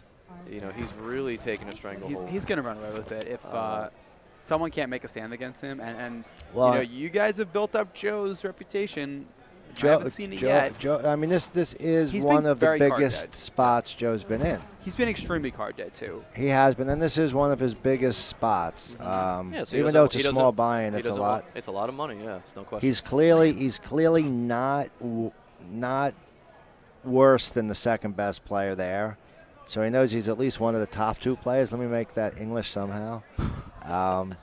You know, again, sometimes if you're sitting at a table with Ivy Negreanu and two other guys, you're going to probably, you know, either take the risk or back off against those two. In this situation, he's only really looking at one obstacle. He can outweigh and play him heads up if he has to, or he could play him with the goods. You know, a little emasculating sometimes, but what the heck? You know, Joe's a big, strong guy. How many chips does Hector have here? I missed it. He's Does he have more than He's like got- 20 yeah. big blinds, or yeah. he does? Okay. I think so. So I thought that I Fareed want to might- say he's got about 7 million there. Oh, 7 million. No, I okay. mean, Fareed's Yeah. running Blinds away have gone with it. up to That's 150, 300 also. I just So- expected Fareed to shove threes if he was kind of shallow. Like if he had 16 bigs or something, I thought that Fareed would just shove. You know? Yeah. But because Hector has shown the propensity to call with some suited hands too, you know. Well, So I thought maybe with threes he might just rip it in. But if he has 7 million, then yeah, that's. I think mean, he's giving it quite a haircut to the table right now, just gently shutting everybody down a little bit of a percentage of the par, and then eventually he'll play Joe heads up when Joe's got a small stack and going to need a lot of help. Well, don't forget about Jason now. I'm Jason- sorry, I forgot about Jason. Yeah, Jason's still in there too. He did lose a big and, pot, and, but and the short stacks can find their Of doubles, course. and one double brings them right back Yeah. into it. So it's not just easy. I like how Fareed's being a little more patient also. yeah, I mean, he's been very selective. except for this hand. But again, you know, he's the opener. Yeah, and I mean, again, this is what I expect Fareed to do Yes. from the beginning. If he was going to get the chip lead 5-handed, I fully expected him to basically raise 99% of his buttons and continue to add pressure because Joe hasn't 3-bet Fareed even once. No strong Oda. You don't watch Ivy to get better. Oh, if Ivy's offering some free lessons, I He's don't just think saying it's- watch him. I don't think it's the worst. So what do you thing. think here with the ace-3 off? Do you think Joe's Ivy better off just stinks. calling, or would you 3-bet this No, hand? he's definitely better off 3-betting. You like 3-betting? Yeah, I mean it's just too weak to call here. Because he hasn't 3-bet him once yet. I would honestly you know? probably still just fold this hand. Don't Really? forget. Don't Wow. forget Wait, what he's Fareed. the big one? Yeah, he's the big blind. Oh no, I'd probably just call. Just Don't call? forget I what. thought he was the small blind. Don't forget Fareed just showing like Ace King twice, and he's probably 2-1 chip leader. Oh, he is. Interesting flop. Both of these players So actually. again, you don't always have to take a flop. I mean, you can take a flop, but you don't have to now, defend yet. Both of these players actually like this flop quite a lot. You know, if you have Fareed, you obviously don't have overs to the board. You have overs to second pair, which is quite a strong hand here. Yep. There will be very many times where he bets and Joe calls the flop, and Joe just has a hand like ace-5. Yep. And Fareed has a lot of outs versus that, especially when 2 cards to come, and he can also apply pressure. Yep. I would imagine we'll see Joe just call here. I would say Joe's going to call. I mean, Yeah. the way he's been playing today, I could see him fold. But in general, this is definitely a Joe call, and he just bangs that deuce bird. Yeah, I mean, when you defend here with ace-3, this is a flop you're definitely looking for. Yeah, exactly. And again, this is a much higher equity flop than you usually get here. Yeah. So it's just not one you usually And, fold. and ace high is also the best hand of bunch. It is. Which is exactly Yeah, the case here. but so it's going to cost him a Yeah, lot well, of this tournament to find that let's out. see. Yeah. Let's see if Joe can withstand the pressure, and let's see if Fareed barrels. That's what makes the And Fareed did shut down last time, so maybe again he'll shut down. This is actually a really interesting turn because a lot of Fareed's hands that he c-bets with on this board pick up equity. His clubs obviously have a flush draw. His king queens, king tens, king queens, king tens, queen tens, 10-8s, 10-7s, all pick up equity as well. This is definitely a card that he's going to actually barrel really a lot. I would imagine he barrels this 8-6 also. And there's obviously the 8-6 and 7-6 stuff that he can. 8-7 is another one he can barrel. Just a ton of hands he could potentially bluff with here. So if I'm Joe, I actually consider calling a turn bet here. He does check back though, so I guess my read is just incorrect. Fair enough. But my point is there's a lot of potential bluffs, and I don't think that Well, here's a potential spot. he has to necessarily fold. I would probably bluff this river if I was Joe. Well, I'm pretty sure that. if you were Fareed- Joe, you would have led the river. Yeah. I think so. Yeah. Fareed could easily have a 5 or a 4 here. You don't beat a lot of hands. Fareed's definitely going to check back a 9 a lot on the turn here. Like when he just bets 9-8 on the flop, picks something up. Yep. Well, He's hitting, like, Fareed's betting. sixes, It's just sevens, how eights. much. I don't even think he has to bet He's that got big. 875 and he wins. I mean, Joe's not going to fold the jack here ever. If Joe happened to get to this river with a hand like ace-10, he's just not going to fold either. Yeah. So you don't have to bet that big to get a 5 or a 4 to fold here. I don't think. Yep. Let's see what his sizing is. He bets about pi again. Wow. That is Which he did last Holy time. shoot. Well, I mean, listen, he just thinks that Joe has a hand like 6s, a hand like ace-5 sometimes, and he just wants him to get him to fold. And he's probably going to fold to that sizing. So I'm not surprised he actually went that big, honestly. So Almog's got 14 big blinds. He is the shortest stack. And then after him, it's 41 big blinds. So there's quite a bit of play still left for the top 4 guys, but our friend Almog is quite a bit behind the rest of the top 4. He really needs to make something happen here in the next half a level or so. Shout out to Courtney and Phil watching in Detroit. Sorry for missing a YouTube question, but I don't think I have YouTube in front of me. I have Twitch. I have. Oh, the I Twitch got side. it right here. You got Phil's question? I got Phil. Yeah. Courtney wants to know if you call this is directly for I Cultstone. just saw it. Do you read off of a card, and is this scripted, or do you come up with all of the commentary as you go? Courtney, I got a busted tooth today. I'm trying to be funny. Usually I have a lot more comments that I don't get in too much trouble for saying. Is there one more? Everything is, we have some sheets with some backgrounds about the players and their names and an ad sheet. So everything's pretty much what's on our mind. So our friend Almog, as I was just saying, needed to Yes, make his something aces. happen. This is and This is how you start. This is how you hold a short stack. This is the best start. This is the best way to start. It's funny when and somebody asks me what my favorite hand is, or if someone's like, I got my favorite hand, and they Clearly call aces. you. Mine is, but theirs never is.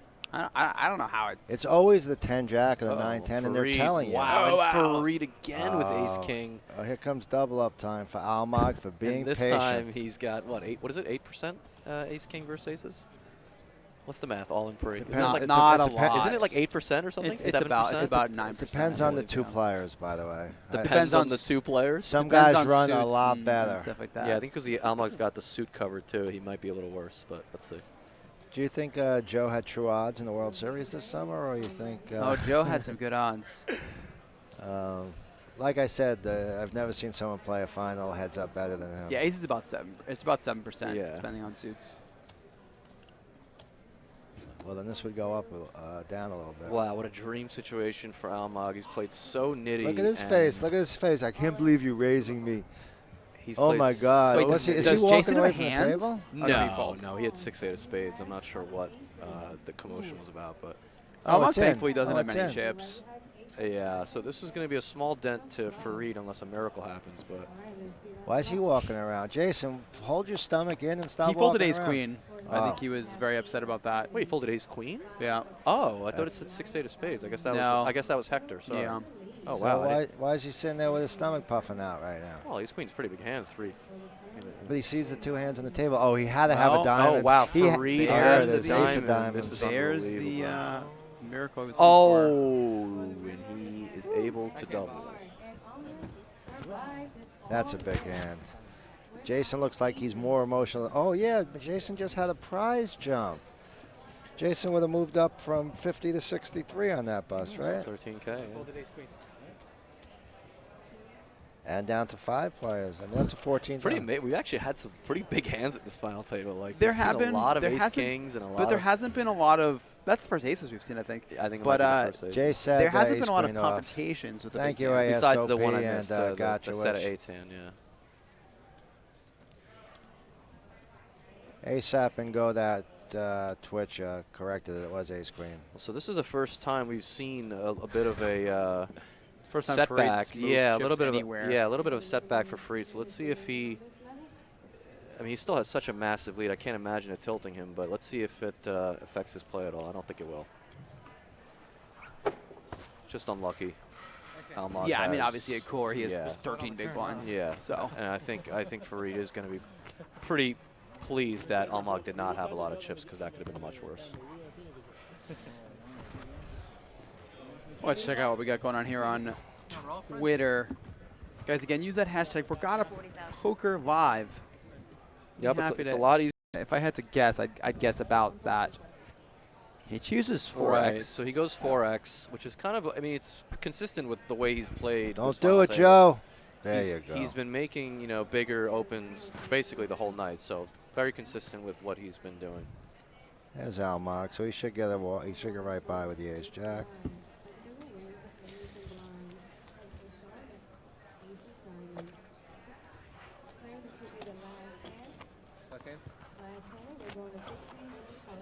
Stream has been going down a bit, but stay tuned, guys, from Ghost. I don't know what that means.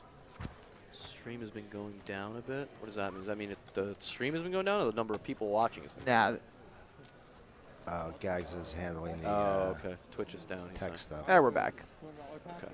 Now it's back. All right. The players are going on a color-up break very shortly. Okay. I believe one more hand, might be 1 or 2 more hands. And we'll get you an interview. We got an interview with Jason, I guess? Yeah, got an interview with Jason coming up, and And we'll be back he to has the some conclusion. interesting insight because he's usually on the other side of the fence. He's usually doing the sweating and doing the watching his investments work out, and this time it's all his friends and support system. They're watching him, so he has some interesting insight into that. So stay tuned for that.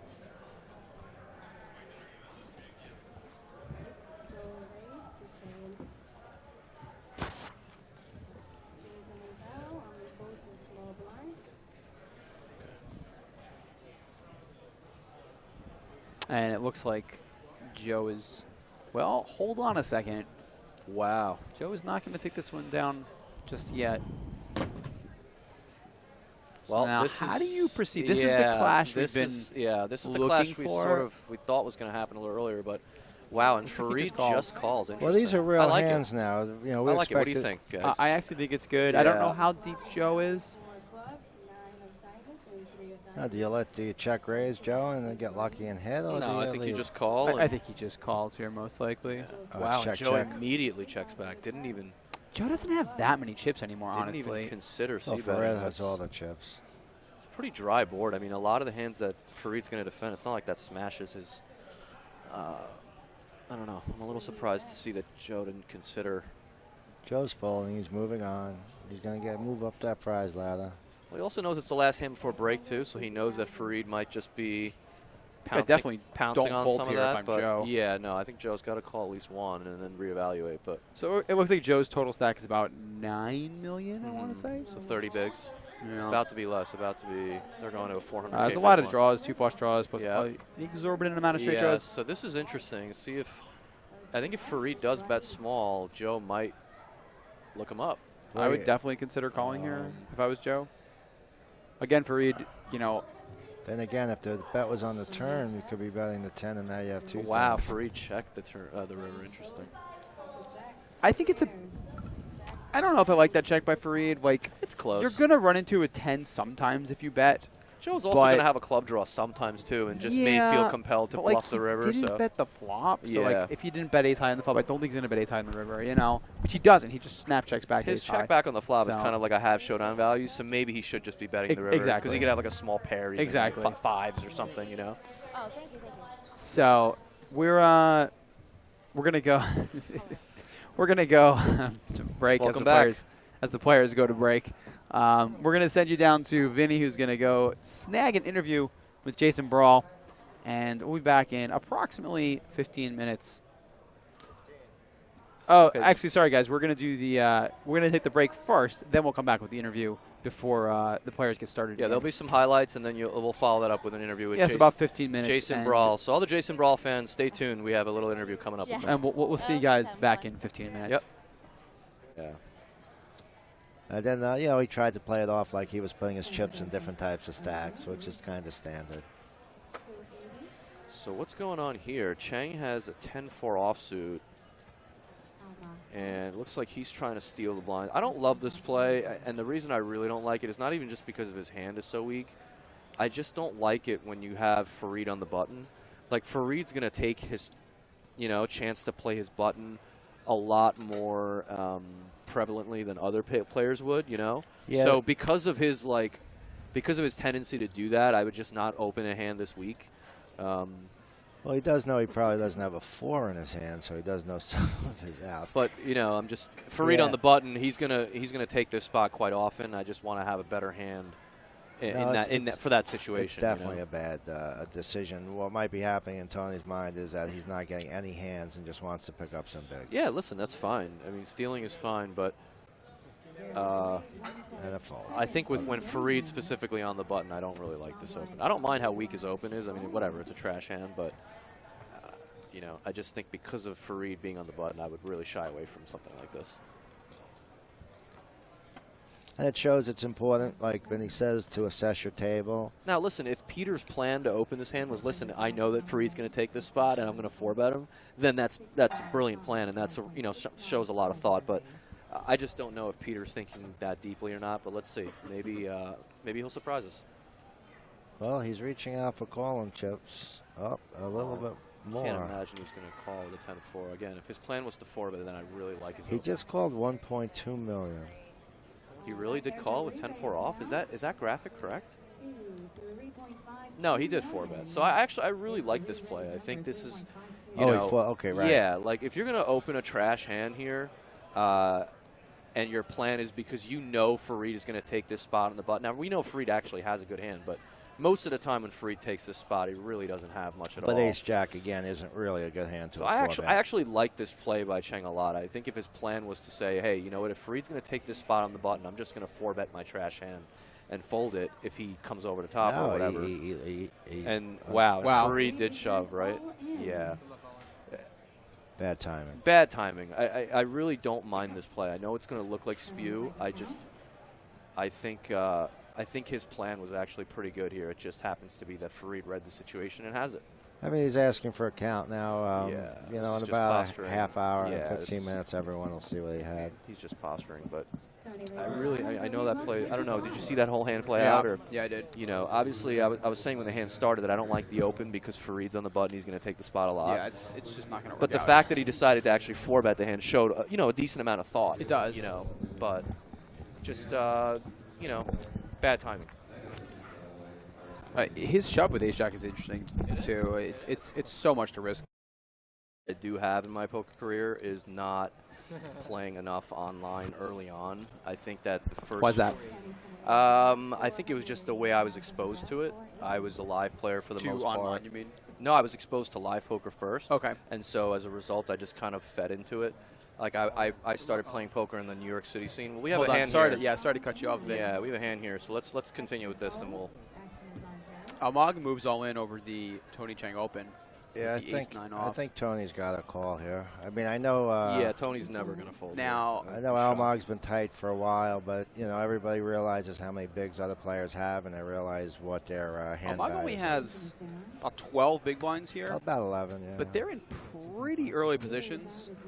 Again, any ace with 11 bigs sometimes 6, Yeah. 7-handed. Yeah. Plus I think he could get ace-10 and ace-jack to fold the way he's been playing most of the He game. may, but Tony is opening an early position here. I mean, Tony didn't even snap. No, you're right, I and I found think it. that's Now he called. I mean, Almog's image. So again, I think he would have folded some better aces and some, lower pairs. well. Almog is going to need to hit an ace, otherwise he will be eliminated in 7th place. And we did see Jason fold one. There's only 2 immediate outs here, but there's one in the window. It's kind of a crazy game when you think about it. Oh, you guys buy Almog's shove here. I really wouldn't. The way he's played, I would not have expected him to shove this hand. The queen In this spot. does improve. Had, 11 or 12 bigs, but Yeah. I think not being the first one in the pot with that hand is probably a mistake. 2.79. And again, Tony's been one of the tighter players at the table. I could see him doing that to Joe. Well, I mean, Tony's also 4-bet folded. I mean, he hasn't been the tightest player at the table. He's definitely taken some spots to make a move or two, but I just think given his relative position there, I'm really surprised that Almog went with that hand. But it worked out for him. Well, you did see him fold. Well, again, maybe he was trying to get a fold. He may. Hands he's going to be opening in that position. Yes. And we know how capable Farid is, and I know Jason knows how capable Farid is. If you are not comfortable flatting for one reason or another, it does make a good 4-bet candidate as well. Yeah. If he's going to have a 4-bet bluffing range there. 4-bet fold? Yeah, I think he has to 4-bet Yeah, fold. it's something to consider. Sure. I'm not saying that that's what I would do potentially, but Yeah. it's something to consider. Yeah. We keep talking about Farid's aggression and everything like that, and he's been opening a lot, but we really haven't seen a lot of post-flop aggression. Yeah, we saw a C-bet here, a C-bet there, but No, he's been very controlled. I has he agree. double-barreled? Has he triple? He's none of that. He hasn't shown a big bluff. He's been very controlled. I think his reputation may just be preceding him, you know? Sure. Well, I think he feels he's not playing up against players that are at the level that he'd have to do those things. Well, not only that, I don't think these other players necessarily know about his reputation. So it's like if he was playing against a bunch of other regulars who knew about what Farid is capable of doing, he may play a little bit differently. But given how solid and snug the rest of his opponents have been playing, I am a little surprised that Farid hasn't tried to maybe run him over a little bit. But maybe he's confident enough in thinking that, my post-flop abilities are better. I don't need to take and add, pre-flop variance to the equation when I can just grind these guys down. We're still waiting for some more responses for the hat giveaway. By the way, guys, if you're just joining in, we're going to give a hat away to the Twitch chat for the best fake Jason Brawl story that you can come up with. Right. So let's hear it. We got a couple coming in, and we'd like to see a few more before we pick a winner. More action here. Farid again, 3-betting this time, picking up quite a bit better hand.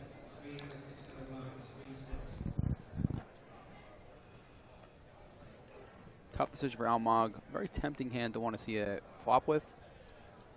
Great cash game hand. That's what he's considering doing. I don't know if he has enough chips to start speculating. He does lay it down. And I think you're right. The chip stack being a big factor there. Everybody would love to see a flop with that. Yeah, I mean, it's obviously one of the prettier hands in the deck that Yeah. you love making all the straight draws and stuff like that. Yeah, but not good at this blind levels with limited amount of ammo. So I asked you guys a little. Welcome back. We're here at the Borgata Poker Winter Open, Event 10 finale, 1 million guarantee. My name is Vinny Pahuja, and I'm here with Jason Brawl, and you're down to 5 players. Tell us what's on your mind. I mean, I'm luck. Life's good. This is a win for me at this point. Anything more than this is just gravy. Life's good.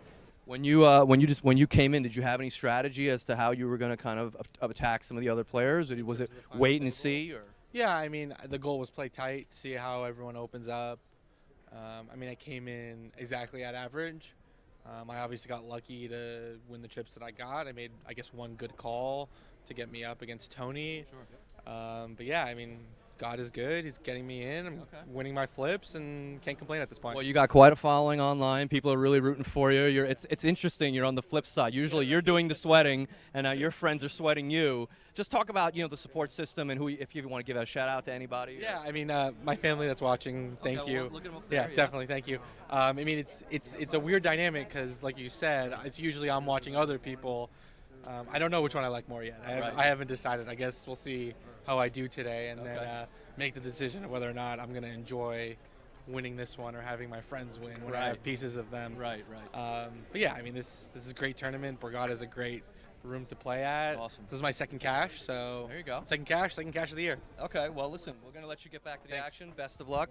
Appreciate it. And thanks to you guys watching at home. We'll be back. Ace King or a 10, Nope. but the 6 won't do it. And Tony played a great tournament. Hero did. I think a few small missteps in hands may have cost him because he really did play everything else quite well. Sure. He really took some nice shots. Yep. So congratulations. Nice score for him. That should be about 50,000. Yeah, I will receive right about $50,000 for his 6th place finish. So now up to 63. Jason's continues to run really pure in the all-in showdowns, and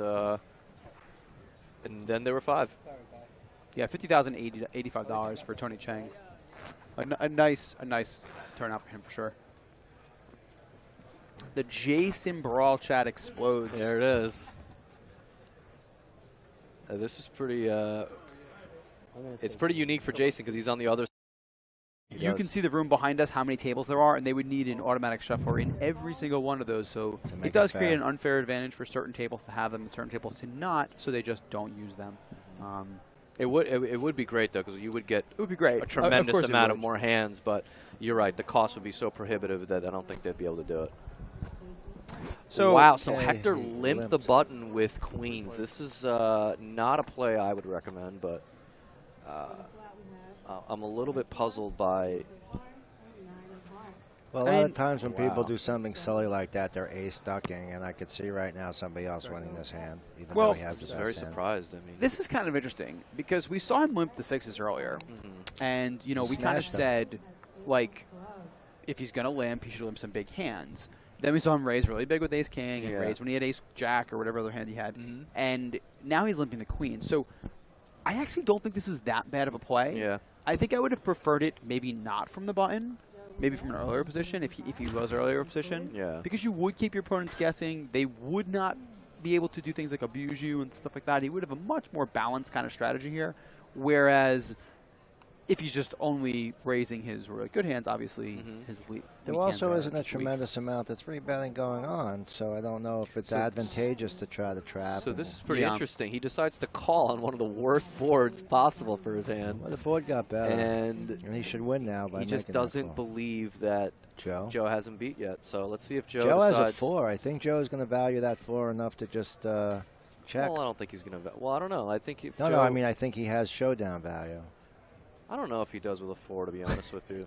I think Joe's just going to realize that. And, yep. Maybe he's trying to get That's- Queen Jack to call. I don't know. Or a 9 to fold. I don't love the bluff on this card. Hector's just going to have like King 10 or King Jack sometimes here and have a really easy call. There's 2 flush draws that missed. I mean, if I'm Joe, okay, if you're Joe here and you have an ace in your hand, like, that's a bad river. Yeah. You got to be a little scared. Yeah, but you can. I mean, against a guy like Hector, though, you could just bet fold it, right? I mean, is it really gonna? Is he ever gonna bluff this forever? Maybe. I mean, but like you got to keep in mind too. Joe didn't raise pre-flop. He Right. just limped the small. If he had like ace jack or better, he'd probably raise. Ace 10 is maybe in there. Every other ace is just chopping with every other ace. You don't think Hector's going to have a lot of these queens and stuff usually. No, I think so. that Joe realizes that Hector kind of has that medium pair type Yeah. of hand, and feels that, you know what, if I don't bet, I can't win in a showdown. I think Hector might sniff this out because I think he's that calling. there's two flush draws that missed, and Yep. I would assume Joe would check an ace here. So Joe really is repping, in my eyes, a king or nothing. Or nothing, yeah. Or maybe, like a king 9, king 4, obviously, Right. full house. Right. And there's a lot of different draws that potentially missed. Let's He's see bringing if- out a lot of chips right now. Let's see if Hector can put it all together. He might be trying to take him off an ace. No, he's not raising. He's just wondering whether or not he's good enough.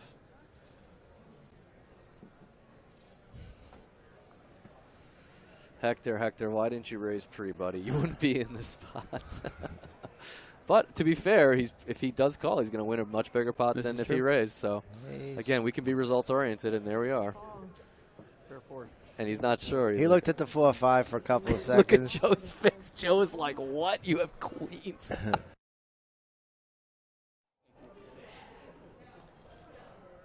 kind of afraid that's just making it worse, but what if we chair over it? They wanted all the chairs out. He wanted. I'm just more afraid someone tripping off it. Flipping over it or whatever. Oh, we still need them. I think it might be his. They call her somebody. All right, players, it looks like we're coming back to level 36. That's a 40K ante, 200, 400,000. Level 36. Good luck again, everyone. Yes.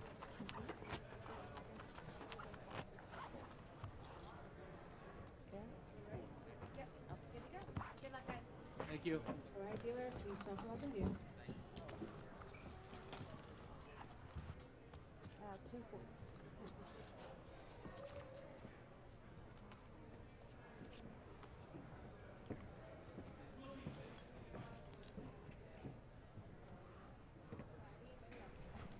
Okay, we are back. Hey guys, welcome back to the Borgata Hotel Casino Spa here in Atlantic City. Beautiful Atlantic City. I'm Michael Gagliano, joined alongside Vinny Pahuja and Mr. David Inselberg. What's up, everybody? Hi, Dave. So, just to reset everyone here, we are playing in the $450 $1 million guaranteed event 10 at the Event Winter 10. Poker Open. Yep. These players had 6 individual flights to choose from where they could enter and re-enter up to a certain amount of time, and they ended up getting 3,200 unique entries, and we're down to these 5 guys, and one of them is going to get almost 220,000. In fact, it would be all of their largest scores ever, because even Fareed, probably the most experienced player, his biggest score is 175. So this is, even for someone like Fareed who's played for this kind of money before, winning this title and having his biggest career score, I think, is definitely meaningful for him. So. Yeah, wasn't Fareed's big score here? His biggest score was here, exactly. Yeah, it's 174, yeah. Almost exactly 2 years ago in the Winter Open Main, he finished 6th. So we have 6 players remaining here. And Shout the out. big blind is now 400,000, and we are going to see some action Yep. in these next level or so. And I imagine we crown a winner Pretty before soon. next. Maybe not before next break. 2 levels, probably. Break is every 2 levels. We just took a break, obviously. Yeah. We'll be close, I think. I Yeah. would assume that. I mean, the play just can't continue Yep. at this high of a blind level. Yep. Is basically what it comes down to. Yep, exactly. So we'll have to see what happens. But you're right, though. Kudos to the structure team here, too, because this structure really has been great the whole final table. You know what Yeah, I it mean? really I has mean, been. there's been a ton of play the whole time, which I think is great. You're getting a lot of play throughout the tournament, and especially when most of the money is being spoken for. So we see Fareed opening the Jack 4 off, or sorry, the King. That's a 6. It's a big. He has this 6-4 is, off. This is a big hand for Joe right now. This is the type of hand that makes or breaks Joe usually in tournaments. And I think he could probably get a fold too. Let's see how Joe plays it. I'm curious to see how both of these players play. I'd this hand, actually like to see Fareed check this back and not see bet it. He made a pair. It's a little this is weak, a board though. that It's a little weak. Well, it just really hits Joe's range. This Every board. turn card is bad for you, though, too. Yeah, but you know? he's just not going to fold a lot on this board. Yeah, and he's not. There's so many hands that have so much equity against you. You Yeah. just You could just give up. need Yeah. to get closer to the Yeah. river and closer to being able to check down. Yeah. I'm not saying that checking back is extremely high EV or great play, but I think it's better I like than betting. Joe's. I like. Yeah. I got the bets backwards. Okay. It's a pretty interesting turn. Joe's trying to get there cheap. I think he may have a shot here. I don't think Fareed's going to bet this hand. I may be wrong here. This is one of the merits to betting the flop, though, right? Is now you can continue sort I of the story and guess. just keep Well, the pressure story on. doesn't continue well with Well, an ace I mean, coming, but betting a 9-10 flop. You're still but yeah. keeping the pressure on Joe, Yes. though, right? Oh, And yeah, that's, That's yes. all I'm saying. It's Again, Joe's got a nut draw you know. Wow. and lands it. And this is what Joe does really well. That's a good card. Make the nuts. He does this well.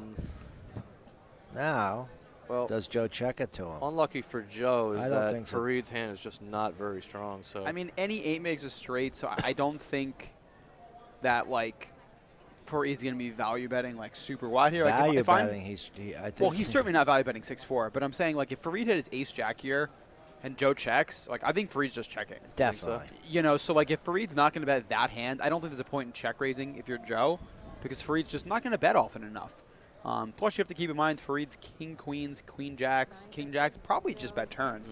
I think Fareed has to bet his 4, actually. His 6. I don't think it's good enough that he thinks. On the river. On the Joe turn, checks. on the turn. I just don't think he likes it anymore. No, of course you're not loving things, but realistically, Fareed, you see him putting some chips together here, maybe contemplating a call or even a raise. Yeah. The only hands you're beating here are king jack and queen jack, or king queen, I guess, which is actually an okay amount, but Joe just has so many 8s here. Joe's going to have all the 10-8, 9-8, 8-7, 7-8. Or the 2-pair. 6-8. Or even 2-pair. I meant to have that one come out. Even 2-pair. I mean, I don't even think that, like, 9-7 might even bet this way. I think even that's a little thin. Well, he's playing with $4 million in chips right now in his hand. That wow. Make it Yeah. $6 million. 5.5 to $6 million. I'm believing that's going forward. I really would dislike a raise here. Like I said, Joe has so many 8s. It's over. So he does make the fold. I think that's a good fold. That's a great fold. Yeah, I mean, it's a great he does non-try listen. to He take does it. beat the king jack, king queen. Yeah. Those combos for sure. King It's jack, just bluff never a catching, queen calling jack. spot. It's just never a calling spot. I mean, his bluff 6 catch million when was you $6 know. million was the right bet to bluff it. yeah. I think you bluff catch when you river 2-pair or something, not with that hand. I think I would have liked to have seen him bet the turn, though, honestly. As played, I think if you're going to bet the flop, I really like betting the turn. I just don't think you're. Yeah, but Joe's still not folding his hand unless he makes it. I mean, he's got to make is a he going to pot-sized call the bet. turn with 1 to come, looking for 8 outs? Not all in, but a pot size. You know. No, I'm saying, is he Yeah. is he going to Joe's call a gonna jack? call. You Yeah. think so? Yes. I don't know about that. I'm not convinced about that. Not the way that Joe's been playing today. Not the way he's been playing today. Yeah. He may call in a 300 at Parks. You know what I'm saying? I don't know if he's going to call a big turn bet there. But again, it's a lot easier to say looking at the cards. for Yes. Another question on Twitter from Apprentice608. Any advice that we can give to someone who's been playing poker since 2014 and looking to take their game to the next level? We touched on this a bit, I earlier. think if you can play legalized online poker, even if it's not, or not even legalized, whatever. If you can just play online poker, honestly, if you're really trying to learn, and you have a small bankroll, I think that's really the best way to learn. So you and think get just better. experience playing more hands? Yeah, I just think the volume of hands you can play for smaller stakes that are not going to break you. But you can't come to the casino and play 25, 50 cent. Yeah. But you can play 25, 50 cent all day online But if you want to. 25, 50 cent online plays more like 1-2. I mean, It but plays whatever. much, But yeah. Or the more. question was Yeah. about beginning Yes, players. beginning you know? players. So you I'm can just- even go lower than what's, quarter 50. What's the online. cheapest? Yeah, you what's can. the cheapest and most feasible way for a new player to learn nowadays? And I think 5-10 online, playing small tournament. No, 5 cent, 5 10 cent, 10 cent. Okay. They're making a joke. And, Play and online, move you up, know, and just move up as yeah. you start beating those players, and just see as many hands as you can. They start getting imprinted on your brain, and stories come quicker. yeah. One of the things I hear a lot from players acting really quickly. Yeah, I just think Because- there's no reason for it. Like, It's just- I mean, I dislike players who act really slowly, sure, but absolutely. there's like something that can be said for like when you have a tough decision and you always act really quickly and now you're thinking about it, you clearly have a tough decision and Right. your hand is probably on the weaker side. Exactly. You know, where you can't, if you had a good hand, it's obviously an easy call, Yeah. you would act fast. Yeah. You know, so I think that just taking that extra second or two to just say, okay, I'm going to call this hand, and then you I call. think even online too. Like I think timing tells online are a very real thing. Like when I Absolutely. first, like I was telling you, I was making the transition to online. One of the things my buddies pointed out to me was, yo, you're acting way too quick. Did you notice how quickly you could call or you could, on the turn? And I was like, really? And I started replaying it and looking at it, like, wow, I was really, so even online, timing tells, I think, are a really big thing They if definitely you are. pay attention. See, that always confused me a little bit with online because I thought anyone that took a long time to call or whatever they did was specifically done. So now you don't know if it's meant or not. It's like the guy goes into the time bank, Yeah, some like of it's all these things some of it's mean meditated things. though. Some of it's like for, They do. Yeah. like if I'm sitting there But with a you full house guys and I'm have trying reads to, on this amount. You Yeah. have tells on the amount of time. When what if the guy's turning around to talk to his kid? Well, there's obviously, I always tell, students of mine and stuff like that, like, you never know what people are going to be doing. This guy acts fast. I'm not saying every time he acts fast he's always bluffing, but maybe he's bluffing 25% more because of that. So, things like that where I'm able to mentally kind of weigh things and say, well, I kind of wanted to call, plus he did something with his timing that makes me want to call a little bit more, so now I'm going to call. It's not like, oh, I'm going to start calling with bottom pair every time because he acted super fast, that type of stuff. It's the same thing live. You weigh your tells for what they are. It's just the only thing with live is have more natural information. issues. Yeah. Well, you have more, but you still have a lot on your side. It's just not stress issues. Like the guy could decide how to punch. In live, the guy's flipping out or Yeah. something. yeah, exactly. You see So the I never reason knew for how why well to he's read that. hesitating or not, right? But you guys, I'm sure your stats are higher on, the longer they wait to this and the shorter they wait. I don't to, know if the HUD actually tracks that, how long someone takes to make a decision. I I don't think I've ever seen No, that. there are. I've never seen That that would be stat. sick if it showed like 0 That for would- 18 taken.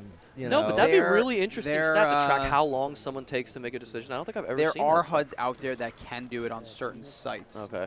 But for the most part, no, that doesn't Yeah. doesn't exist. Yeah, that's interesting.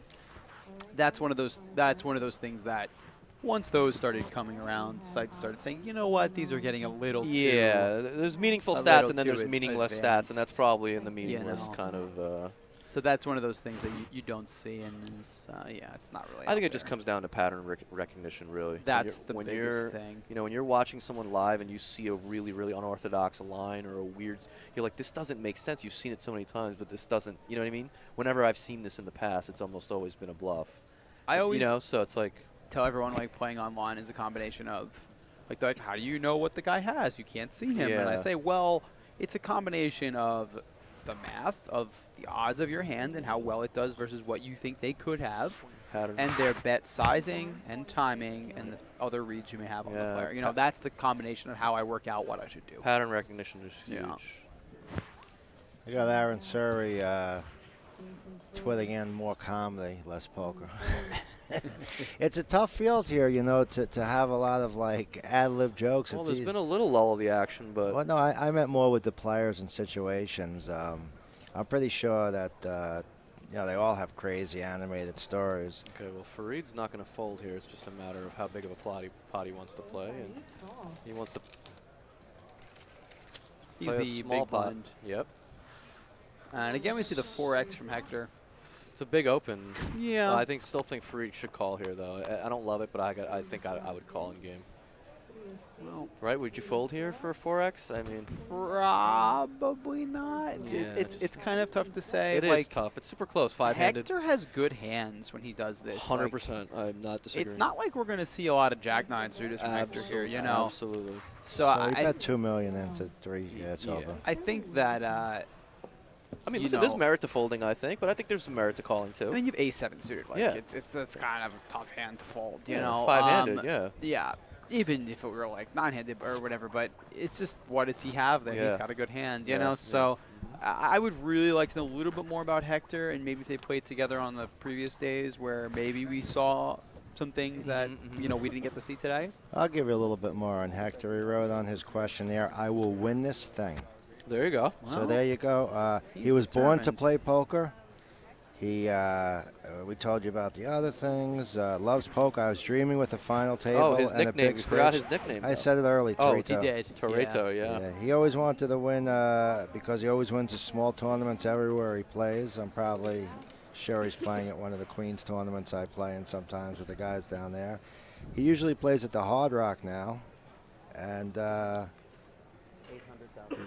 his dad loved to play the game, and that's why he plays the game. Tight, aggressive, and we have actually been seeing him being pretty tight, Well, for aggressive. Fareed's bio sheet was funny because it asked his playing style, and he said very tight. Yeah, he was, So he was, I thought that was pretty funny. he was trying to fool us for some reason. Yep. Well, listen, he's always a poker player.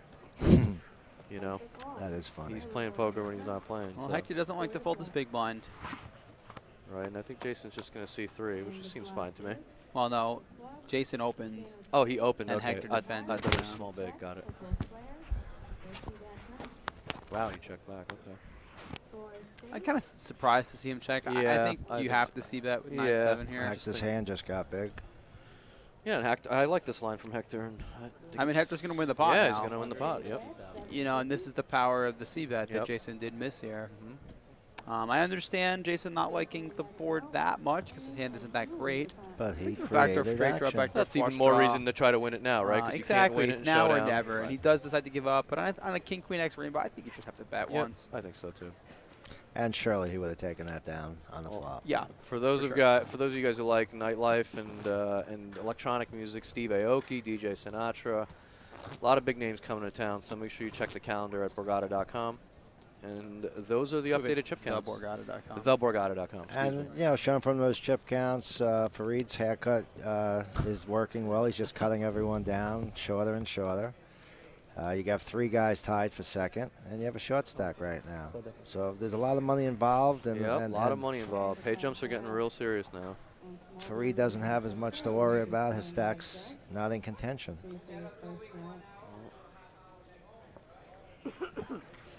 Jason will likely let this one go. Yeah. All right, good. I'm glad to see our friend here opening up.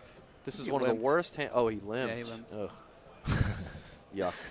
Well, Not you a know, fan, Vin. No, I'm not really. But He's now- got such a great image. I really just think that. But if how's Fareed going to really come out now and just like, I mean, he asked the 3 Again, bet it to doesn't range even him a little matter. bit. And it's not a 3. The guy limped. He's not even, he's Well, not I even understand. raising. I mean, raise. But I just think like it doesn't. His hand is almost irrelevant, honestly. His position is so paramount. It's like. Well, how did he play kings before? Really slow, similar. No.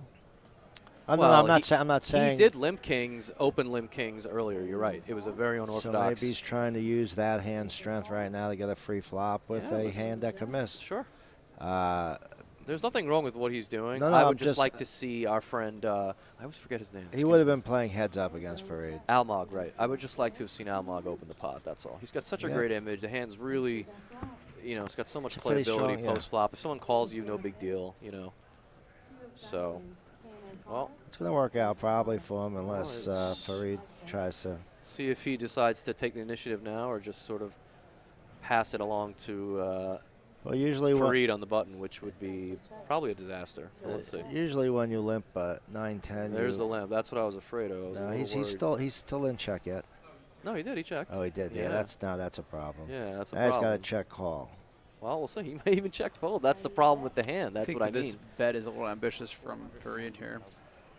Not against the the players he's in the hand against, quite possibly. Almog and Hector are never going to play their hand without a king. So a lot of good hands will fold. His hand, if he does get called, has such little equity. It really does, and he has to be prepared to really double and triple here, I think. Let's see if he I does. think Almog He is hasn't gonna done fold. that. Yeah, Almog will fold, I think, with this action, but You think this is the one he's going to bluff off on? no, I don't think so. I think Farid may take this spot heads up, particularly if he's called Well, you have again. to realize Hector already called. Well, that's what I mean. So that's a problem But now. no, it is. What I'm saying is that Hector could also have a couple of different hands too, and I think if Farid wants to win, Gags is saying is there merit to betting this flop, and I think it is only if you're going to double and triple. I think here now when he gets I called got the you. third Can't shut spot. down. Yeah, now it's when with when the third Almog call, it's a calls. problem. Let's see what the turn is, because I mean, at this point, like, Could be the 4-bird. it's almost even better when two people call. Well, I mean, forget it on this card, but on a brick turn, on like a 3 turn, But again, that 9 just brought no in- one's going to be able to call. Like, what are they going to call down with? No one has 2 pair. They raise a flop with 2 pair. They raise sets. You know, so Right. they're just going to, like, chuck down and or give up their 10x's or king x's if you just keep betting. Yeah. It's even stronger with 2 people in the pot. Obviously, it's not going to happen. Yeah. Almog is apparently going to just lead, Oh wow. I guess. Well, he's going to lead. He's discounting anyone having Jack Queen, Well, which is silly. I mean, it looks like he's putting all his chips in, but which is a great. Oh, he he does checked. check. Oh my God! This is just Wow! a Now he just very- caught Hector. Hector might lead into this now. This is I a mean, very. I would bet if I was Hector. I'm not overly thrilled with the situation, but you have to value bet. Yeah, I think this is. You a good have to bet. assume someone Well, with I the mean, king is going value to bet call. he's behind. Yeah, but I like. Well, this yeah, bet. Yeah. I understand. Yeah. He thinks he's valued. Yeah, for the And most. then Almog's going to call, and Right. Hector's obviously going to be. Where's Farid with the master squeeze there? Well, oh, he raised. Almog raised. only bet, or sorry, He Hector raised, he only bet raised. 600K. Oh, he did raise. He did raise. Well, Hector only bet 600K. Yeah, he bet 1/10 a pot. He bet like a Yeah. big blind. Yeah. This is a super small bet and a Yeah. super small raise. Really Which- small raise. Well, it looked like a blocker bet, but with the raise, it's tough for. This is a pretty It's tough sick to raise squeeze. sizing, actually. Like, I actually think this might be the only raise sizing that would work. If I think Hector if he goes, folds this hand, then this was clearly a bad raise. We'll find out, though. How much Yeah. less could it have been? Well, it's just wouldn't be a raise. He just should call. I don't think he's going to fold. Wow, he Oh. does fold. yeah, Yeah, I was that surprised he uh, raised the river too, but if I guess he's not calling with 10-8, I don't think you get a lot of value when you raise 10-9 here. But it's funny. That's a funny hand. Wow. I'm pretty surprised that he did fold that hand. I wouldn't For think that he- price, it was yeah. outrageous. It was $6 million in there. Yeah, he's getting a really good price. He had to call 600,000 to win $6 million. He was getting 10-1. It's outrageous. Danny Buzz wants Hector to go all in there. I don't think Hector's going to do that. Wow. He's still in 3rd place, though.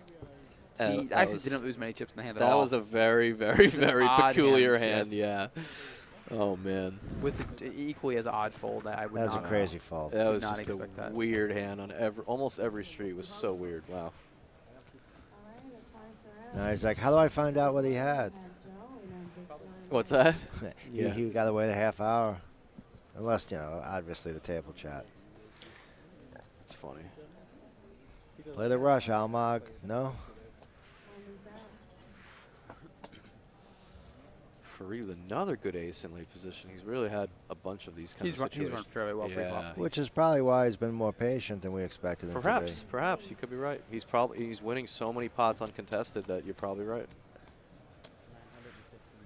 So Hector folds Queen 8, and Joe has something that he's interested in. It looks like. No, he's not very interested in that. to be. No, that's not the best. No, I don't blame him. Well, Jason click likes one. pretty cards. There he In the is. Twitch chat asks how I did in the poker tournament. Well, I am no longer participating. Right. I am clearly in the commentary booth with you guys. How as many, I will be how many tomorrow. shells? How much damage? I played this once. I just played Oh. one flight, and then Oh, okay. I've been playing cash the last 2 nights here. Gotcha. And I played the 6 max yesterday with no luck. Yeah. So I you'll see me for the main though. I went to make a from splash. 30,000 at 600 in that tournament in the 6 max to out in 2 hands. I had quite a bit more than that. It was Didn't last very long. It was pretty frustrating.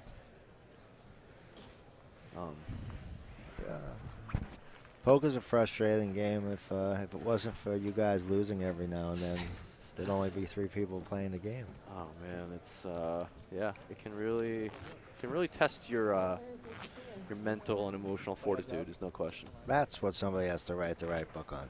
What The mental state of poker. The mental. Well, I mean, you could say what you want to say, but if a guy's bankroll's running out and he can't find a lifeline, what are you going to do? You tell him, wait till the variance changes. Move to Jersey and play 25, 50 cent legally. There you go. That's what I would tell him. Right? So More you than see- you see- 1.4. Yeah, you see Fareed has 1.4. Yeah. And only 174 is his biggest cash. You're so right. that's quite the testament to how much he actually plays. Well, Exactly. actually, all that's been And won how in the last consistent 2 he's been. years. Yeah. So it just shows that he, switched from cash games to tournaments. Last 2 years, he's really made a focus change, and he's really listen. Some of it could be variance, but I think a lot of it is definitely his thought process, and he's really put a lot of time into the game. You can tell he's a very thoughtful player. And he's played against, a variety of different players. He's played against 10K high rollers in Europe. He's played against $400 players here. He's really shown the ability to navigate different field with completely different players. Yep. And that's not an easy thing. That's a very underrated thing, I think, sometimes. He's definitely a name you're going to be seeing in the future quite a bit. Gags was touching on that earlier, how some people say, I can't beat the bad players, but I can beat the good players. Yep. And, you do see some players who, like, let's say their average buy-in live is something like 5K.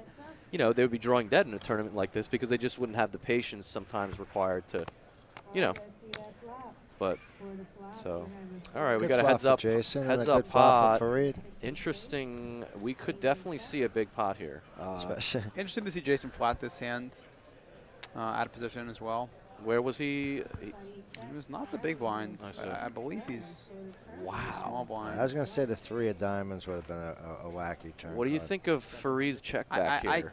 really can't make any sense of it. Yeah, I'm a little bit. It's puzzling to me that. I mean, he's checked a few times where He might have a sick tell because he's right. that's possible. Listen, he may. I think he just really has a lot of confidence in his turn and river play that he's just like, whatever, I'm going to let one come off. I mean, I'm trying to. Wow. I'm trying to rationalize it myself. I'm having a hard time putting it all together. But Yeah, I mean, I would assume this is an auto C bet. yeah. It's a really, really rough spot here if you're Jason on this river.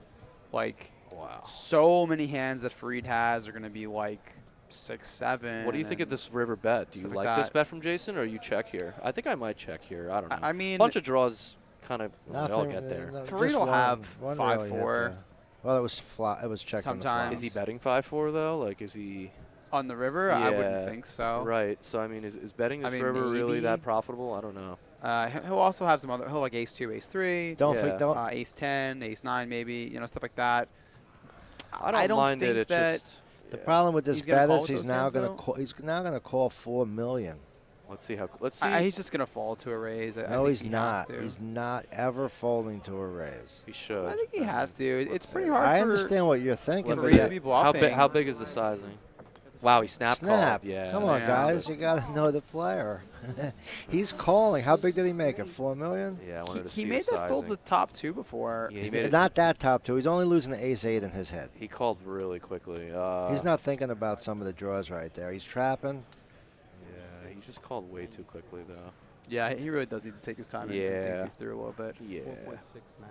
How big was the raise? I don't know. I was trying Four, to see it's that. 4.7. It sounds number. Wow, like. that's a big number. Yeah. He made it almost 4x. Yeah. It's a large percent of Jason's stack Yeah, right there. 4.7. So that's a real game changer right there. I think he got all the money he didn't get on the flop bet.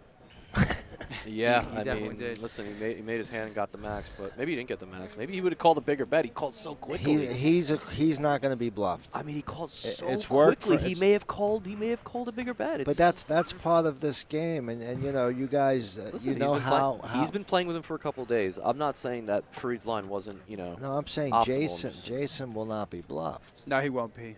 Yeah. So Farad already has seen a lot of that type of stuff. Yeah. So he's basically saying, how much am I going to get from this guy? And he even went for like the jugular. He went for so much and got it as fast as possible. I think you might be right that he might have some sort of live read on Jason. He might.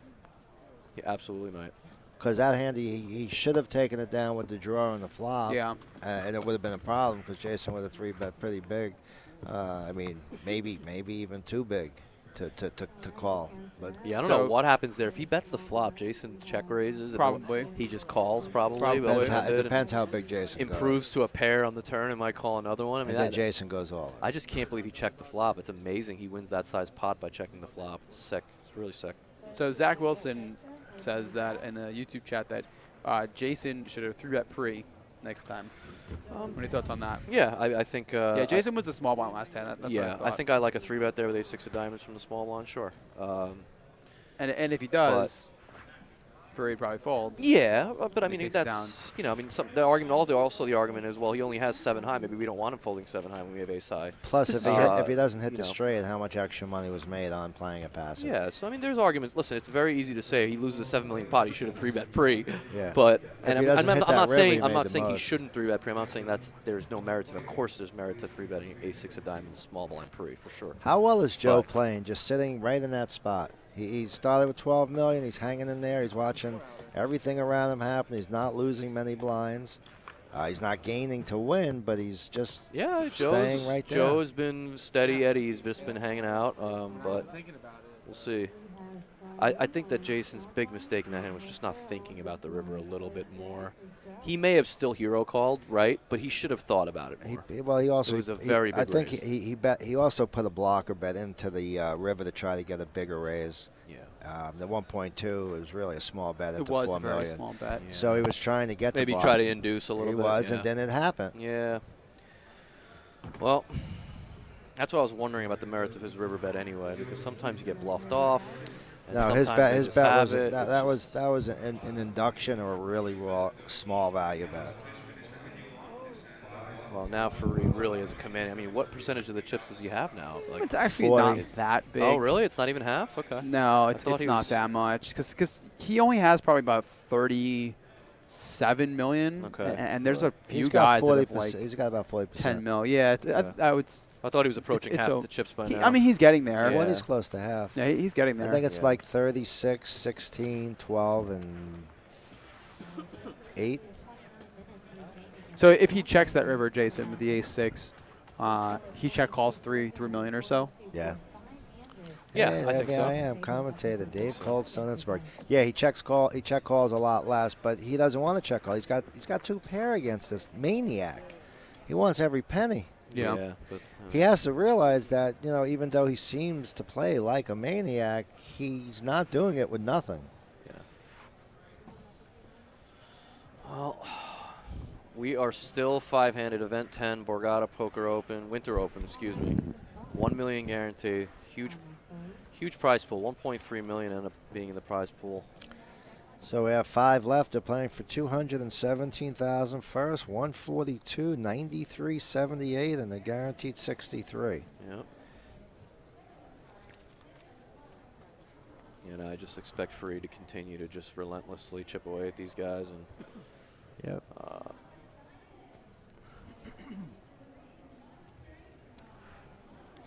ASAP didn't like to check on the flop with a 7-5. I mean, if you knew he had top 2, do you like to check? 9.95.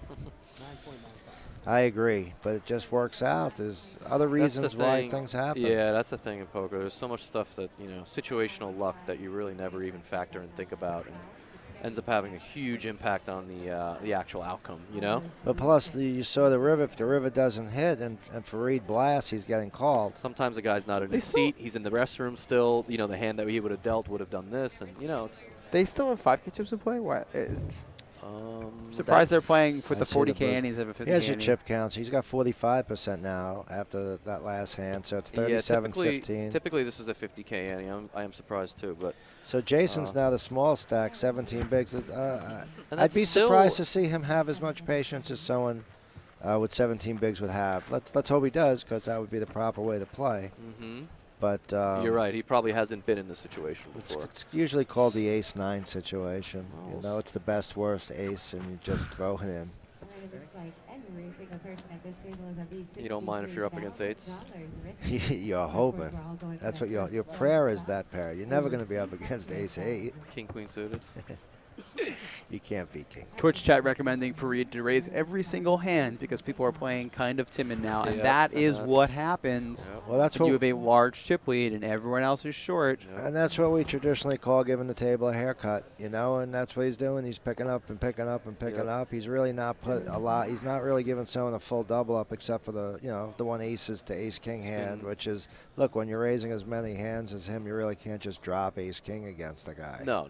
Well, the guy only had 14 bigs that hand too. That was That- was that's fine. part of it, yeah, too. that was fine. But But was the very guy- happy to get an ace king versus him. That guy would have got an ace jack versus him. So, you know, That hand, can we go back to that hand where Fareed 5-bet the ace jack 3 to 5? Yeah. Like, that just came out of left field. Yeah, like, it really. There's been not a lot of pre-flop action, not a lot of pre-flop wars, and he just 3 to 5s ace jack Yeah, correctly. Like, yeah. he clearly has some a read on reads on the these rest other of the table. players, and I Absolutely. think that definitely Yep, was played obvious. into that check on the 7-5 well, look at him hand. staring at his hand and his face right now. It's very, He's very staring- perceptive. Fareed is staring at both of these players, and he's not even in this hand. Well, I mean, and that's a testament to players. You want to know how to learn. Don't sit on your on your phone.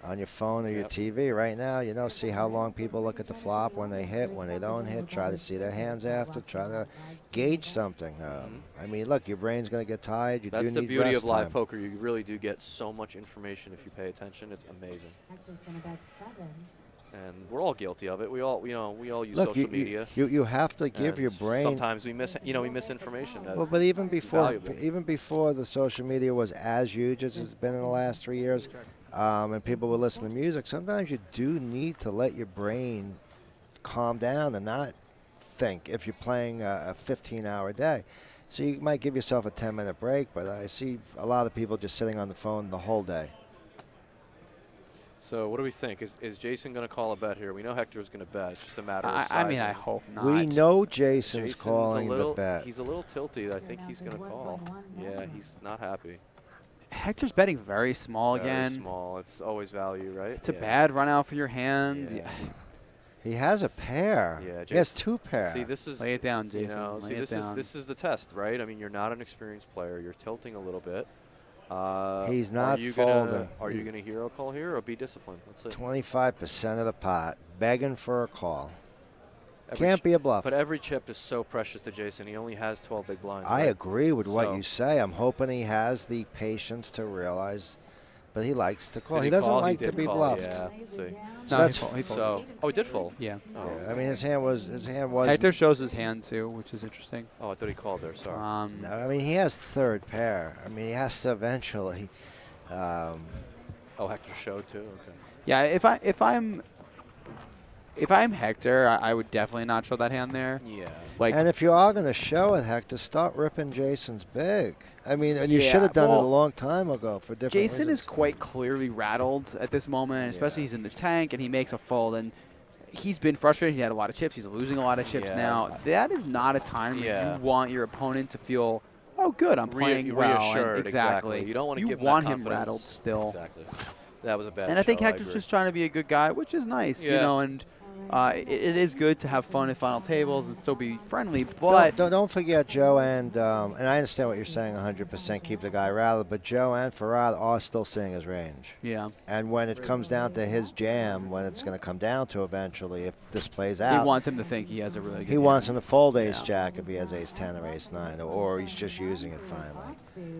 I don't think either of them are going to think back to those hands when it comes down to him having 18 bigs and them Yeah. both having 35. But that's just why I think he's showing it. And to be a nice guy, maybe. Well, there's your updated chip counts. Fareed again, well ahead, approaching 100 big blinds, more than double second. I wouldn't expect Hector to play anything out of line right now at all. It's pretty much going to be Fareed against the I would two agree bottom with you, but Hector has also shown that he doesn't want to fold queen jack suited. He doesn't want to fold king jack suited, you know? So when he has a hand that's a little bit flop worthy in his opinion, he doesn't like folding. You know, we've seen that Well, tonight. this will be the time he should. Yeah, well, But yes. that's fine if that's I mean, he's got Joe next to him also that, still hasn't. he has 40 blinds. I think there's definitely He's got merit to set- Jason that's ready to Yeah. jam any ace. Yeah, wow. So he Or shoves any the jack, seven. let's say. He's button. Any ace or any jack. Wow. I don't know if I mean, look. What do you think of this shot? I'm not a big fan of this. He's button, right? Well, all he's got to do is get by Almog. He Wow, just Almog. folded Oh, ace nine. And what's his name calls with king queen. Well, yes. I mean, I don't think I like Jack 7. yeah, those odds aren't even right. I would generally not shove Jack really- 7. It's It's really Maybe suited. Maybe suited. This is really Maybe 85. Jack 9 off. I'd go with The Jack odds are- 7, Jack 8 suited. Fine. The odds are 85, Don't really. 15. Well, that's an interesting flop for Jason. He doesn't quite improve, but it's obviously much better than most queen high flops. He does have 7 outs to hit his straight. This is just a classic way, unfortunately. 7 on the turn gives him a couple more outs It now, sure so does. Jason is now looking for a 8, king, or a 7 to double up here. Against the play that's running great. 20% equity. And it is the 8. 20% hits. He's pretty pumped up. And that should get A him over breath 10 of life for all million. the jazz ball fans out That should there. get, yes, and he has the most vocal Rail. rail online. Yep, he does have quite a following here. So that was 4.730. wow. Wow. That should move him to about 11. And this, he had for nothing those of you behind. at home who don't play tournaments regularly, this is the roller coaster of emotions that those of us who do torture ourselves with these silly games deal with on a regular basis. So Jason himself is also kind of new to this too, so we can definitely understand and sympathize as to what he's gone through. But wow, gets lucky and gets back in the game. And Fareed Makes a great obviously call. not very pleased with that result, but again, he's been so like surgical with his approach today. I just don't even think it's going to phase him. I think he's been really locked in and playing very well. So What started as 10 is now halfway there, down to 5.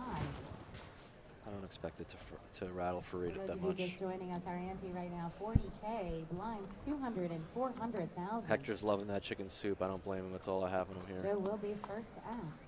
It's the best value, by the way, Gags. If you're What's looking for that? good value back here? The chicken soup? $3 chicken soup is by far. Someone actually made a comment about the chicken soup in the chat not It too is. long ago. It is unbelievable. It is really good. It's It is just- really good. How can you beat it? $3. It's mean- it's good, especially if someone next to you is sniffling and you have your voucher. You pick up 3 of them. I mean, and it you might get as the well be payback. free. It's $3. It's great. That chili's really good. People say Yes, it's a little the hot spicy. for myself. It's vegetarian chili It's too. so hot. Yeah. I have to almost have it with like Bunch blue of bread. cheese, and celery sticks. So our friend Almog raising the button, pretty standard with an ace-9, and Fareed, let's see if he's finally going to Start putting pressure on here. Yeah, I mean, he did it earlier against Jason with the king-4 of diamonds, but we haven't seen too much light 3-betting from Fareed that much at all. So this is really only the second or third time I can remember. Can you remember him 3-betting light tonight? I don't remember him, and Hector is going to give it some thought with a pair of 4s, but I think he's eventually just going to fold.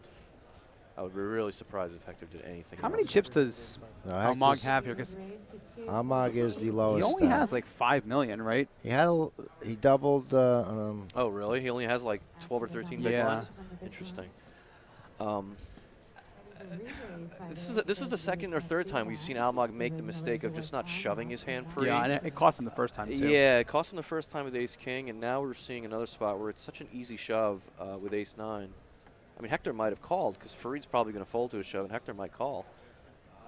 We don't know what that result would have been, but again, I just think Almog, the most optimal line to take with his stack size is just go all in. And he probably would have taken it down if he did. I don't know, because I think Fareed may have folded and Hector may have actually called him with 4s. Maybe Well, he folds again, 4s. I don't know. I don't know what Hector does with a pair of 4s there, heads up. He I'm not probably. sure. I would assume he just calls. Yeah, you think so? To the Yeah. shove? If he shoved? Oh, if he shoves. Yeah. I think maybe he just opens. No, if he shoves 12 bigs there and Fareed I obviously don't folds. know, honestly. No, you think he folds the 4s? I think he might call. He might call, right? I Yeah. just think he looks down at a pair of 4s and says, okay, this is the best hand. I'm going to call you, you know? And maybe both people that were interested in the hand have an ace. And now Almog is in a horrible spot where he's just not sure if his hand is good enough. It's kind of borderline, and Fareed is just preying on that. And I think he'd have to almost put it all in a fold right now. Yeah, I think he's just going to fold, though. That's Look, you he's know. not sure where Well, he that's the pressure stands. the pay jumps too. And again, And that's That's why he should just shove it all in pre, and that goes for the inexperience. I think if he was a more inexperienced tournament player, he definitely would have just went all in pre-flop Yes. and been very happy about it. Fareed's getting into these hands rather cheaply also. And he's Oh, able so to no, play Almog most did of- have about 21 big blinds there, or 20 big blinds, according to that stat. Okay, yeah, which I So- would assume is correct. Yeah, so I like It's that play kinda difficult to from make I like these that play stacks from Fareed, right? Because he's never, he's not always calling that stack size. For so sure. That's a nice re-steal spot from Fareed. Is Fareed, a question from a YouTuber, is Fareed considered a top live player for low mid stakes? I would say for sure. He's not as well known on the tournament circuit, but Yeah. he's definitely been He's really well within known the in last Florida, 2 years. though. He's been making a big Yeah. name for himself. Real big name for himself. South Florida and in Europe, he's had a lot of scores, and I expect him to really to be a force at like the. I think I would not be surprised if we hear about him at the World Series this summer. I think he's definitely a guy that's willing to grind and play a variety of buy-ins at a variety of locations. Apparently, he plays a lot of poker in Panama. I actually wanted to talk to him about that. I'm going to Panama later this year for a bachelor party, so I Oh, wanted that's to know nice. if there was any poker down there. Yeah. Poker at a bachelor party. Yeah. Well, there's definitely Well, no, the events down bachelor there. party's not. It's not poker related. It's a buddy of mine, but not from poker. But I wanted to ask Fareed if how the poker is down there. Here, it's pretty good. So I don't know how Joe got in his hand, but he Is flopped the a poker pair. bad anywhere? Yeah, Mexico, I'm told. In Mexico, it's bad. Is that what you said? Well, Unless you're playing online, there's no live. I'll say this. It's Well, maybe non-existent, but if there's a game somewhere, no. is it bad? That's okay, my question. I'll answer your question, but it's kind of a weird answer. In like Brazil, for example, it's bad for Americans to play there because they Jason withhold Bet and Joe called here. This is 18% in taxes or something. So no one can beat it I if you're see. American. Yeah. If you're a Brazilian. Well, it's better than citizen. Canadians paying 30% taxes here. I mean, there's some countries that don't allow their Wow, citizens to gamble. Jason- Like, if you go to PCA, Bahamians are not allowed to go to Atlantis and gamble. You know what I'm saying? that was a pretty good I missed it. hand. What happened? Well, Jason bluffed Joe off his 3. He had 3-4, and he called a turn bet and folded the river. Huh. Okay.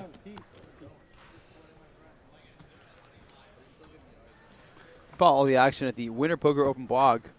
The web address is there on the screen for you. Will, our blogger, does a great job with the rest of the blogging team here.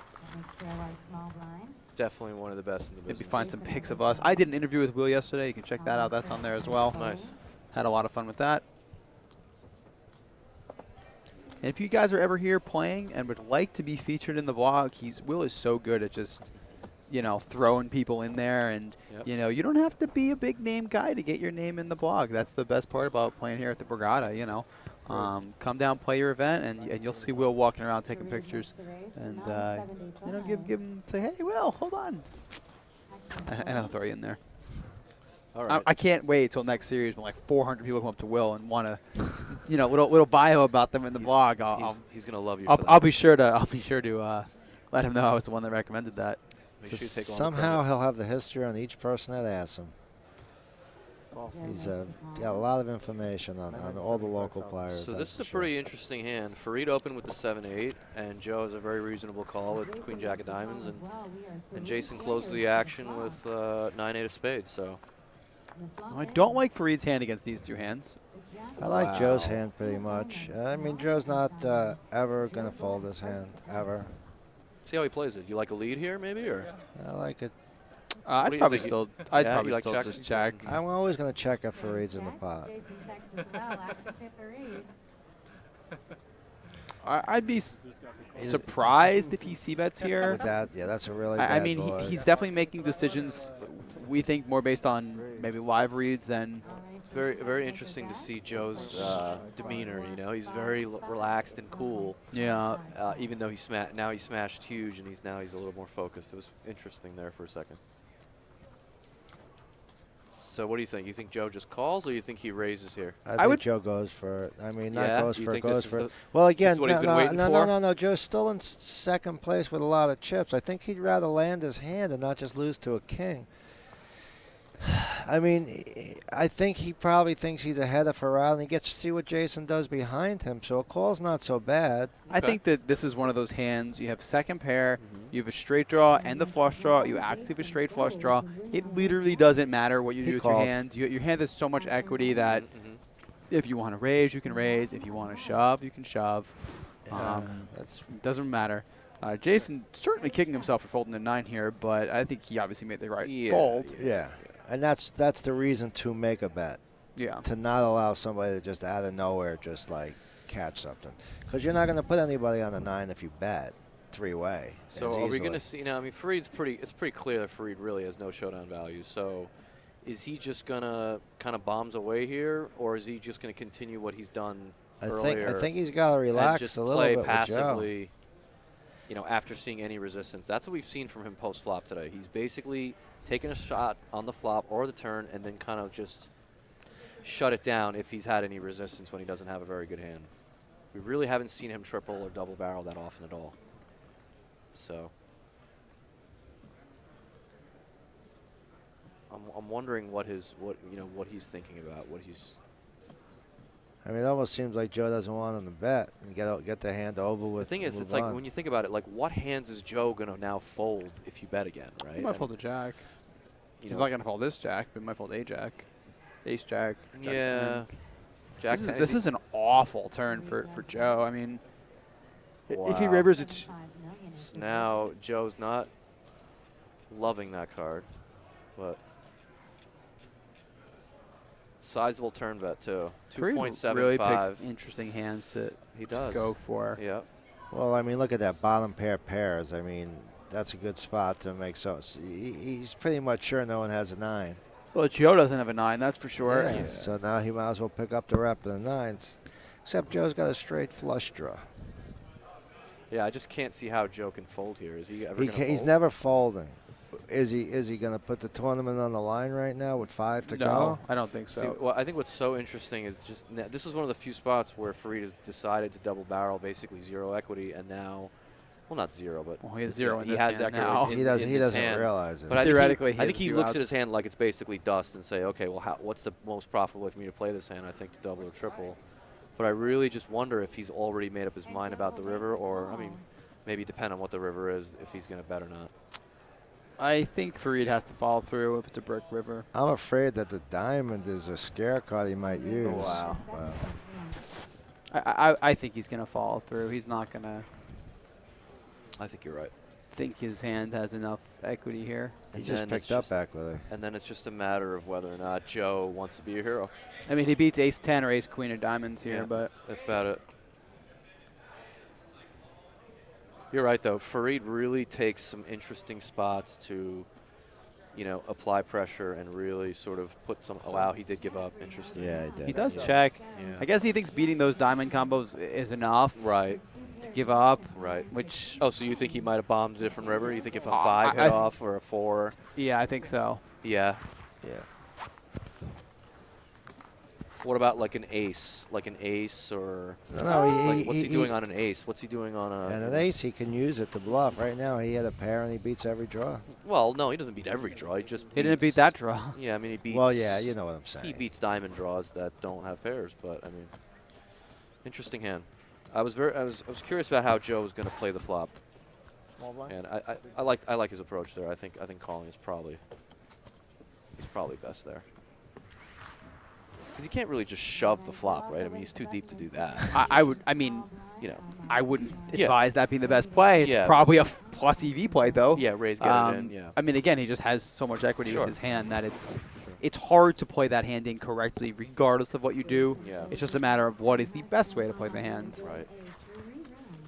Also, I think being out of position makes it a little more. It a little certainly bit more does, yeah. hairy, It's a little more difficult.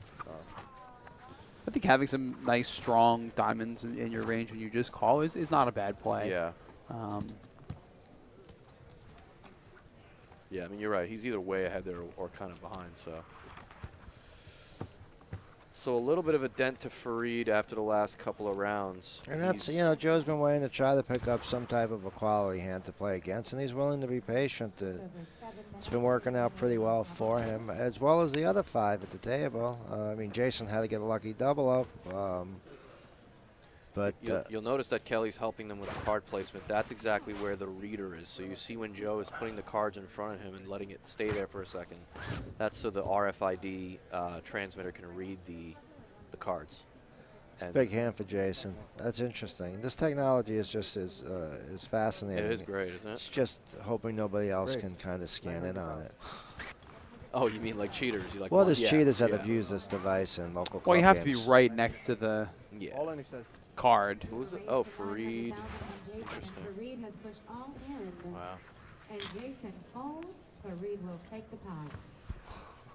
You know, so I don't think that's much of a. Well, there are decks that a cell phone app can read that have been used in club games in New York until they were caught.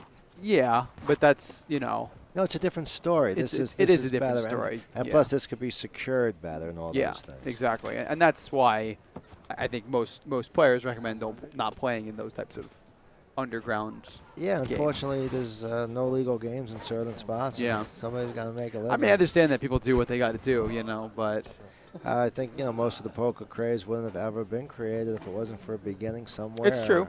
It's definitely But, true. yeah, it would be nice if it was just made legal. Well, I think that this is a testament to if you do live in a state where, you know, poker is not regulated or not legal, perhaps, message your representatives and support the Poker Players Alliance. And, there's a lot of people out there working to get poker regulated so they can Right. be just as awesome as New Jersey is. And I'm not saying I think it would be a good idea if people play in those places. I'm just saying where those places, where those cheat cards can be used. Yeah. It's also illegal, and people rob them. So come to your casinos that are secure. And come to the Borgata. And come to the especially. Borgata, #1 casino in the U.S. East Coast. Oh, hold on. Don't go back on your word. You said in the U.S., so we're going to leave it at that. Boyd has a lot of property, so I could still be diplomatic. So Fareed again limping. It seems like he's limping basically every hand in the small blind here Yep. versus Hector. Well, Very consistent with the way he's been playing versus Hector all day long. And all night long. it's an interesting dynamic, and now Hector's actually going to raise at this point, but for the most part, it's like a neighborly thing, where Hector's been allowing him to limp in. I mean, he's done it with a few decent hands, but he also knows he doesn't have to muck 5-8. He's not going to get 3. Yeah. This time, King Jack, fine. It cost him a complete. It wasn't so big. But Poppy knows what's going on over there. He knows what's what means and what doesn't mean, as it said.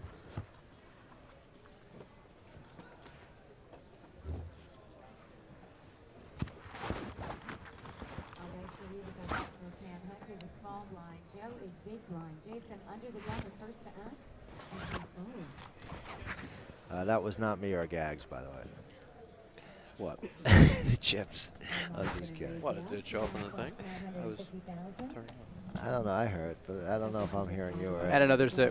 We have a noise in our headset. I'm not sure if you guys can hear that, but there's a few noises that have been popping up randomly. So if you can hear that, let us know in the Twitch chat, and we'll try to get it corrected. Yeah, we'll fix the But problem. if you hear any odd noises or It's anything. interesting. He's playing this hand kind of So Amag again opening. small. He's opening real Perhaps small. could have shoved this time as well. Yep. And here it goes. He's got to go up against a huge hand that's now 50-50. When it was a whole 50. Wow. Interesting card. See if Joe decides to bet or, yeah. He decides. It's going to go bet shove. Yeah, I think Almog is just going to shove here too. I think you're right, Dave. I understand Joe's bet. His hand just became huge. Was he just going to call and see I don't if think he Amag's going to shove. He's like going to be worried about a flush a little bit. Okay. He hasn't been very risking his tournament life very He much. should have often. jammed. Now look at that. Well, it's a 4-liner. Joe's got 6 high. Oh, no, Joe has a flush. 6 high flush. Yeah. He's just going to check the river, I'm pretty sure. No, I'm saying that the turn jam right there is not getting called. Oh, he did bet Wow, the he river. does bet. Interesting. Wow, this is a very interesting. Against this exact hand, he is going to get called, I think. Oh, you think so? You think Almog's going to call? I think so. I don't think he will. No. I don't think he Yeah, will. he shoved. Oh, yeah, you got to call in. No, he's not going to call that. Yeah. Interesting bet That's there a by really Joe. odd bet. Yeah, not. I mean, if Almog is folding ace 10, it's clearly not a good bet He's not folding because a it king. means he's not going to fold He's a not lot folding the king or the of. queen. He's or not the going to call jack. 2 pair, and he's not going to fold. Yeah, exactly. He's not That going was to fold a the very king, queen, jack of interesting- clubs. He's bluffing with a flush. It was kind of That was Joe. That's the Joe that we talk about. Yeah, I think I might have checked. There. Right with Joe's. I would have exact hand. certainly checked. I like mean, I like his turn bet. I think it's fine, and then kind of. You know, if you're gonna bet and you think that maybe Almag is gonna call you with like an ace king with no club or something, Yeah, he's bet really small. I think you bet small, and it's Yeah. an exploitable bet that you just think he's not gonna fold an ace. Sure. But to just go all in like that, I don't think you're ever Yeah. getting called by. Yeah. Overton. There's a chance he folds if he has like the 7 or 8 of clubs, I guess. Yeah. But there's just so few like combinations of that that it's. Yeah. I don't think we're playing I agree. I don't really. That seemed like a very, very high risk, low reward bet. You know, that's what it seemed like to me. That shove. I mean, the only player that's never ever calling without a club he's looking to. Maybe he was trying to take him off a slightly better club. Maybe. Yeah, that's what I'm saying. 7, 8, something like that. Once you get up to the 10 of clubs, I don't think he's ever I think folding. he's folding the 10. You think he does? That's about the limit. Yeah. Yeah, somewhere you have around Jack, there. Queen, and King in there. Love it. So how much is Jason working here with? Is I want to say about 7 mil. Joe says not even an option. It's 8. Still So- smiling, having a good time. He doubled up to 10 million on that hand before. 1, 2, 3, 4, 5. Yeah, about 7 it looks like. Joe will take the pot there. Jason lays Joe's down. having a good time now. Should start separating his lead now if he can from Hector and just make it a 2-man show.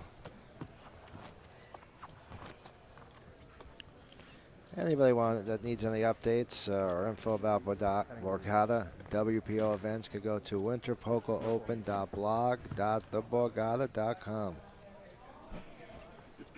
Don't forget the WPT starts tomorrow. 3,500 1A 3 million. Double next hand, Brian. Yeah, all the updates will be on that blog as well. Yep, that kicks off tomorrow right here at the Borgata. And if you can't make it tomorrow and Monday's better for you, you can come Monday and play 1B. Jason is our small Farad with another big hand. Yep. He wimps again. Oh, for chips does raise. no, he doesn't. 900,000. Action is on Hector. See, and again, Hector, we see whenever he has this sort of medium strength suited hand, King Jack of Spade, Queen Jack of Hearts, Ace 9 of Clubs, he feels compelled to See some flops. see a flop versus Farid especially. Oh, he knows Farid is Yeah, opening he's- a lot. yeah, He sure. knows he's been aggressive. No, listen, I don't blame him. I just think it's gotten him into trouble all day. He's so- lucky Oh he's- wow, Almog, yeah, He's lucky he's not been he's all three-betting in, him. and Farid is probably either going to call, yeah. Well, unless Almog can get some help here, this will likely be the end of him. So Farid shoves. Farid's going to isolate. Yep. And Hector has an easy fold. Yep. Shows it too. I don't like that. Oh, the heck. I'm not He's trying to show he folded a monster. Wow. Ace. So Almog is going to be all in, the one at stake here. If Farad can pick this pot up, he will extend his chip lead Can I even get further. can I get $100 on an ace flopping? An ace flopping? Pretty close. Well, you see Almog here has been battling all day. He's with a gotten it short once stack. before, once behind. Flop is Oh, there's the 7 Oh, again. Wow. Well, he did have ace 9, right? Yeah. So he's still got a decent hand. to fold. Farid has really started to set of run pretty sevens. poorly in a bunch of spots. Well, the 9 puts some interesting possibilities out there. A 6 will chop the pot, and a Jack will actually give the pot to Farid. Let's see it. Always a Can also win it with a queen. A 6 will mean they chop the pot. Wow. With the straight on the board. Yeah. And Almog looks upset, Yeah, he's despite upset. the fact he was He was a 80% huge favorite. to be out of the tournament. But he was a huge favorite on the turn. Yeah, well, but when the money went in, I'm just joking. he was in quite a bad spot. He should be happy to get what he got back. But again, that goes back to what we're saying. It's the inexperience, you know. He's sort of Ace 9's upset also because he would have chopped. He would have chopped, yeah. when he sees. I'll a tell set you, of sevens, if he they kinda- all saw that flop, that could have been some interesting flop action. Yep. For those of you hanging out on the rail, feel free to join us in the audience where our famous Borgata Bates will happily serve you complimentary cocktails. Hector's upset. He's looking for a prize jump. We can't die, huh? Hector's all bundled up. It's kind of, I don't know, it's kind of warm up here. I mean, he's wearing a t-shirt. I'm not that cold. He looks kind of, 50,000 now. I think it's a bit warmer where we are where they are. It's perhaps. generally, I find it generally cool in this room. Yeah. Yeah. You also Yeah, weigh man. 115 pounds, This soaking is wet, so potentially true. you're probably pretty cold a lot. that hand cost the Vinny, other players $16,000 possibly. I've gained some weight here, Vin. I think, Oh, I think really? I'm up to like 125 now. Yeah. Some of those cash games that you crush, buddy. It's one or the other. You got to make money or put on a little bit in the gut. The action's on Joe or the action's on Hector. Joe's trying to rub out a winner. Look at him. He's well, Hector with another kind of quote unquote trouble hand. Well, it's five-handed. It is five-handed. But yes, it's a trouble hand. Yeah. It's under the gun. So let's see what he decides to. Limp it? I hope not. I hope not to. I think it's a either 13, raises or folds. 1.2 or 1.3 million. But again, on Fareed's big blind too. What's all the Yeah, animation I at that point? I You gotta like a fold. fold here. It's Fareed's big blind. Either too. act or don't act, you know. Yeah, you had the hand. Yeah. Look at Joe. Joe just wants to move up, and I don't blame you, Joe. You were a chop pot away from picking up 16,000 and it's time to turn up the heat. So Jason's gonna raise again. How deep is he? Is this a shove or? I think he's got about 6 million. Well, there's a shove. So Raise it all in. And Okay, Jason's we gonna don't run know to Almog's another- hand, right? I'm gonna say it's King Queen. Another rough spot. It popped open. I as think said. versus Almog, I think this is a fold. He's probably saved himself again. I mean, I might have just shoved his hand. I don't know how deep he is, but. Well, it's Jason has Oh, so he's Almog covered. covered. Jason's So he's tournament. covered. He has 9. He opened the 2 bigs. So yeah. So he has 11 bigs. Yeah. He does cover him, but Wouldn't you have just shoved his hand? I think I would. I just don't know shove 11 Jason's bigs. exact stack. He's The King Jack. Well, it says to call 4.6. Well, yeah. He opened. I'm guessing he opened at what 2.5 bigs. he opened to $1 million. Yeah. So he has right around 11 Um, bigs, right? At a 500K blind. No, Jason has more than that. Jason covers. Really? Yeah. Oh. Okay. I think that he probably should have just been shoving that hand. I didn't realize that he. Oh, okay. They Almog probably actually folds King Queen if Jason just Yeah. shoves. Yeah. He might. You know, so again, Jason raising there has again kind of hurt him and stopped him from winning some pots. I mean, Almog's been playing pretty tight. Yep. I don't think he would have called. No, I that, don't think you can call it a shove. Yeah, and that's the benefit again we see to shoving is that not the only percentage of fold equity. The you percentage pick up fold, includes yeah, your fold equity, and Yeah. So he's okay. So basically, he started the hand with 17.5 ish big blinds. Okay, it's pretty close. Maybe shoving's a lot actually. I don't know if shoving King Jack there is. Oh, yeah, 17 bigs. Yeah. Well, because he opened to $1 million. Yeah, he could still open So fold he a had few more times. Yeah, Gags. He had 17 bigs with King Jack in the cutoff. Yeah, if he wants to play King Five-handed. Jack, he played it pretty much correctly. If he wants to play it, it's five-handed. It's not the worst hand in the world. And five-handed, it What do you picks up a think? lot of premium. He had 17 bigs in the it cutoff. was 17 bigs. Yeah. Yeah, I King mean, Jack. It's probably a lot to shove, right? shoving is okay. I think that it's- against this lineup, you've had Fareed putting a lot of pressure on you. I Yeah. think that shoving is not bad. Yeah. Well, It's a big he's hand not going to for get away Jason. from this one. I really hope he doesn't just shove this one. And he doesn't, which is good. Okay. Raises and Almog's going to fold. Let's see if Fareed. Last time Fareed. Oh, wow. Oh, Fareed's boy. going to shove. Yep. He shoved ace-4 last time. I cannot see. Well, positions are a little different this time. Different. He was in the big blind with ace-4. And Was he? And Jason folded ace-4 of hearts. Yeah. But Jason don't have another fold left in him. No. He's not I going to don't fold think here. he was big one. I think He it was was. small blind. No, he was big blind. Okay. Yeah. He had ace-4 off, and Jason had ace-4 of hearts. And there it is. Goes all in. No, he's king. No, he's king. Jason makes the call. You hear Jason say, please don't have ace Shows king. ace of hearts. So Jason will be ahead here, and as long as he can dodge an 8 Jason or has some other ace of funkiness, spades, he will queen of double up. spades. Let's see a This is the flop. first time we've seen player all in and Ace of ahead hearts, five of diamonds, in four of quite some time. diamonds, ace queen. So we pick up Still some in chop the lead, possibilities. however, A 2 will one chop the pot. is a possibility. And Let's Fareed see picks a up some turn. backdoor equity with some backdoor straight and flush draws. The 10 of spades, ace queen still in the lead. This could be a double up for Jason. Let's see the river. The 3 of diamonds and ace. I'm sorry. queen Yeah, will there was take no it. wheel draw there. I thought it was 5-4-3.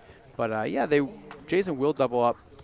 It's a big and hand for that's him. a really big hand, and it's a big shift in momentum potentially. It could be the first mistake for Fareed also. Because Fareed loses a chunk of chips, and I think he actually may not even be chip leader anymore. Does Joe?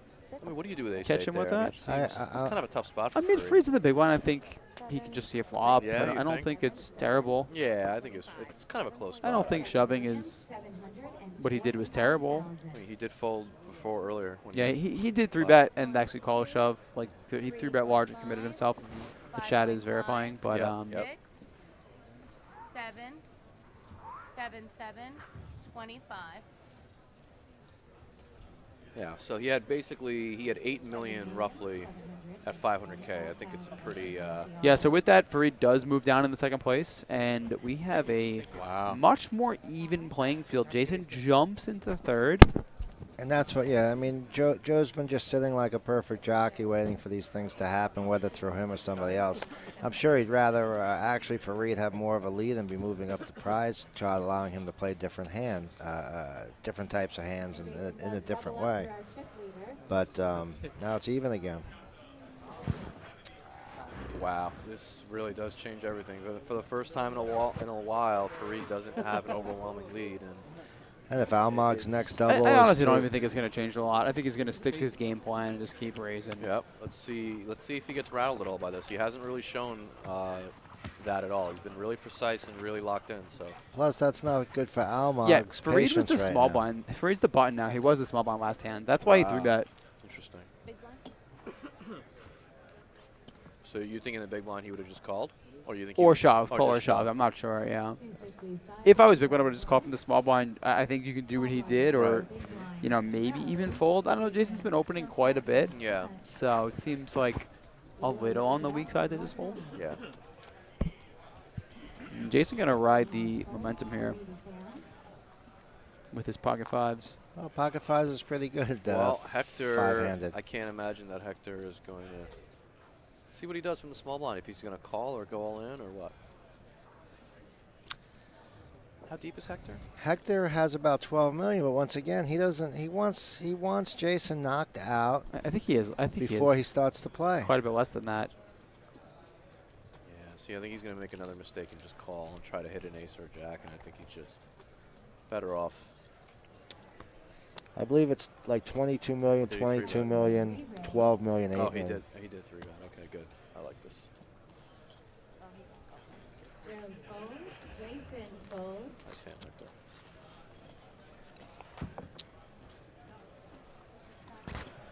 Yeah, Hector has about what I said. You're right, though. Joe is just kind of biding his time, really, not trying to do anything. Doesn't have to. Too Doesn't crazy. have to. I mean, that was kind of crazy. That bluff could. I mean, it ended up working out with the 6 of clubs, but that was pretty risky bet. I mean, that really. I'm telling you. That could have backfired in his If I face. don't know him, I'm almost folding the jack. I don't know what just happened to me. The guy's been calm all day. He's just going to throw away his tournament. I mean, you know. That was a pretty risky play that just happened to work out. In but I general, think you that can was- never fold out to him, but I guess he waited all day. I mean, he wasn't value betting it. He really must have felt he was behind. Yeah. Question from YouTube watcher Max. He says, will this event be rebroadcast on TV at any point? This event will not be broadcast If one on TV. of us This is becomes president. Just for, if one of us becomes president? Farad wakes up with aces. Nice time. Now if he can act a little tiltish. Generally, the WPT events are the ones that are rebroadcast, and these are just streamed live here for you guys. You can always watch them after the fact on YouTube, though. So if any of you guys. hang Oh, on boy, a second. timeout, everybody. Wow. Joseph's been playing good. He now saw Fareed lose a big hand. Wow. There's no possible way he could get out of this mess. This is super unlucky for Joe and everyone else at the table. Yeah, they'll probably get a pay jump, They will get a pay jump. but Fareed is. I mean, this hand. He has a 3-bet. Let's see. Let's this see the could size. potentially hand the tournament to Fareed if One he, if it's one called. dead king. Wow. Is that amazing or what? And if you're Fareed, you're dancing and singing. Yeah, he's just trying to stay as calm as possible. If you're Joe, you're saying please raise. Please raise.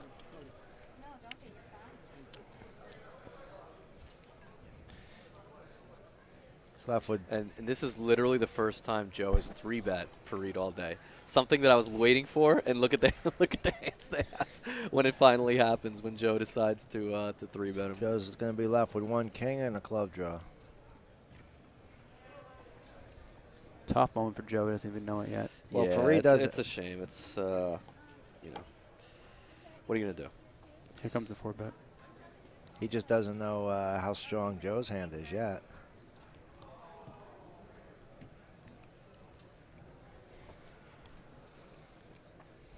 Yeah, and Fareed, like he usually does, is going to take his time and cut out a raise. Wow, and Joe, look, Joe really hates it right away. He's just a little uncomfortable. No, he's not No, uncomfortable. you don't he's think so? jamming. Oh, well, he's certainly and he he's- wants to get called. Of course. So he's trying to look weak. But he ain't afraid of aces from Fareed. You just can't live your life that way. 5.745 is the amount of the re-raise. So with only 23 mil, these are the two biggest stacks too. What a confrontation. Here it comes. Unreal. Does Joe ever just call here?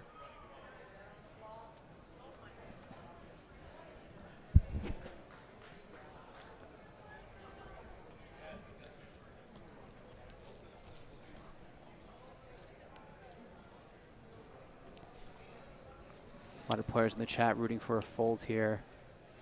Not the fold that you usually are going to see here. Is, with I two mean, kings. is Joe just feigning weakness, or is he legitimately? He's feigning weakness.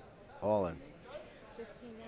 Wow, he 4-bets the 5-bets the It's all in call. 15, Yeah, now. and they get it in, and Joe's going to be upset to see that Now hand. Joe sees the sad reality of. Fareed shows pocket aces.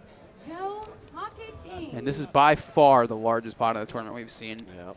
Fareed, ace of We diamonds, have one ace king of left. hearts. There will now be more than 50% of the chips in the middle. One king. Why isn't In there this someone else hand. folded a king? King 8 fold. There was one king that we did see Oh, dead. okay. So that, King so of those, hearts, so those numbers are actually not. Those numbers correct. are definitely not correct. Yeah, he's actually. 9%. Clubs, 10 of diamonds, worse 7 shape, of yeah. clubs, 3 of spades, aces. Well, the still clubs in the clubs lead. won't be a The factor turn. anymore. Just one remaining king for Joe. Otherwise, he will be eliminated. Oh, my my goodness! God. Goodness. Oh my God. Really? Take a sip, Joe. Little does Joe know that he had a 1 out or Did, 2. I mean, did what's his name tell him that he had a king? Spades, giving him a full house. Oh my God. And Joe Now he will did. double up through Wow. That's incredible. Fareed Joe. is essentially eliminated. He will be left with around 1 million in chips. Oh my God. And that is one of a the sick sickest game. hands. I mean, we've definitely seen today. That's just the sickest hand. That you was a can true. see. That was a true one outer. It really wasn't. That was one outer. outer. Jason folded King- king four King hearts. 8 of hearts, I thought. Oh Fold the my king of God. hearts, yeah. That is just. I mean, oh my God. The amount of money, the amount of equity that's in that. He's hand. eliminated. He had him covered. Oh my God. I don't. Oh, he is eliminated. Yeah, Joe had him that covered by. is- Yeah, Joe had him covered by 1 million. That is. You're right. Plus, because he made that. Yeah. He had that bad 8 hand. Oh my God. That is unbelievable. This is the agony of defeat in poker. Player plays his heart out, plays perfectly. Joe did nothing wrong. And you lose. So, you know, keep going to college, get your cash, and come out to play. Decide. There's Chris in the. Oh, no. For those of you I that were mean, clamoring just- for some wow, action, That is. it doesn't get just- much more exciting than what we just saw. We got to That's give poker our ASAP. tip our hat to Fareed. He did play great, and unfortunately, Wow. you know, Taking that beat. Like, It was gonna you take- can't it do was much gonna there. take He will that take home matchup about either way. $63,000 for his 5th place finish. Oh my God. He is in a name that you will see again. Now watch Joe at this point. Joe played Joe. If you think that Fareed was action, Joe should be opening right now every hand because he has no obstacle and he has all the chips, and that's what he likes to do. I had no idea that. Sick. Well, with 55% of the chips in play, and essentially every single one of those was in the middle of that last pot, you I can mean, wow. certainly That is just unbelievable. It just see that Joe has a chance to just run away with this now. in terms of just the math and the equity that was. Oh, in that, yeah. the dollar the equity in that pot is just outrageous. 150K almost. For one to hit one card. That's is when, just, you know, you oh, go over to him and you put your arm on the shoulder and you say, you played well. And he looks at you and says, I hate this game. And he just made $69,000. Yeah, I mean, that is. He'll be just- okay, you know, and he'll be wow. happy after he What- rethinks it. But, you know, every sport well, this isn't exactly a sport, but any competition has an extreme agony for one side sometimes. That's it. For it handled as well as you can handle it. Yeah, You see him exit quickly. Yeah. But he does show that it's professional and not, throw his chair or strangle someone, as someone in the Twitch chat mentioned. Who did they say would strangle someone in the chat? Did they mention any poker player by name? No, they didn't. But they said, Who would be the first Borgata reg to strangle someone at a TV table when he lost? Let me hear what your predictions are. is this a true story? No, who would it be? I'll have to Who would say, it be? I'll have to say 80% name one person. I would tend to agree with you, and I know who that person is.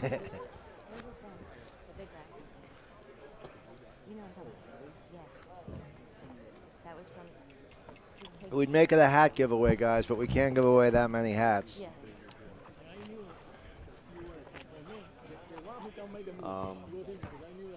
Yeah, we did get confirmation. The percentage that you see does not take into account the folded cards. Yeah, Got it. It's what the players are assuming their percentages are when they can see the the cards that are face up. The 82-18 would have been with 2 outs. Understood. $1,000 richer. Wow, what a game changer! That is a definition of a game changer. But like true commentators, we did get for you the actual percentages of This is 9% true. on the flop, 4.5% after that, or 4%. Here he comes. Oh wait, no, he folded. Sorry. 9-3. Yeah, I mean, it's suited. Should he be in there with the 9-3? It's not against that hand. But, at this point, Almog might fold also.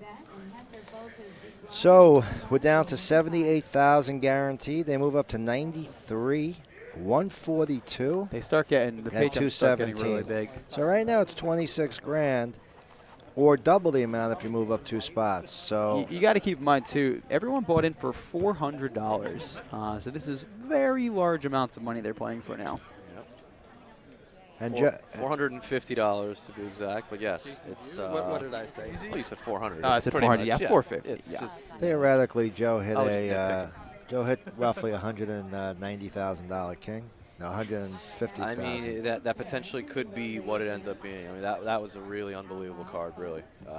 He's He- 1 foot out the door, and now he's a favorite to, You see to win Almog over folding 200,000. Queen 7 suited there on the button, and that's just the type of hand that you don't see a lot of players folding. Look at in this. situations. Oh, he's just showing you had a big hand in the big. Wow, how good Joe must be feeling right now to just being. Well, he picked up 16,500, hitting the king, and he still got forward momentum, chip lead. Amazing. I wonder if Freed knew it was an actual one-outer. Did anyone actually say that? I hope they didn't torture him and say that in the moment. I would assume he'll find out at some point. Yeah, but he will find out eventually. But, Do we know the total number of runners that there were in this tournament? 3,200 entries. I don't know the number of unique players. Yeah, I know it's the about number of unique 32, entries. 3,300. It was right around there, guys. Yeah, it's right here actually. I'll Oh, I give have the it on exact here. number. It's 3,268. Perfect. There you go. Yeah. That's total entries. What would you think the average? What would you think the unique players are? I've seen some of the numbers in some of the bigger events where I guess Doesn't seem when to they break get 5,700. Still and doesn't it's- seem to break two. It's like half. I think it's like- 1,500. I was gonna guess my yeah, my I number think is it's usually 1,500. about half. Yeah, that makes sense. It does depend on the event, though. The larger the event, the more unique entrants there are. Just because more people get through on one bullet or whatever it is. So. Can these guys make a deal if they want? Not saying Joe wants to. Anyone could do whatever they want, I guess. Yeah, but I they're mean, sitting at the table right now with the cameras on them. I'm sure they're not talking about anything. A lot of stuff basically happens behind the scenes and under the table, and we really just don't get involved in that kind of stuff at Borgata. So if they do it, it's their business. Right now, 50K ante, 250,500. Hector has folded. So folds Joe on the button, and don't know his cards yet. Really like to see him just open up with nearly anything here. Yeah, of course. I mean, you would hope that's. Joe raises it to 1.1 million. Jason is down. Almog is out as well, and Joe will take the pot. I think Joe can just raise every hand Yeah. and not make a mistake. Yeah. It's literally getting to the point where if he can take a few chips off of some of these shorter stacks where he can nearly go all in every hand, and the people just cannot call him. Yeah, and the pay jumps are so severe now that they're really conscious of him. Everyone should be conscious of him, you'd think. But again, you know, people are conscious of stack play, and if someone wants to win this event, their ticket is to go through Joe. Yeah, you're right. At some point, someone's going to have to play a confrontation with Joe Well, if they want to win it. If somebody wants to win it, they're going to play their queen king or their ace queen or their jacks. Well, definitely going to play their jacks. But Joe's got another 20. I'm sure he's going to open it. All right, action's on Joe. He's going to raise that to 1.1 million. Jason So how many Nicole. chips total does Joe have? He has, It's got about 50 million. so Almog is in the small blind or the big blind here? Almog is in the small blind. Small blind. So he's Yes. defending the small blind, Jack 9 suited. Hector has to call $500,000 more. There you see Joe putting it in the RFID reader. You guys online, there was over 5,000 in the opening event Yeah, of what this was the opener? series. Opener was 5,100. 200, yeah, right around there. And that I don't think that was their biggest field. So I think the think it biggest was. no, I think 50. I think they got 57 like Oh a my year or God. two ago Jeez. in the fall. Wow. I want to say 5,700 is the most. That's Yeah. huge.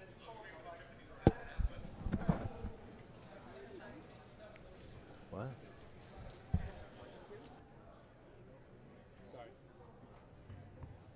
Hector makes the call as well, and we are three-handed to this flop. Our flop is 7 of clubs, ace of spades, 8 of spades. You would think this flop would have hit all of them and created a huge hand. Check. So But, Hector Hector's did going to call. take the lead and Hector is reaching for chips. just should go down like that unless Joe wants to try to prove something. I don't like seeing Hector Hector lead gets here. 1.4 million. I mean, against Joe's exact hand, it's going to work. And I don't think Joe really needs to play like against any aggression. He could be the aggression pretty much at this point. All three of these players, you got most of the trouble out of the way for him right now. He's got 3 players that are pretty passive. If Fareed Yeah, I mean, was Joe's not still going in to there, it do would be a lot anything more. in that spot. It's better. I mean, there's almost no need. You know, he doesn't mind playing heads up against Hector. I think Joe would be pretty happy playing heads up against anybody. Yeah, at this point. I He think is definitely the favorite at this point, though. Yeah. Wow, what a pot that was. I almost still can't believe it that Kings versus Aces hand. That was unbelievable.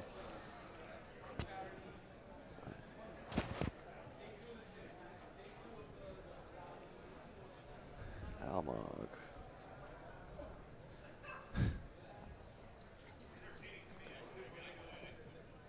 All right, Jason, Almog, and Hector all down, and Joe's just going to walk this one. Big Stack taking the walk with a pretty good hit in there, Wow. too. So Joe is a little annoyed. He gets a walk with a pair of tens. And he had an ace in the last big blind and got it walk. But again, you know, free chips. Think the endorphins have settled down in Joe's body from that king of spades? I don't know. He didn't look that, like, yeah, Well, he was pretty calm through the whole thing. he definitely was. He Like if that calm. was Jason would have been going Oh, yeah. insane. Oh yeah. Oh, yeah. But Here, he's under the gun. You know, if people are able to keep their emotions in check, doesn't mean the inside of their body ain't That's just true. like swirling all over the That's place, true. saying, "Wow." yeah. That makes up for a lot of the beats you might have taken. So Hector making a pretty standard fold. And Joe There's waking up Joe with waking another up with above average another. hand here. Well above average. Yep. Unraised in the small. So, question from the YouTube chat. They heard the announcer say Hector reaching for chips, and they want to know if that's, you know, like a not good way to announce, like you're influencing action, saying, oh, well, Hector's, you know, going to raise or whatever.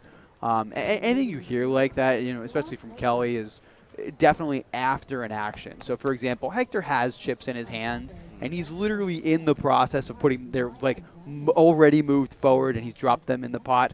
And she says Hector reaching for chips and raises to 1.1. You know, it's just for effect, basically.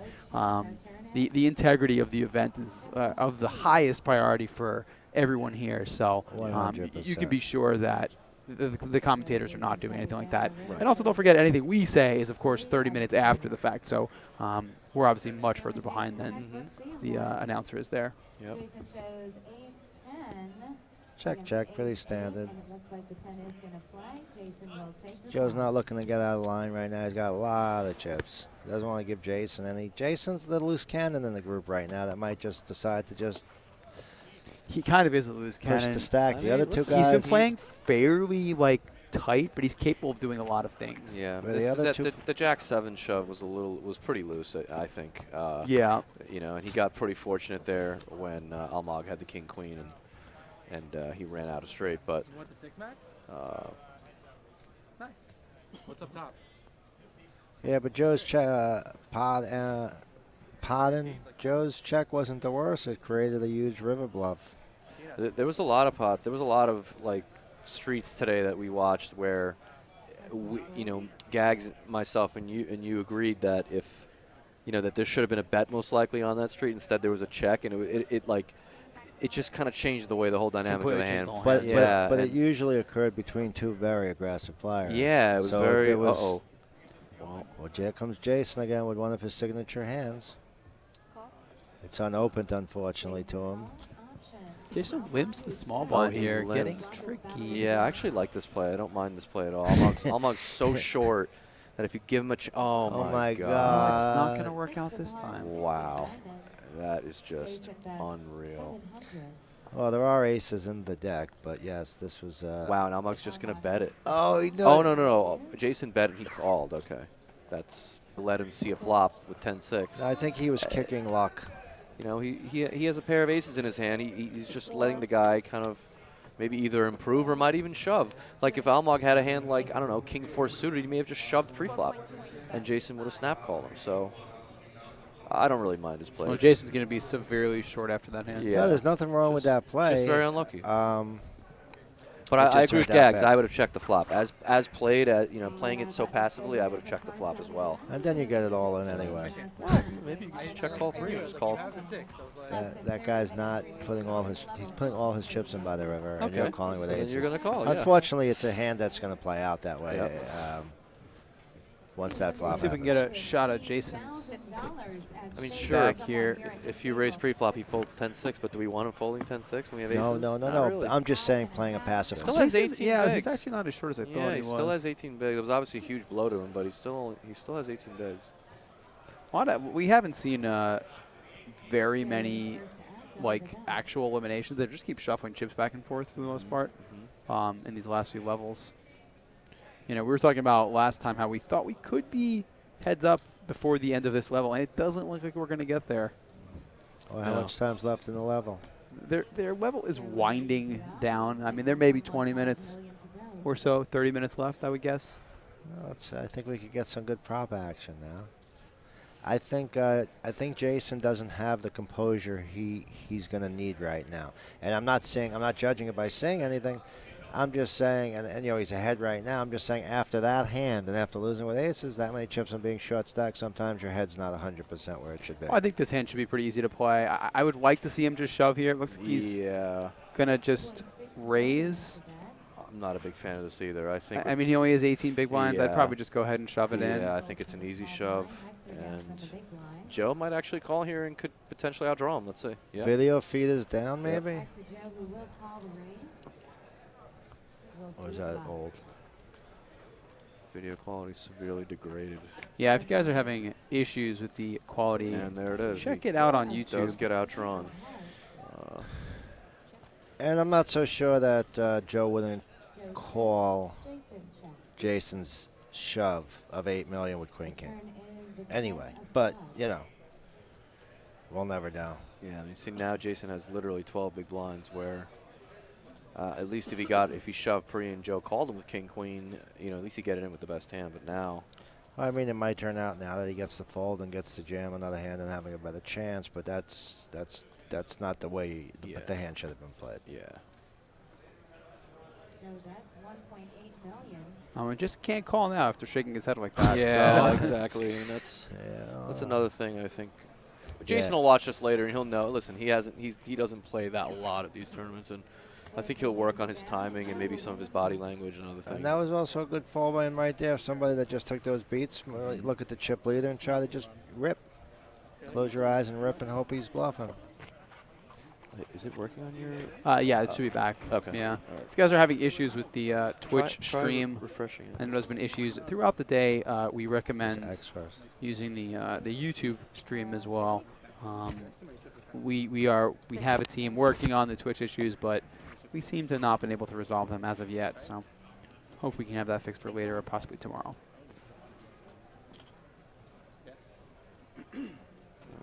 Good.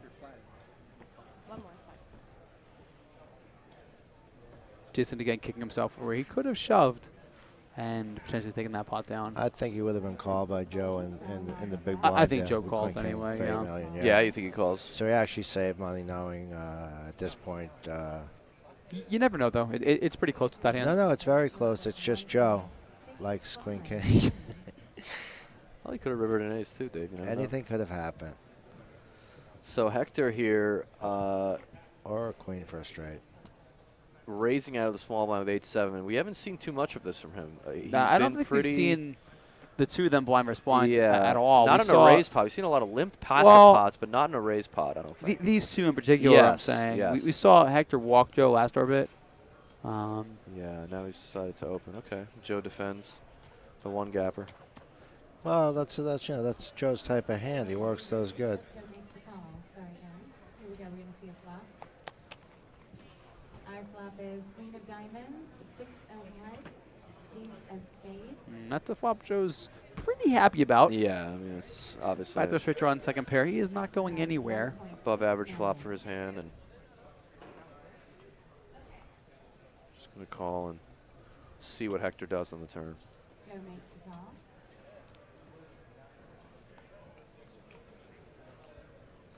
Our turn is a That 3 of creates, Hearts. Hector checks.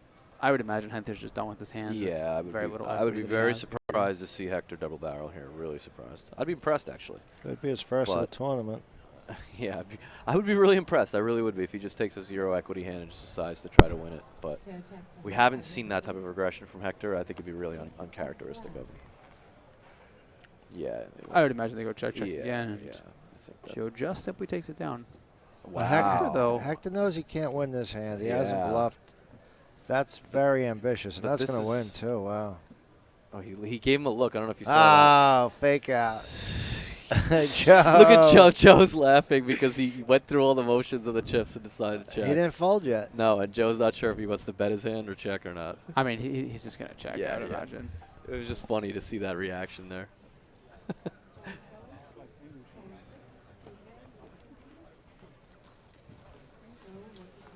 Oh, man. That was funny. Yeah, and all these pots have a lot of impact right now. I mean, that's well, a every pot. that's a lot of chips No, I for mean, Hector to lose. every hand, yeah. every hand is. These blinds are enormous. Every pot's huge. That's I why mean, Hector just lost 3 million chips there. Yeah, it's Like that's a lot. yeah, it's a lot. it sure is. That's why I figured that that 20 minutes you gave me to get the heads up had some shot. I mean, look at that. 104 big blinds. His next closest is 27. Yeah. And wow.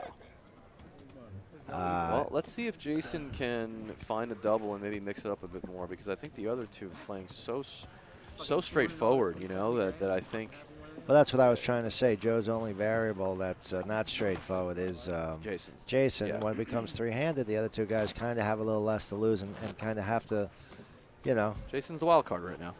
Jason's I the would- wild I card. would agree with that.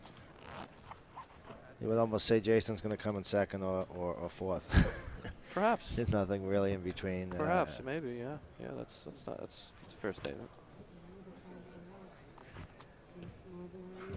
And I like the guy. It's been fun watching him. He actually added a lot of life to He the is game. a character, no question. So here's Almog with the Queen 7 suited. And again, I know Gags is not really too fond of that fold, but Well, I He mean, does he make was it. cut off this time. It's better than he was button last time. Right, you know, right. folding the cutoff is acceptable. yeah, I mean, folding the button sometimes is acceptable, but Yeah. against that lineup, I probably wouldn't. yeah. He kind of. Well, Almog has such a good image too. It's like he's so snug, so solid. I think for the most part. I mean, Joe considering just shoving here. yep. And with the exception of that ace-9 shove that he did against Peter's 10s, you know.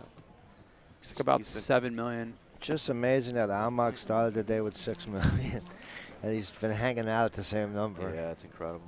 What did he make it? Did he make? Oh, 1.1. I thought they said 2.1. That's Joe B. How long has this final table been active for? We went live about probably about 6 hours or so. Was it 4 o'clock? A What little time is it? less. Yeah. 5.5 hours. Yeah, that sounds about right. What would you say the average length of these final tables probably is? About like 8 hours or No, so? less than that. Yeah, you think so? Yeah. Mine I was think really fast. this is the maybe 4th time I've done this, Mhm. and we usually start right about 4 o'clock on average. Mhm. And I don't think we've had one go past Midnight? 11 o'clock. Oh, really? Okay. Yeah. All right. Mine was quick too with Asher. Fun. I But- think I'd take the over at 11 o'clock for this one. I really would. Mm. I think we're gonna. Well, we're going to go on break Yeah, soon, look at you fairly hedging. soon. You got a break. So- and so you got that's plenty of gonna- time. Do it. I don't know. There's just there's only what 90 million or so in play. You know, you're just not going to Yeah. get It's really that mathematical. far. There's 3 million in the pot, and most of the guys have 12 to 15 million. So this is pretty interesting. Joe is kind of feeling confident. He's calling an open with Queen-8 offsuit. He's not in the best spot right And now. I and think this will be Almog Almog's obviously jam. just take the spot. Look at that grimace on his Yeah, face. I really. He's He like, really feels oh that. my Oh my God. God. Oh my my God. That God. wasn't a fake grimace. I can't imagine what he just. what is going on? He actually folded. Oh my I mean, Hector God. raised pretty large. I don't know why Joe even picked this hand to Yeah, this is why I mean, if call with here, but anything 3-betted free, what are you doing calling with Queen-8? I just Look at Joe biting his lip right now before he bets. I've never seen him really. Well, let's not talk I about just tells. can't believe Almog folded Ace-Queen there. I mean, like, I don't what hand is he looking for in a 4-handed game? I don't know, but look, he's betting with quick his. check fold from Hector. It looks like. Look at how tight his lips are. Joe, loosen up, pillow your lips, baby. You win anyway. Oh, look, I'm Hector's going like, to fold look, an ace I'm to showing you. you some respect. Hey. Joe, show him a queen. Show him a Yeah. queen. Joe doesn't want to do I mean, it. when Almog sees that, he's just going to be like, what am I doing? I don't know if they get. I don't know if the players that are remaining, just except for can't- Jason I can't and Joe, are believe- getting any backup help. How deep is Almog that he would actually consider I don't- folding I ace don't queen know. there? He's not even I mean, that there's deep. large pay jumps. You know, But, so he's... definitely could be thinking about So- the pay jump. Well, he could be also thinking about the fact that Jason has 10 bigs and he Yeah. wants him to bust. Well, I right? mean, yeah, but again, Isn't the next what's the next ace jump? queen 4-way. I'm just sorry. in No, that I spot. know, but- it's 25,000. Yeah, I mean, listen, 25,000. You have to remember, Almog's a locksmith, you know, 25K. No. could I'm not belittling anything. No, I'm just but I saying mean, listen, four-handed. obviously, yeah, we know that folding ace queen there is Very. What I would have been Wait, There's horrified by is 94% of the deck is worse than your hand. Yeah. I would have been horrified if he just called. That would have been worse. I'll take the fold over just Really? smoothing. Maybe. Well- Maybe you have a good argument there, but I mean, I just can't believe he folded. I mean, I think it has to be Jason's stack size. What else could be? What else could he be thinking about? He's got to at least. He grimaced. He actually grimaced at his hand like it was a bad hand. When he looked at it. Exactly. Probably because he was upset that he had a hand that he knew he should put in.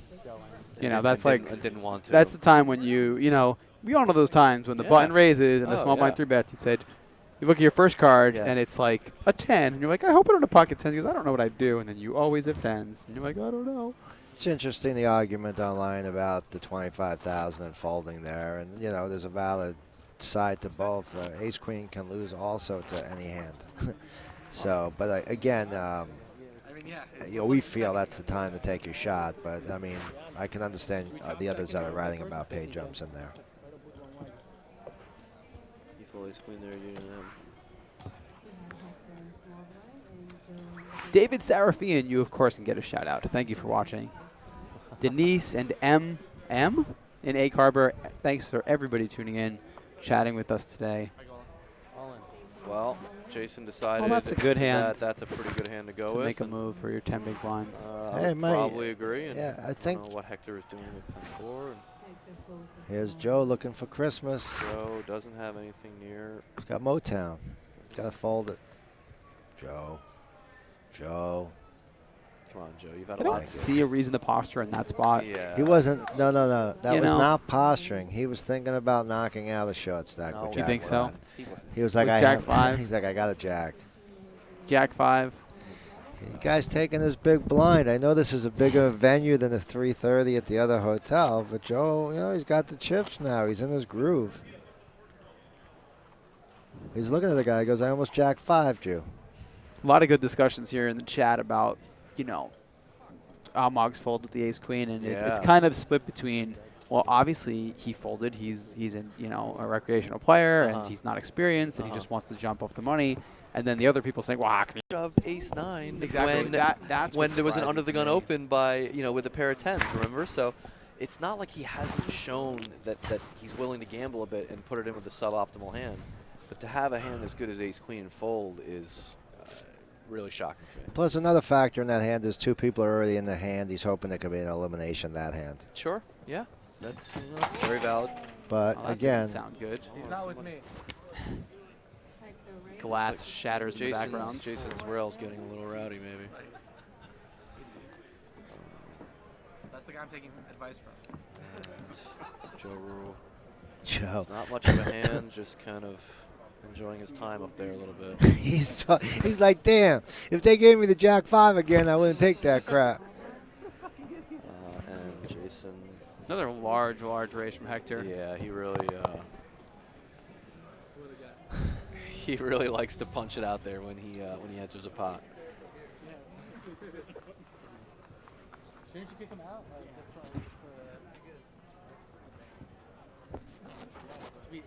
I wonder if they have chips in the chips themselves, actually. Like, I wonder if they're actually, maybe not, like ways to track the chips, you know what I mean? Like RFID chips. Yeah, like, they exist. Yeah, those are probably really expensive, I'm guessing. They are quite expensive. Maybe they use it for the championship, I'm not sure.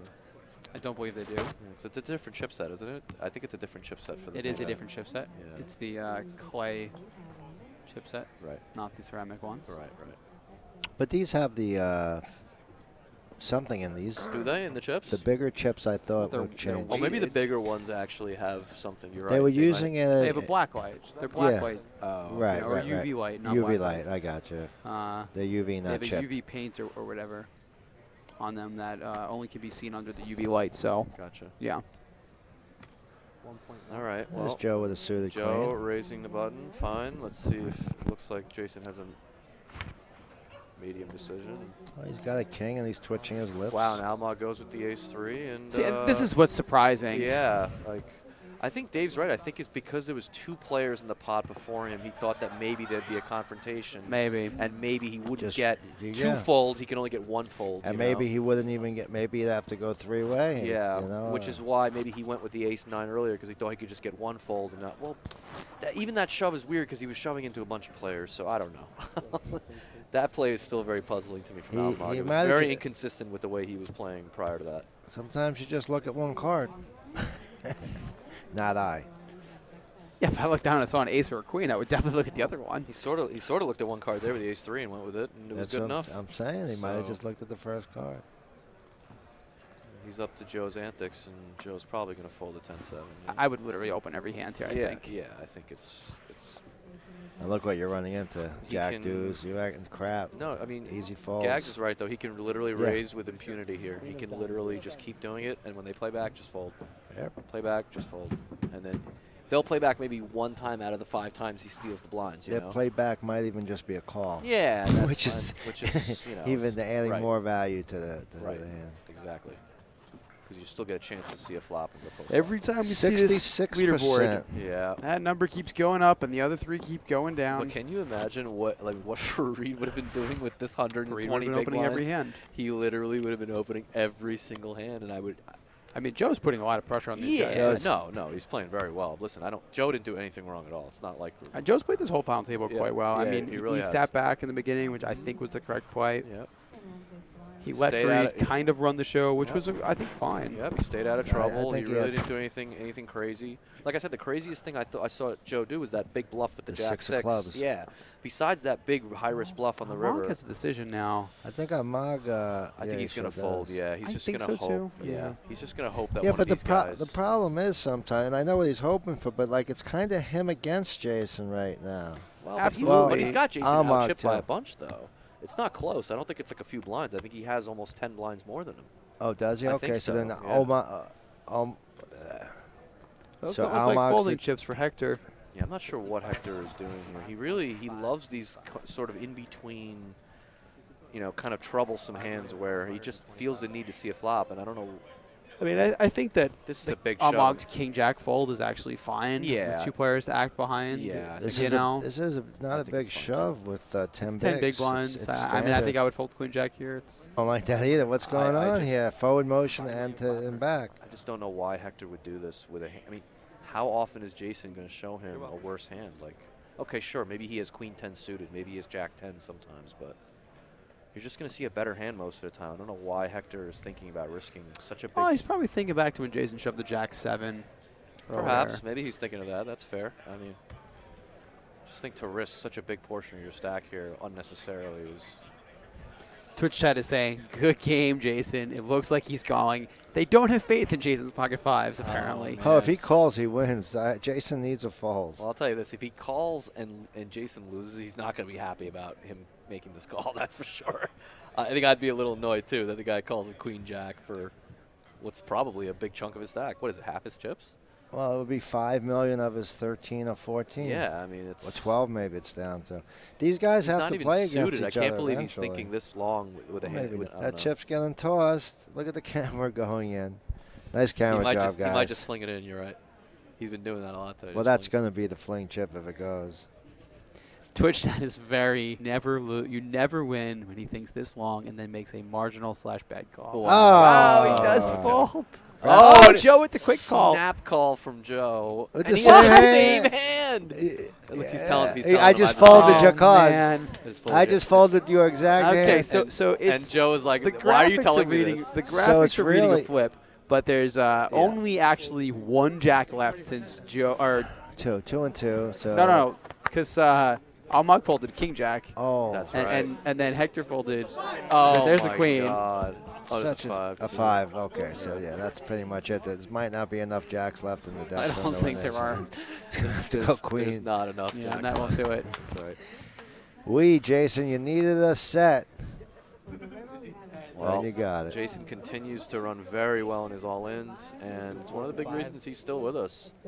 He was out the door a few times, especially with the king, queen, jack, 7, and managed to. Asep yelling hold one time. Wow, if he doesn't hold that set, it's a real bad day. But I hear you, it happens. 5,525,245. Wow, and Joe snap called him with the same hand. That was pretty funny.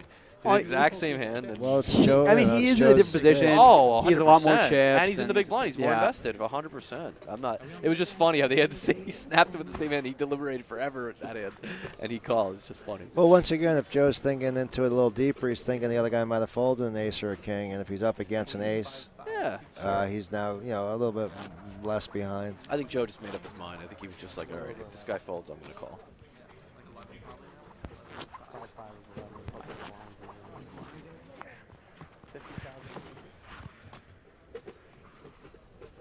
No. So there are your updated chip counts. You can see Hector, Jason, and Almag basically all with the same stack. So it's going to be very interesting to see. How these three decide to play Yeah, this. exactly. How the three of them Well, try I to think outmaneuver each other, because they all basically, at this juncture, they're kind of all playing for second, right? I mean, that's what they're all thinking. Well, Essentially. You know, let me essentially- get heads Joe up and versus the world. let me get heads up and try to get lucky versus Joe. But But they they're are going to play- all try to wait each other out now. The pay jumps are really big. if Joe's the action. If not, they're gonna have to play against each other. You know, because each time one of them beats the other guy by even a small amount, the differential of bigs is huge. So did Jason? Oh, okay. So Joe raised it up with the 5 deuce suited, and Jason defended. Pretty standard so far.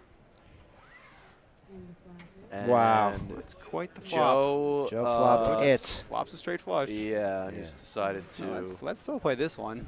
Yeah. Wow. Okay, Joe's biting his lip when he's strong also, so let's not use that as a tell. Or maybe he's biting his lip Okay, because what are the Jason chances ain't that biting. Joe shows his cards after this hand's over? Like 90%? Probably higher, yeah. Yeah, a little Probably higher. higher. I thought it was just the rule. Yeah, but then he has to show he's Snap playing fold, deuce and five. here he shows. No? Is he not going to? Ah! He wants to so bad. He does. He really, he to. has to. It's just too good. Yo, I hit a king, and now I'm getting straight flushes. Good luck, guys. Take your haircut like men, or you bust next. Well,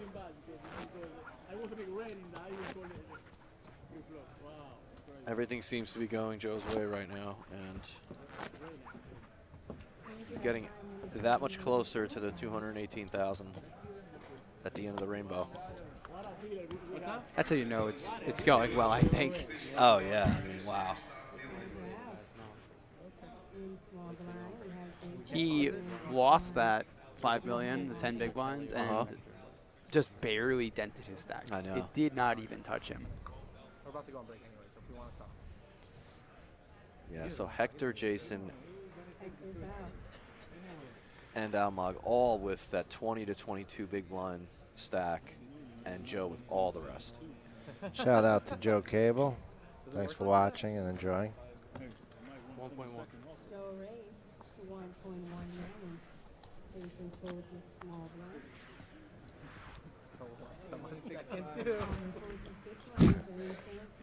They're all celebrating fourth, third, and second right now. I mean, they're all really jovial, actually. It's kind of amazing considering the money they're playing for. They're all real. I mean, you would think it'd be a little more tense, but these guys kind of seem to enjoy each other's company too, which is always good to see. You don't really want to see too much animosity when we are just playing a game, but They hate each other. no, these guys seem to really. I'm just joking. Yeah. They look like they're all having a pretty good time, and they've all locked up a pretty good payday, right? What are they all guaranteed? 78 too. Yeah, that's a lot of Moving money. up another 25,000. $78,000. I mean, right now I'm sure the three guys would. It's Almog's largest score. Oh, by a lot. By a lot. Yeah, yeah. By a I lot. believe it's Hector's largest score by a lot. It is. It's definitely Jason's largest score by a lot. Yeah, it Is is. it Joe's largest score? I believe it it is. is. Joe's Yes. largest score is 175. No, no, no, no, no, 175? that was No, no. that I'm was 75. free. 75. Yeah. 75. So what are they guaranteed? 78? 78. Yeah. Yeah. So this is his. already. It's all of their largest All scores. four for it. of That's their honestly scores. great to see. It is great to see.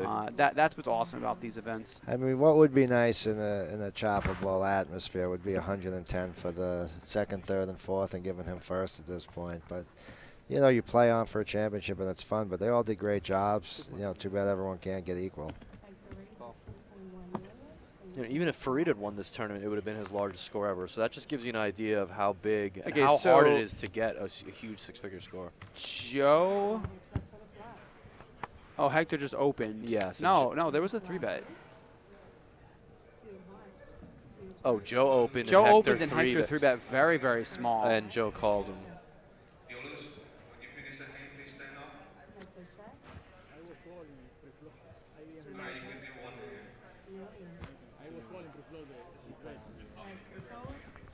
I don't know what happened, honestly. Yeah, that was- I believe Hector. Like 3-bet small. He's saying that he was trying to move all in pre-flop. Oh. I don't know how he messed that up, but apparently he did. Yeah, he doesn't seem too happy right now. It looks like he may have misclicked. You're right. Yeah, he's not very thrilled right now with that. Huh. Joe's interesting. just running good in all. Oh, maybe he string bet. He was trying to just say all in, and the dealer was maybe. like, "No, I'm going to hold you to that amount." It didn't seem like That- it was much of an issue, though. Yeah. Because right away he like blamed the dealer. Did you see that? He was kind of like, "Hey, how, you know," he seemed kind of annoyed, but. Well, I had an issue with forward motion when he moved all his white chips over before when he folded. That could have been misconstrued. Well, I'm not sure what Jason's thinking Well, about. maybe he's just trying to think about picking up the blinds here. Yeah. His hand's a little too weak, I think. Not against those two. So Hector with 3 high. Playing the neighbor friend let me in card with Joe. Yeah, I think Joe should just start shoving on him here in this kind of spots, but let's see what he does. I would definitely just be shoving. Yeah, I think just shoving on him is just the right play. Oh, he's Hector's calling. not going anywhere. Yeah, that's the thing. Hector really just doesn't like folding any kind of suited connected type hands. We've seen that all day, all night long. Wow, and he finds a flush draw, so. He's going to end up winning this hand. I wouldn't go for a check raise, Hector. That's what he's going to do. I think he's 100% waiting for Joe to c-bet so he can shove over the top. But will he leave himself enough room? See if Joe... Just calling? Just calling. Oh, my God. This is insane. I can't believe he just called him.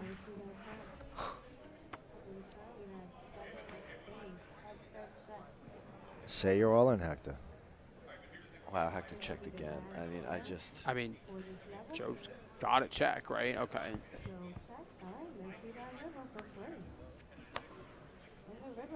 Wow.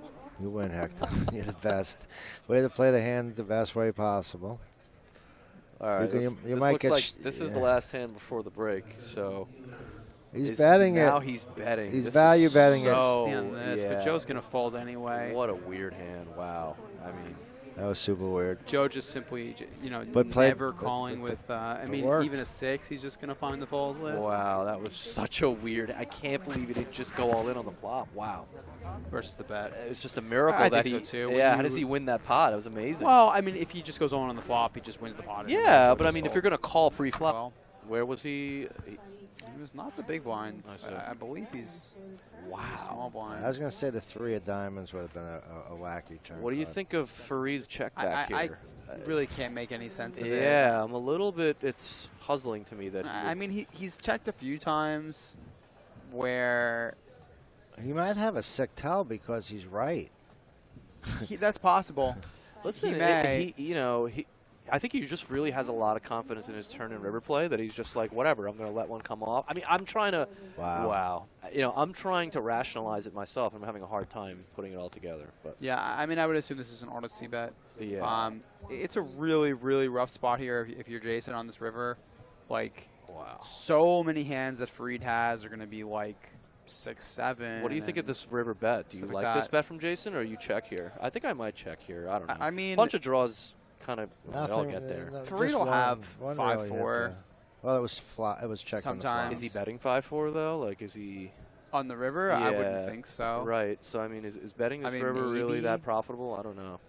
He'll also have some other. He'll like Ace 2, Ace 3, Don't Yeah. don't. Ace 10, Ace 9, maybe stuff like that. I don't mind think it. It's that just. The yeah. problem with this He's gonna bet call is with he's those now hands, going to though? call. He's now going to call 4 million.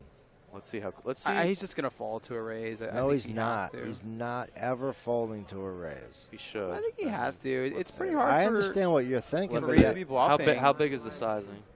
Wow, he snap Snap. called. Yeah. Come on, Yeah. guys. You got to know the player. He's calling. How big did he make it? 4 million? Yeah, I wanted to see He the made that fold sizing. with top 2 before. Yeah, he made it. Not that top 2. He's only losing the ace-8 in his head. He called really quickly. He's not thinking about some of the draws right there. He's trapping. Yeah, he just called way too quickly though. Yeah, he really does need to take his time and Yeah. think these through a little bit. Yeah. How big was the raise? I don't know. I was trying Four- to see that. 4.7. number. It sounds Wow, like. that's a big number. Yeah. He made it almost 4x. Yeah. It's a large percent of Jason's stack Yeah, right there. 4.7. So that's a real game changer right there. I think he got all the money he didn't get on the flop bet.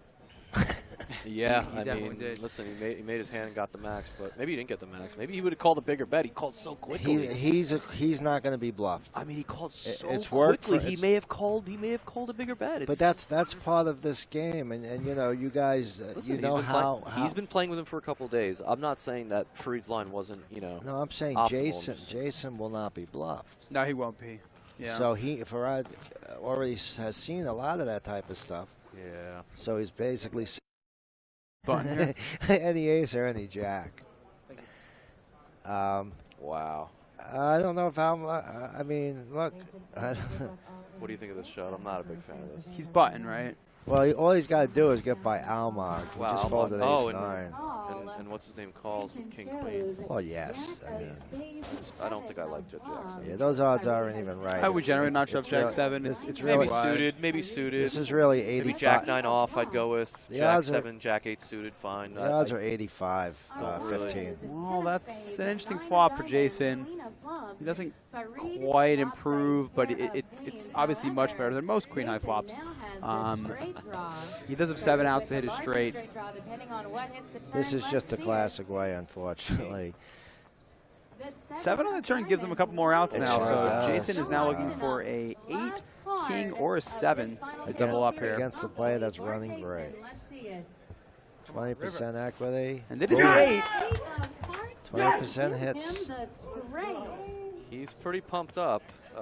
And that should get A him over breath 10 of life for all million. the Jazz Brawl fans out That should there. get, yes, and he has the most vocal Rail. rail online. Yep, he does have quite a following here. So that was 4.730. wow. Wow. That should move him to about 11. And this, Oh, yeah, for nothing those of behind. you at home who don't play tournaments regularly, this is the roller coaster of emotions that. Will extend his chip lead Can I even get further. can I get $100 on an ace flopping? An ace flopping? Pretty close. Well, you see Almog here has been battling all day. He's With got a it in short once stack. before, once behind. Oh, there's the 7 again. Wow. Well, he did have ace-9, right? Yeah. So he's still got a decent hand to fold. Fareed has really started to set of run pretty sevens. poorly in a bunch of spots. Well, the 9 puts some interesting possibilities out there. A 6 will chop the pot, and a Jack will actually give the pot to Fareed. Can also win it with a queen. A 6 will mean they chop the pot. Wow. With a straight on the board. Yeah. And Almog looks upset. Yeah, he's Despite upset. the fact he was He was a 80% huge favorite to be out of the tournament. But he was a huge favorite on the turn. Yeah, well, but when the money went in, I'm just joking. he was in quite a bad spot. He should be happy to get what he got back. But again, that goes back to what we're saying. It's the inexperience, you know. He's sort of Ace-9's upset also because he would Easily hand the tournament to Fareed. If one if it one called. dead king. wow, is that amazing or what? And if you're Fareed, you're dancing and He's singing. he's just trying to stay as calm as possible. If you're Joe, you're saying please raise. Please raise.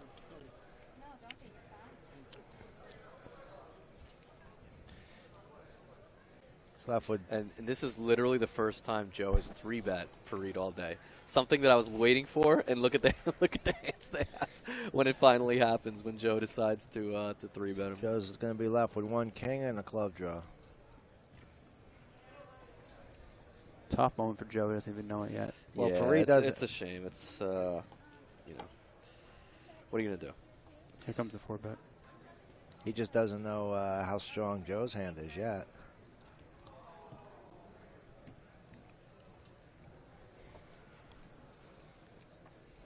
Yeah, and Fareed, like he usually does, is going to take his time and cut out a raise. Wow, and Joe really hates it right away. He's just a little uncomfortable. No, he's not No, uncomfortable. you don't He's think so? jamming. Oh, well, he's certainly. and he wants to get called. Of course. So he's trying to look weak. But he ain't afraid of aces from Fareed. You just can't live your life that way. 5.745 is the amount of the re-raise. So with only 23 mil, these are the 2 biggest stacks too.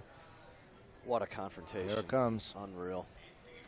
Does Joe ever just call here?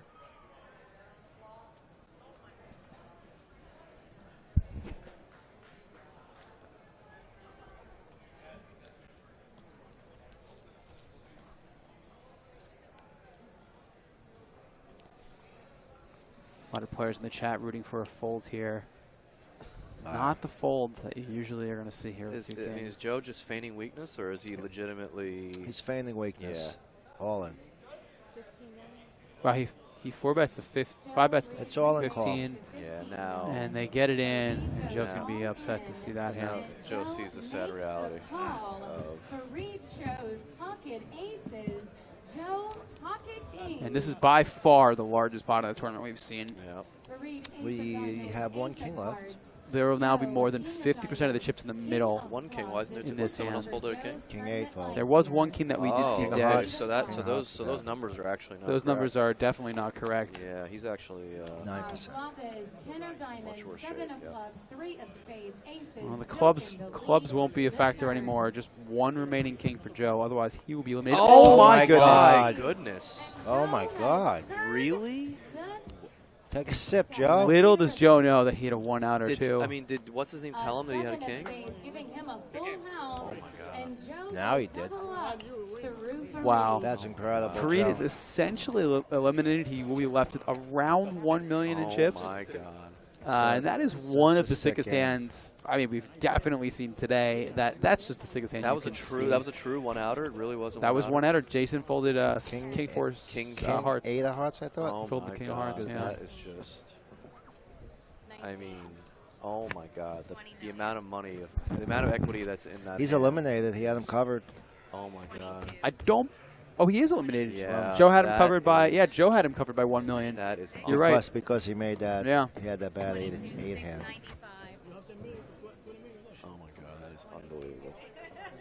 This is the agony of defeat in poker. Player plays his heart out, plays perfectly. Joe did nothing wrong. And you lose. So, you know, keep going to college, get your cash, and come out to play. Decide. There's Chris in the. Oh, no. For those of you I that were mean, clamoring, just wa- It's unopened, unfortunately, to him. Jason limps the small blind he here, getting limped. tricky. Yeah, I actually like this play. I don't mind this play at all. Almog's so short that if you give him a Oh my It's God. not going to work out this time. Wow. That is just unreal. Well, there are aces in the deck, but yes, this was. Wow, and Almog's just going to bet it. Oh, he knew Oh, it. no. Jason bet it. He called. Okay. That's pretty reasonable.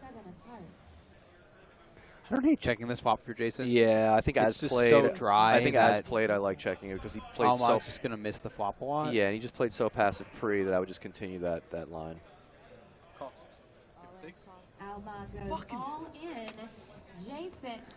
And a quick call from Jason, and he's obviously upset that he gets outdrawn. And here's the Yeah, double he of was setting the Almog, trap, maybe. and he got trapped, unfortunately. And He's asking him how come he didn't fold 10-6 to no raise pre-flop. You can't ask somebody why No, they but- play 10-6 off when they're in But the what's big funny is blind. Jason's saying, like, yeah, it's my fault, it's my fault. I mean, it's just unlucky. He didn't do anything wrong. If the came, you know, If it came 10 10-5-2, 10-5-2, he probably gets all of his money. He's going to stack him, so you can't, you know. No, I'm not 100%. He took the higher reward risk line, and the guy Yahtzeed it. You know, I but, mean, he's but, got- but he shouldn't kick himself, is what I'm saying. You shouldn't No. look at this play and say, oh, what a donkey play. Why did you let him see a flop with 10-6? I think he was kicking luck. You know, he has a pair of aces in his hand. He's just letting the guy kind of maybe either improve or might even shove. Like if Almog had a hand like, I don't know, King 4 suited, he may have just shoved pre-flop, and Jason would have snap called him. So I don't really mind his play. Well, Jason's going to be severely short after that hand. Yeah. No, there's nothing wrong with that play. Just very unlucky. On break.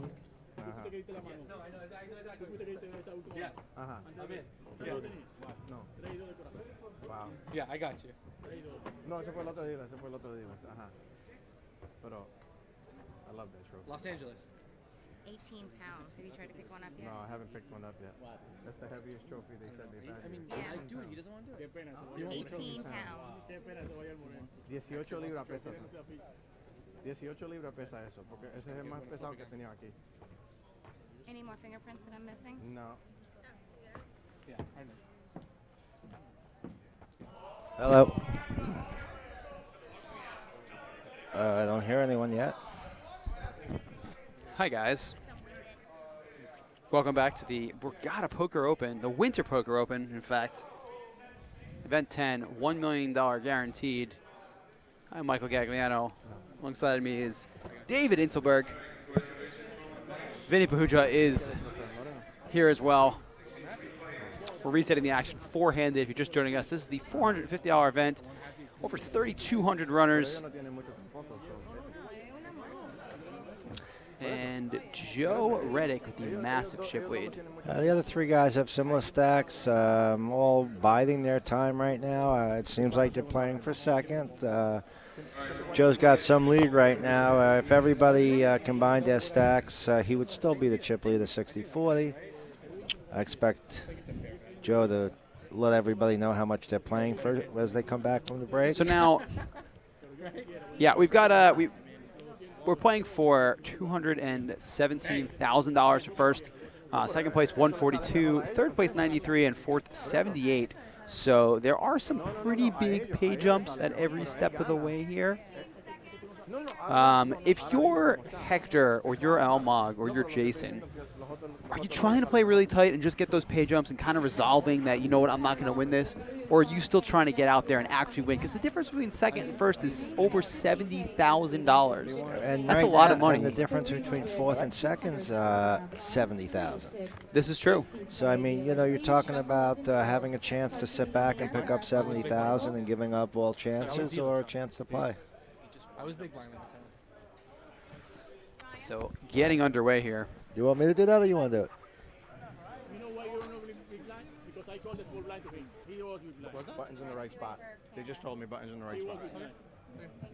Thank you. They just told me buttons in the right spot. You want to just push it back? We can push it back. And there's the trophy on the table. Oh, look at that. We do get a shot of it. A little early to be sticking it out there. Still 4 left, huh? Yes, it is kind Oh, of geez. early. Yeah, they're going to I move think it. she just showed them what was going on. It's yours. It's yours. It belongs to you. There's some confusion over where the button was. Chop it belongs to him. You say no to chop, so it's not it. They're figuring it out right now. Right now, Joe Black's just sitting there saying, come on, guys, I got things to do. 36, we should have cards in the air here. So these players have a very interesting spot. They're getting limited on bigs, but they're almost identical to each other. To our final four for this final table. So a lot will happen in the next level or two. If you're just joining us, all 4 of these players, this is their largest score if they get fourth. Yeah. So forget about getting first or second. How Here's massive Hector those again. scores are. Here's Hector again with a pretty hand. What are we going to do with Hector? These are great hands in cash. These are great hands when the blinds are low. These are great hands when you have a huge amount of bigs and you can spare them, but they're not the best spot to play over here. I think Joe could shove here without looking at his cards, and he's going to make money doing so. Which makes it more the reason Yeah. Hector shouldn't be opening a pretty. Well, he won this one. You know, He's going to win. He's going to take it down, though. You know, and this is, I think, if Hector does want to set his sights on winning this tournament, I think that this is what he should be doing. 100%. I'm just not sure if he just overvalued 5-4 diamonds. Dominican Republic, Santo Domingo. We used to do tournaments in Condada. Not Condada, that's Mexico. And Have you been down there? yes, I was just mentioning we did tournaments in Wandolio, and then we moved them to. Trying to remember the name of that complex. It was really nice. American Casino Corp. I've never been there myself. What's nice is the tournament started at 8 p.m. There's a few places out there where they start tournaments at very odd. Gives you the whole day to times. relax. How late do you play till, though? You play usually from 8 to about 3. It's not too bad. On Dominican time, it's normal. You know, Yeah. you're waking up at noon and you're going on It's the not beach a very and long relaxing. day. It's not a long day, and if you don't go there with much sunstroke or heat stroke, you could play a lot better. But it's usually people coming from the U.S. mixing a vacation in with the tournament. So we have Almug playing King 9 against Joe's King Deuce, and Joe has the deuce. And he's going to bet that deuce. Kind of surprising. I mean, Yeah. Almog is not the player that you expect to call it ace high. He's Usually- trying to make him fold an 8. You think so? I believe so. I just I don't think Joe's betting his deuce for value. I just don't see a reason to bet it. Like, just check. You're gonna win the pot. If the guy has ace high, which you're never getting Is value he gonna from. fold an 8? Three-handed for 3. You think so? I mean, I think he might. it's not even that much of a stack. It's just he's got 8 million, or you know, he doesn't Yeah. want to give away 2 million right now. He doesn't have top pair. I guess. I would just check and try to win the pot, I think. He clearly just gave up with his king 9. He's going to be giving up with some other hands, I too. just don't think he thought his deuce was the best hand when he bet. Yeah. Maybe. And I wouldn't expect Hector of value bet any pair except top pair on that river. So Jason again quite short, likely just folding. it's tough to fold a button four-handed, but you have Joe in the big. This is no, Joe folded. Joe was under the gun. Oh, I'm sorry. Yeah, this is part of the reason I don't like folding so much as Joe with literally whatever you have, because you don't want these two stacks perhaps clashing and having someone double. Joe is so dominant right now in chip position that if he keeps hammering these 3 stacks, the 3 together will keep getting lower. If 2 of them clash and 1 of them doubles up, there will now be a potential player that can take this from Joe. Yes and no. I mean, I don't think Joe should be too concerned about the bottom 2 both moving up to 13 million. Well, this is true, but again, he doesn't need to jump in the prize pool right now. Let's put it this way: if Hector doubles through Joe right now, that's the problem. Well, it's a problem, but Joe is still a massive chip leader. If Hector knocks out Jason and then doubles through Joe, it's a major problem for Joe. Well, then they're equal, but he'd have to double twice. And, this is but if you prevent the first one, the second one's never going to happen. True. Wow. So Almog with just 5.6 million, less than 10 big blinds. So he's definitely in the danger zone. Well, he just put in 2.6. Yeah. Raising here, blind versus blind. Again, a spot that we would just shove. Wow. It's a pretty good flop here. I think Almog's got to check as long as he can. And I don't think takes your advice. Do much here. Hector can't. Hector's got ace high on a paired board. He got checked too. Listen, these guys people underestimate. They've been playing so many hours when you think about it. They played from 12 p.m. yesterday to 3:30 or 4 in the morning. Yes. And that's not counting their day 1 flights. God only knows how many bullets these guys all fire. Some of them might have played the night also before. Right. Till 4 a.m. So you just never know when you're playing no limit. Some people just do a lot of silly things that just happen. Oh, he just checked. Yeah. Very good check somehow. What we kind of expected. Namag continues to just lock the board. Check. He's checking, trying. Yeah. Trying. No. I think Almog. Hector, look, there it is. There it is. I think Almog's played this hand. I mean, listen, it's easy to play full house, sure, but he's also done it in a manner. Just call, Poppy. If he bet at any point in this hand, the hand was over. So now, there he goes, and check the river and if see I'm how. Almog, I'm praying for some sort of checking diamond. this river. Yeah, Check. Jack, perfect. Queen 10, Queen 10. Come on, Almog, check, baby, check it. See, this is very interesting. I can see him betting here too, but a block of bet for almost nothing. Yeah, he bet. See, a lot of amateurs do that too. They have such a strong hand that they're afraid of checking the river, even though their line doesn't really make much sense. Well, the Jack isn't the worst card to lead. If he's got like Queen Jack, he might call, but it's. I think you're just gonna check there as played. I mean, we both know that's the most optimal way to play. But the guy had ace high. Yeah, exactly. He might have bluffed again. He bluffed the That's turn. what I was thinking. I would agree with Vinny saying. I don't think I'm checking ace high right there. I'm taking No. my shot. You know. Right. I mean, his hand looks so weak. What does he have? Just in case he has deuces. So, listen, that could have been a costly mistake. Who knows how big what's-his-name would have bet? Maybe he shoves. Maybe he does something really goofy. You just never know. But you take away all of his bluffs by betting, and I just don't like that river lead. And then again, pre-flop ball. I understand why you did it, but it's not consistent with the line that he's basically, When an amateur player takes a line that's not really consistent with a bluff, it's probably not a bluff. This is usually true. So I know it sounds really, really a Captain Obvious, but it's. Joe's got a pair and probably doesn't want to see a flop. Oh, He's going straight to the flop with Wow. deuces.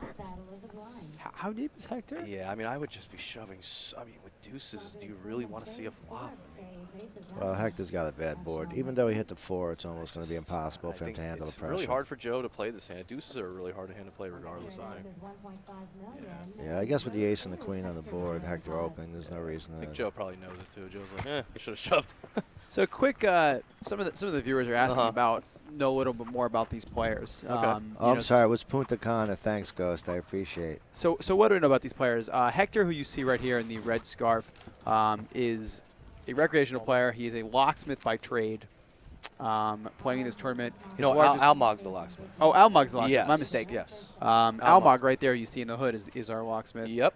Again, largest cash for all 4 of these players right now. Yep. Let's. Oh, I thought there was an all in here. You see a shot of Hector. Give us. Here goes Hector. Here goes Hector. He's got a 20. Well, hold on a moment because we have an all in. Oh, really? From Hector. Okay. So instead of playing his medium strength hands passively, he's finally Well, he's got a decided to limited take a amount. It stand. looks like he'll just take it down. Yeah, and that's a good play. That's what I'd like to see more of that from Hector. He's doing a lot of limping. They're screaming in Santo Domingo right now. Yeah, so Hector was born in the Dominican Republic. He actually has quite a large following here, rooting for him. Great. He says he will win this was his big thing. He's been in marketing for over 20 years, but he says he was born to play poker. So that's what we know about Hector. And he got it from his father played poker, so that's his beginning also. Jason in the white T-shirt we can't see right now, our short stack right now, is very well known in the poker community, not for his playing, but more for his backing. He stakes a very large number of players. He's constantly on Twitter and on the forums. 2+2, yeah. Yeah, he's just everybody knows him, everybody loves him. He's quite kind of a character. Yeah. This is again his largest cash as well, and he also has quite the rail here rooting for him. Joe Reddick, who you see right there, is our massive chip leader right now. Yep. Is a familiar face here at Borgata here in Atlantic City. He has this is his 4th Borgata final table, I believe. Yep, that's correct.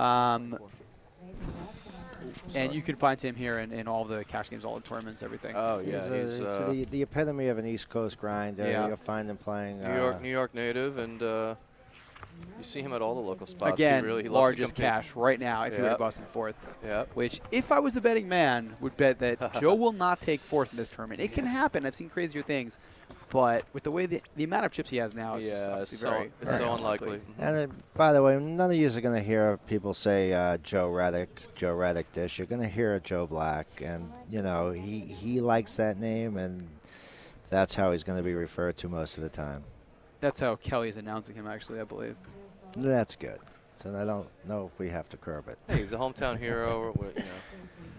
Let's see if he can close the deal. We know that's what he came to do. Well, Bob Brady on Twitter shouting out saying Joe is due. So Almog again with a spot that I think most of us would probably shove. Who said that, Bob? Yeah, Bob Brady. Bob Brady. The best. Yeah. Bob's the best. Bob is the best.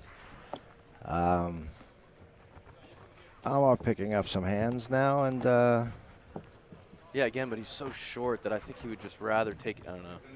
basically it seems like none of the 3 of them wanted to part. I mean, if it goes true to form, Jason's going to have to be the first one to take the shot. I think Gags is right. I don't know. I think it's going to go till we'll see. Jason with a pair. Can't imagine he's ever going to fold here. This just should be just everything. It's a pretty easy shove. And he shouldn't be taking as much time as he took. As the shortest stack, it's... Yeah, but, get the shit in. You're going to get a Jack-Queen call, you shove like that. Even a Jack-8. Joe's looking to knock a guy out. Well, he's shoving 7.6 million. It's not like he's shoving 4 I would bigs. generally fold here. Jason's not shoving a lot of hands, but... This is He's shoving 12 bigs. I know. I think David... Oh, it's 13 bigs. It's a pretty easy fold, I think. Jack-8 is not a good... Guys, Joe likes to end the he's reaching. I've played more with Joe maybe than you guys. Well, he's clearly giving this some thought, so I think David might have the read correct here. It represents just about 10% of Joe's stack. It's not Plus, don't forget the Jack 7 hand. Yeah, it's ringing in everyone's ears. Yeah, Jason's not happy. Clearly not happy wanting to flip. Really. Jason is technically the favorite, but not by a lot. What do you think of his call? You call here with Jack-8 off? This is Joe. Joe lets you know it's my big. If you want to play. It's probably not so bad, but knowing how tight Jason is probably shoving here. Yeah, I mean, Jack-10 do you call? Is that just how loose Jason's? Well, I don't think he's shoving that loose anymore with all these stacks the same, But Joe's going to need a Jack or an 8 to knock out Jason here. Oh, wow, and he finds now a gutter. Extra 4 outs, yeah. So the odds remain kind of close at the beginning. Jason really not happy about this call. Yeah. Oh, boy. There's the 8. And Joe jumps out to a massive lead, and now Jason is the one looking for a card. 3 on the river is going to keep Jason in the running for that $200,000. Look at Joe. It looks the same from beginning to end. Let's see a river. Wow. 13 blinds, And right? Yeah, it was That's it. 7. It was It's not the proper math, possibly, but Joe don't want to give up his big. 7.6 at 600K. No, it was 7 point. What was the shove? Yeah, 7.8 at 600K. 13 it bigs. is. And me and Gags were talking a little earlier about the importance of him not allowing 2 of the shortest to double, and he'd rather take that shot and give them 7 of his. What's the bottom of your calling range there? That is definitely the that, Jack 10, Jack I mean, 9? What, are you always calling somewhere Jack around 10? there, Yeah. probably. We just know don't jam into Suited Joe's varieties, big Don't try to at make the Joe end of your fold. tournament. Yeah. I mean, wow, that was. So we got to give credit to Jason. Jason had a roller coaster of a final table. He He came sure in did. one of the shorter stacks, or well, he was kind of middle of the pack, but he wound up being the massive chip leader at one point, and really he made some big hands. He had made some a big few folds big too. laydowns. That yeah, 9-10 correct versus 6 laydowns, fold was, you know. where he was could have behind. potentially been out of the tournament if he put Yeah. more money in, and he got away from it. So give him some credit. He shout out to him. Yep. He was taking home $78,000. Yep. Definitely nice 78 payday. too, nice payday. Yeah, And now these nothing gentlemen too are shabby. guaranteed 93,200. Remember, there's 3,200 people that would trade spots with Jason right now. I think there's more than I that. think there's but more than that. I'll well, take the over. Yeah, no, you're absolutely right. definitely There's- 3,200 that already lost money. Yeah, exactly, including the 3 mopes up here. Excuse me, 2.2. But wow, Joe Wow, has gets ace. eliminated and tries to pick off Kelly. I don't know what that's all about.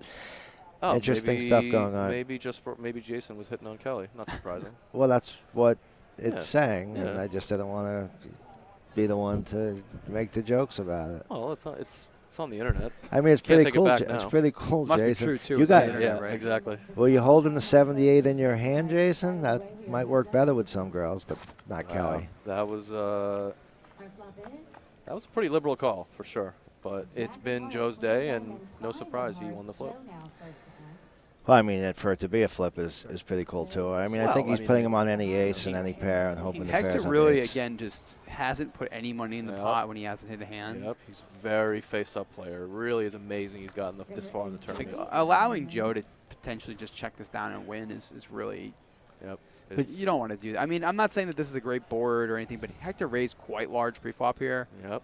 Going after what you put out there is a big part of winning these tournaments, and Absolutely. Hector just hasn't come up with those bets. Nope. Yeah, but I mean, you guys have to realize Almog and Hector might have They haven't been been two there. of the Yeah. tightest players in the tournament, and they're at the final Well, table I of think 3. that I think that That's what I'm Hector saying. Like, should it's- Tight is potentially right not sometimes. even open that hand, though. He's Correct. opening hands Correct. that you need to continue with. He's opening. Or just shove. Or just shove. Shove King 7 Exactly. suited. I mean, just put Joe to a test for a lot of Exactly. chips. Like, But, you know, but, and it, that's but it is kind of showing for the older people that come out there and play quality cards. They can get to second and third and have a chance to win this Yeah. event. well, I mean, listen. Pretty much playing ABC poker. Sure. Just I understand there's numbers, there's technology, Listen, but I'm looking at two guys that are tighter than almost anyone that's been in the room, But and they're there's at the a final reason his table. previous biggest cash is like 5K or something. The guy's just not an experienced player. He's playing fine, but there's a lot of spots where He could if have won more just- chips, yeah, yes. You know, or so just lost less. right. So we're just, that's It all. just shows speeding isn't always the best route, and Tournaments are all. Gags is right. Tournaments are all about the small pots that like no one really kind of wants, and the blind versus blind pots. All those pots add up. You They know? sure do. And then sometimes you take the cooler, and you're still in the tournament because you won a few of those pots. So I'm just saying Every- a every- testament to the two of them still being here yeah, is, listen. But is a testament to some patience of some sort. I would love to look at their all-in EV graphs. You know what I mean? Just to see how well they've run in the tournament up to this point. Just for kind of. Sure. Big hand for Almog, three-handed here with the two Yeah, nines. very big hand. And again, he's going to continue to open. Well, I don't think Even he's. though Gonna, it I don't puts think his- he's going to back off. Oh, you mean just jam it?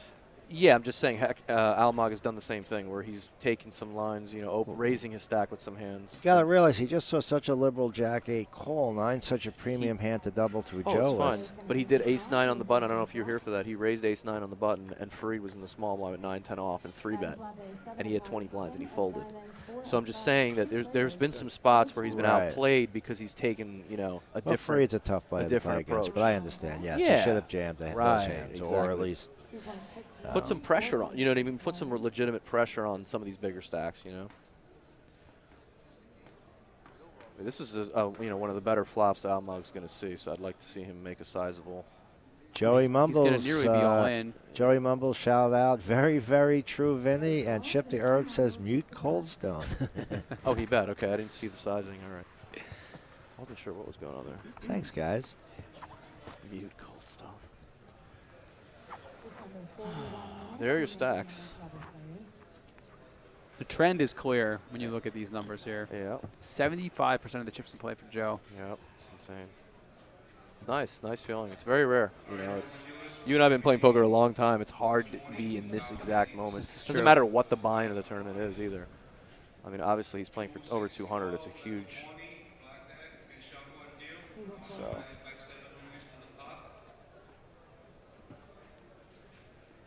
Thanks, got that, Twitch. I feel better. Now I'll start talking again. 1.4 million is the number. Chip the Herb got me quiet. Almond folds, and Joe will pick up the blinds and antes. Yeah, exactly. The ace queen four-handed fold was really, we all thought was pretty atrocious. That was, And it was a fold that we all said he probably shouldn't have made, but Yeah. I wonder if the tournament plays out differently if he does shove in that hand and everybody folds, because he picks up like 6 million chips. I know. He would have picked up a ton of chips and Yeah. nearly doubled from I just know. that. It's just insane. So, it really is insane. I mean, the money. and Joe won that pot too. Joe won a decent. What did he have? I don't remember exactly. Queen 8. He just checked when, or he That's bet when right. He Almog- or called when the Hector button checked. with Queen 8 off. That's right. Oh man, there was definitely some unorthodox play at this final table, but For sure. And what we kind of expect. yeah, and a lot of it was consistent with kind of. They were like a lot of the players kind of played. You're right. Like for the most part, Joe stay out of trouble. And yeah, I mean that Kings versus Aces hand. That's going to be replayed for a little while. That was sick. Joe folds. Can't ask for much more drama in a tournament. That was an unbelievable hand. I'm still, it's crazy. 7.8. So again, Almog again, not deciding to not like. Why wouldn't he shove here with threes? Look at Hector's stack. He only has about. Well, he basically did here. He made it 7.8 mil. Yeah, Hector has to. Oh, he call, did. yeah. Okay. Oh, he did make it very big. All right, I missed that. I thought it was a. I would. Hector's been making a lot of open folds. I mean, he's kind of running out of. Earlier, I would have thought Hector would have called this hand. But Yes. after watching him fold, Yes. agonize, and then fold the queen jack, I think he folds here. I think he's with going these to pay call jumps. here. Nah, he's my money's calling. on fold. Yeah. I'm going to take the fold at that Oh, point. he did fold. Once he showed Showed it. I was going for call. I thought he'd actually call. Wow. Pretty strong about Almog. I mean, this is kind of showing Yeah, I mean, the power of making somebody fold. Well, that's a instead great. of, I mean, that's a beautiful hand. to yeah, have but in we've that just spot. we've been watching a whole day of those hands being played very passively, You're right. and being outflopped. You're right. You're absolutely right. Finally, he decided to, put some Yeah, put some stack pressure and on he him. was barely 50% against the hand he made fold. So I mean, you'd rather not have that race. Thanks, Joey Mumbles. We love you too. Thanks, Joey. Preach, as they like to say. Appreciate that. Wow, that's the new one, Preach. I was so hip on so many of the new ones. If you don't know, too. Recently, I mean, I'm not hip to the lingo that much. I don't know if I'll use You it don't know till what I the hear kids it. are saying these yeah, days. I don't really. We preach that, guys. All right. Hector's Let's got the see. queen 9. Yeah, this is a pretty easy shove, and there he goes. He does shove. Good. All in. Happy to see that as well. He's finally taking an aggressive line. Gotta hope Joe don't have a 10. Well, Joe's got a pair. Yep, Joe's going to snap call. I don't think he's Yeah. going to fold this if Jack 8 isn't folding. Like you said, it's been Joe's day, so we don't really expect him to lose this, but... No, it shows 53-47, but I think it's more 60-40 the way. Well, it goes. yeah. Sometimes it's just... With yeah, the let's way see. Joe's been running of Could late, be a I think it's more 70-30, yeah. yeah. than that even. I mean, even Hector knows right now. He's looking, he's like, please. Can we see a flop? The flop Wow. is ace of clubs. Three Most of hands he clubs, called should have king beat of him with that spades. flop. Yep. There's So no that's spades actually a for the favorable straight flop draw. for Hector, although it doesn't look like it. He picks up running backdoor double pairs, backdoor straight draw. There's the there straight you draw go. card. Yep. So a jack, a queen, or a 9 for Hector. He's getting his bag like he knows it's That's not a move. coming. No. You're supposed to get your bag when you're drawing bad on the turn. It brings the So call. hats He up to didn't get it Hector. early. You know, he didn't get to bring the tournament home, but he picks up his largest cash by nearly tenfold. And he will be our third place finisher for, is it 93,000? Yeah. Yep, 92 92 and change. change. Good job, Hector. Everybody in the Dominican Republic's probably lifting something for you. And I'm sure your daughter will enjoy a little bit of extra giftage from you. They can party down in the Dominican Republic with that kind of money. Yep, and he's got his 5-year-old daughter down there that's always nice to have a cushion for. Great run, Hector. He was a fun player to watch. You could tell he wasn't the most experienced tournament player. You know, he did some things differently than we would have done, but never ever be too upset with $93,000. No, you can't. He should really walk out of here proud. Yeah. I think he did really well for the Yeah. situation, Yeah. especially that was not, honestly. He was in a fairly tough seat with those guys right around him. He was basically between Joe and Fareed, and he really did, pull through in a few spots. Yep. And there's Joe just sitting there with all the chips. So like that, we are going to go to heads up.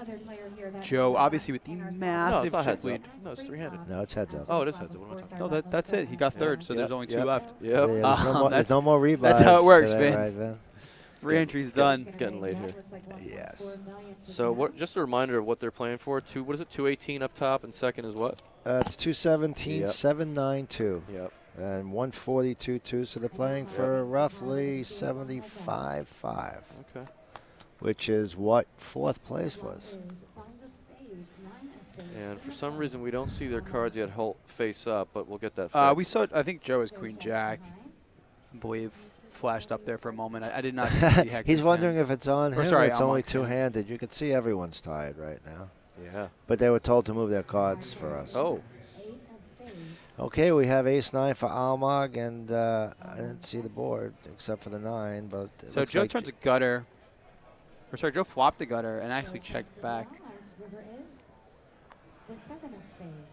Pretty surprised to see Joe not betting at any point with his hands. Yeah, I mean, Unless the graphic is wrong, it's possible we're having some. We're having a little bit of graphic error here. It's possible that that's not correct. Let's see. He's going to bet the river now. Yeah, they didn't really bet quite enough. Yeah, either. so Joe, looks like Joe backs into the flush. Yep. Oh, he take it got down. called. I'm incredibly surprised Joe didn't bet the flop or the turn Yeah. with that exact hand. Yeah, I'm surprised too. I don't particularly checking blame the flop is like, Almag for okay, I calling. think he should have bet the turn. You're right. Yeah, I mean, I think he should have bet at some point. Yeah, like, yeah. he has so many chips. I would just be betting, Yeah. basically without raising and betting without looking at my cards, basically. Yeah, just keep putting there's- pressure on. Exactly. Yep. Unless Almag is going to show you Mhm. that he's going to step up and defend and try to actually win this thing, then I think Joe can just run him over and But just chip him you down. do have to realize it's now heads up. So the dimension of a prize jump isn't there anymore. He's been sitting there patient all day, Almad. He's Yeah. got really nothing to be patient There's for. nothing to lose at this point, too. He's got to, Oh, this could be the end.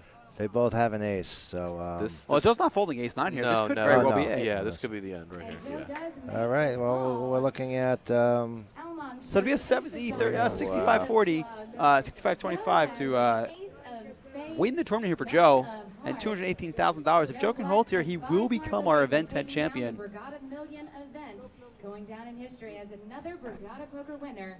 Let's see our flop. The Pretty safe flop for and that Joe. shout out to Gags as well. Finally came from There Joe. is a possibility of a chop, running pairs, running high cards. Okay, that's So they will chop with another a high card. 5 or a 7. in the lead. One more card to come. And Almag is the club And draw, that's but he gonna do won't it. get there. And with that, Joe Reddick Joe- will become the Event 10 champion. Joe Black ships it. So a great tournament for Joe. Congratulations, Joe. He will take home $218,000 as their winner. We have to give props to Almag. Yep. You know what? He's was one of the lesser experienced players. He played his heart out. He made a few big moves. He got lucky when he needed to. And he will take home $142,000 for second place finish. Quite the score for $450. Quite a score. Let's not forget Farad. Let's give a shout out and props to him. He played great, and had one bad hand. Joe just took it to the end, Look at like that a trophy. champion does. That thing is. That is quite the nice Many trophy. Very players special played for- pretty for- above par. For a poker tournament with a $400 buy-in, it's a very nice So- crystal and steel Hey, trophy. Vin, why don't you get over there and talk to Joe? I think I might just do that. But yeah, shout out to Joe Reddick. Congratulations, champion of Event 10. Yo, We are going to have Joe. an interview Yeah. with Joe in about 2 minutes here, guys. So stick around for that. Yep.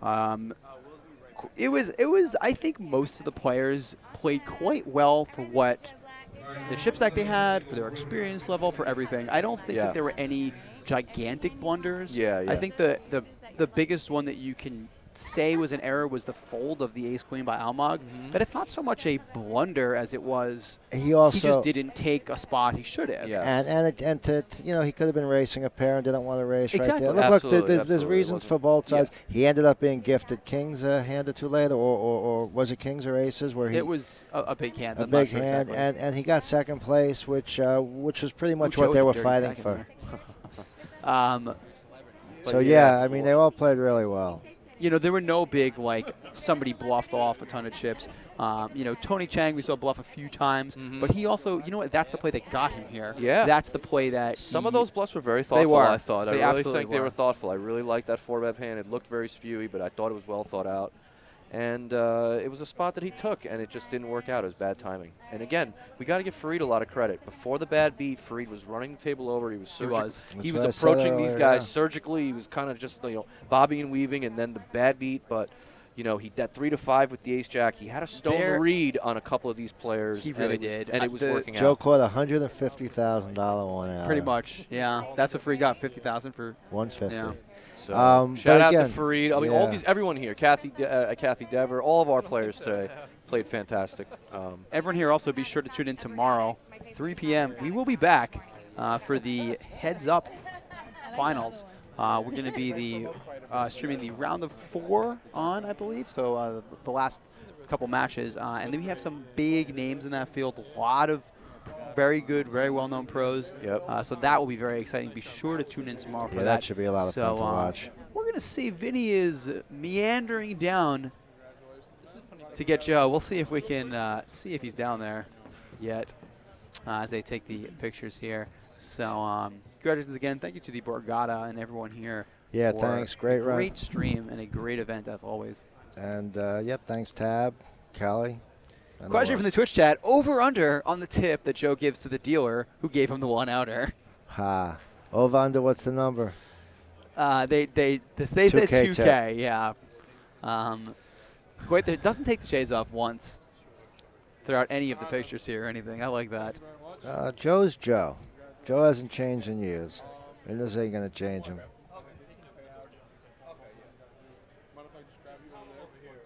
Another shot of Will the Blogger.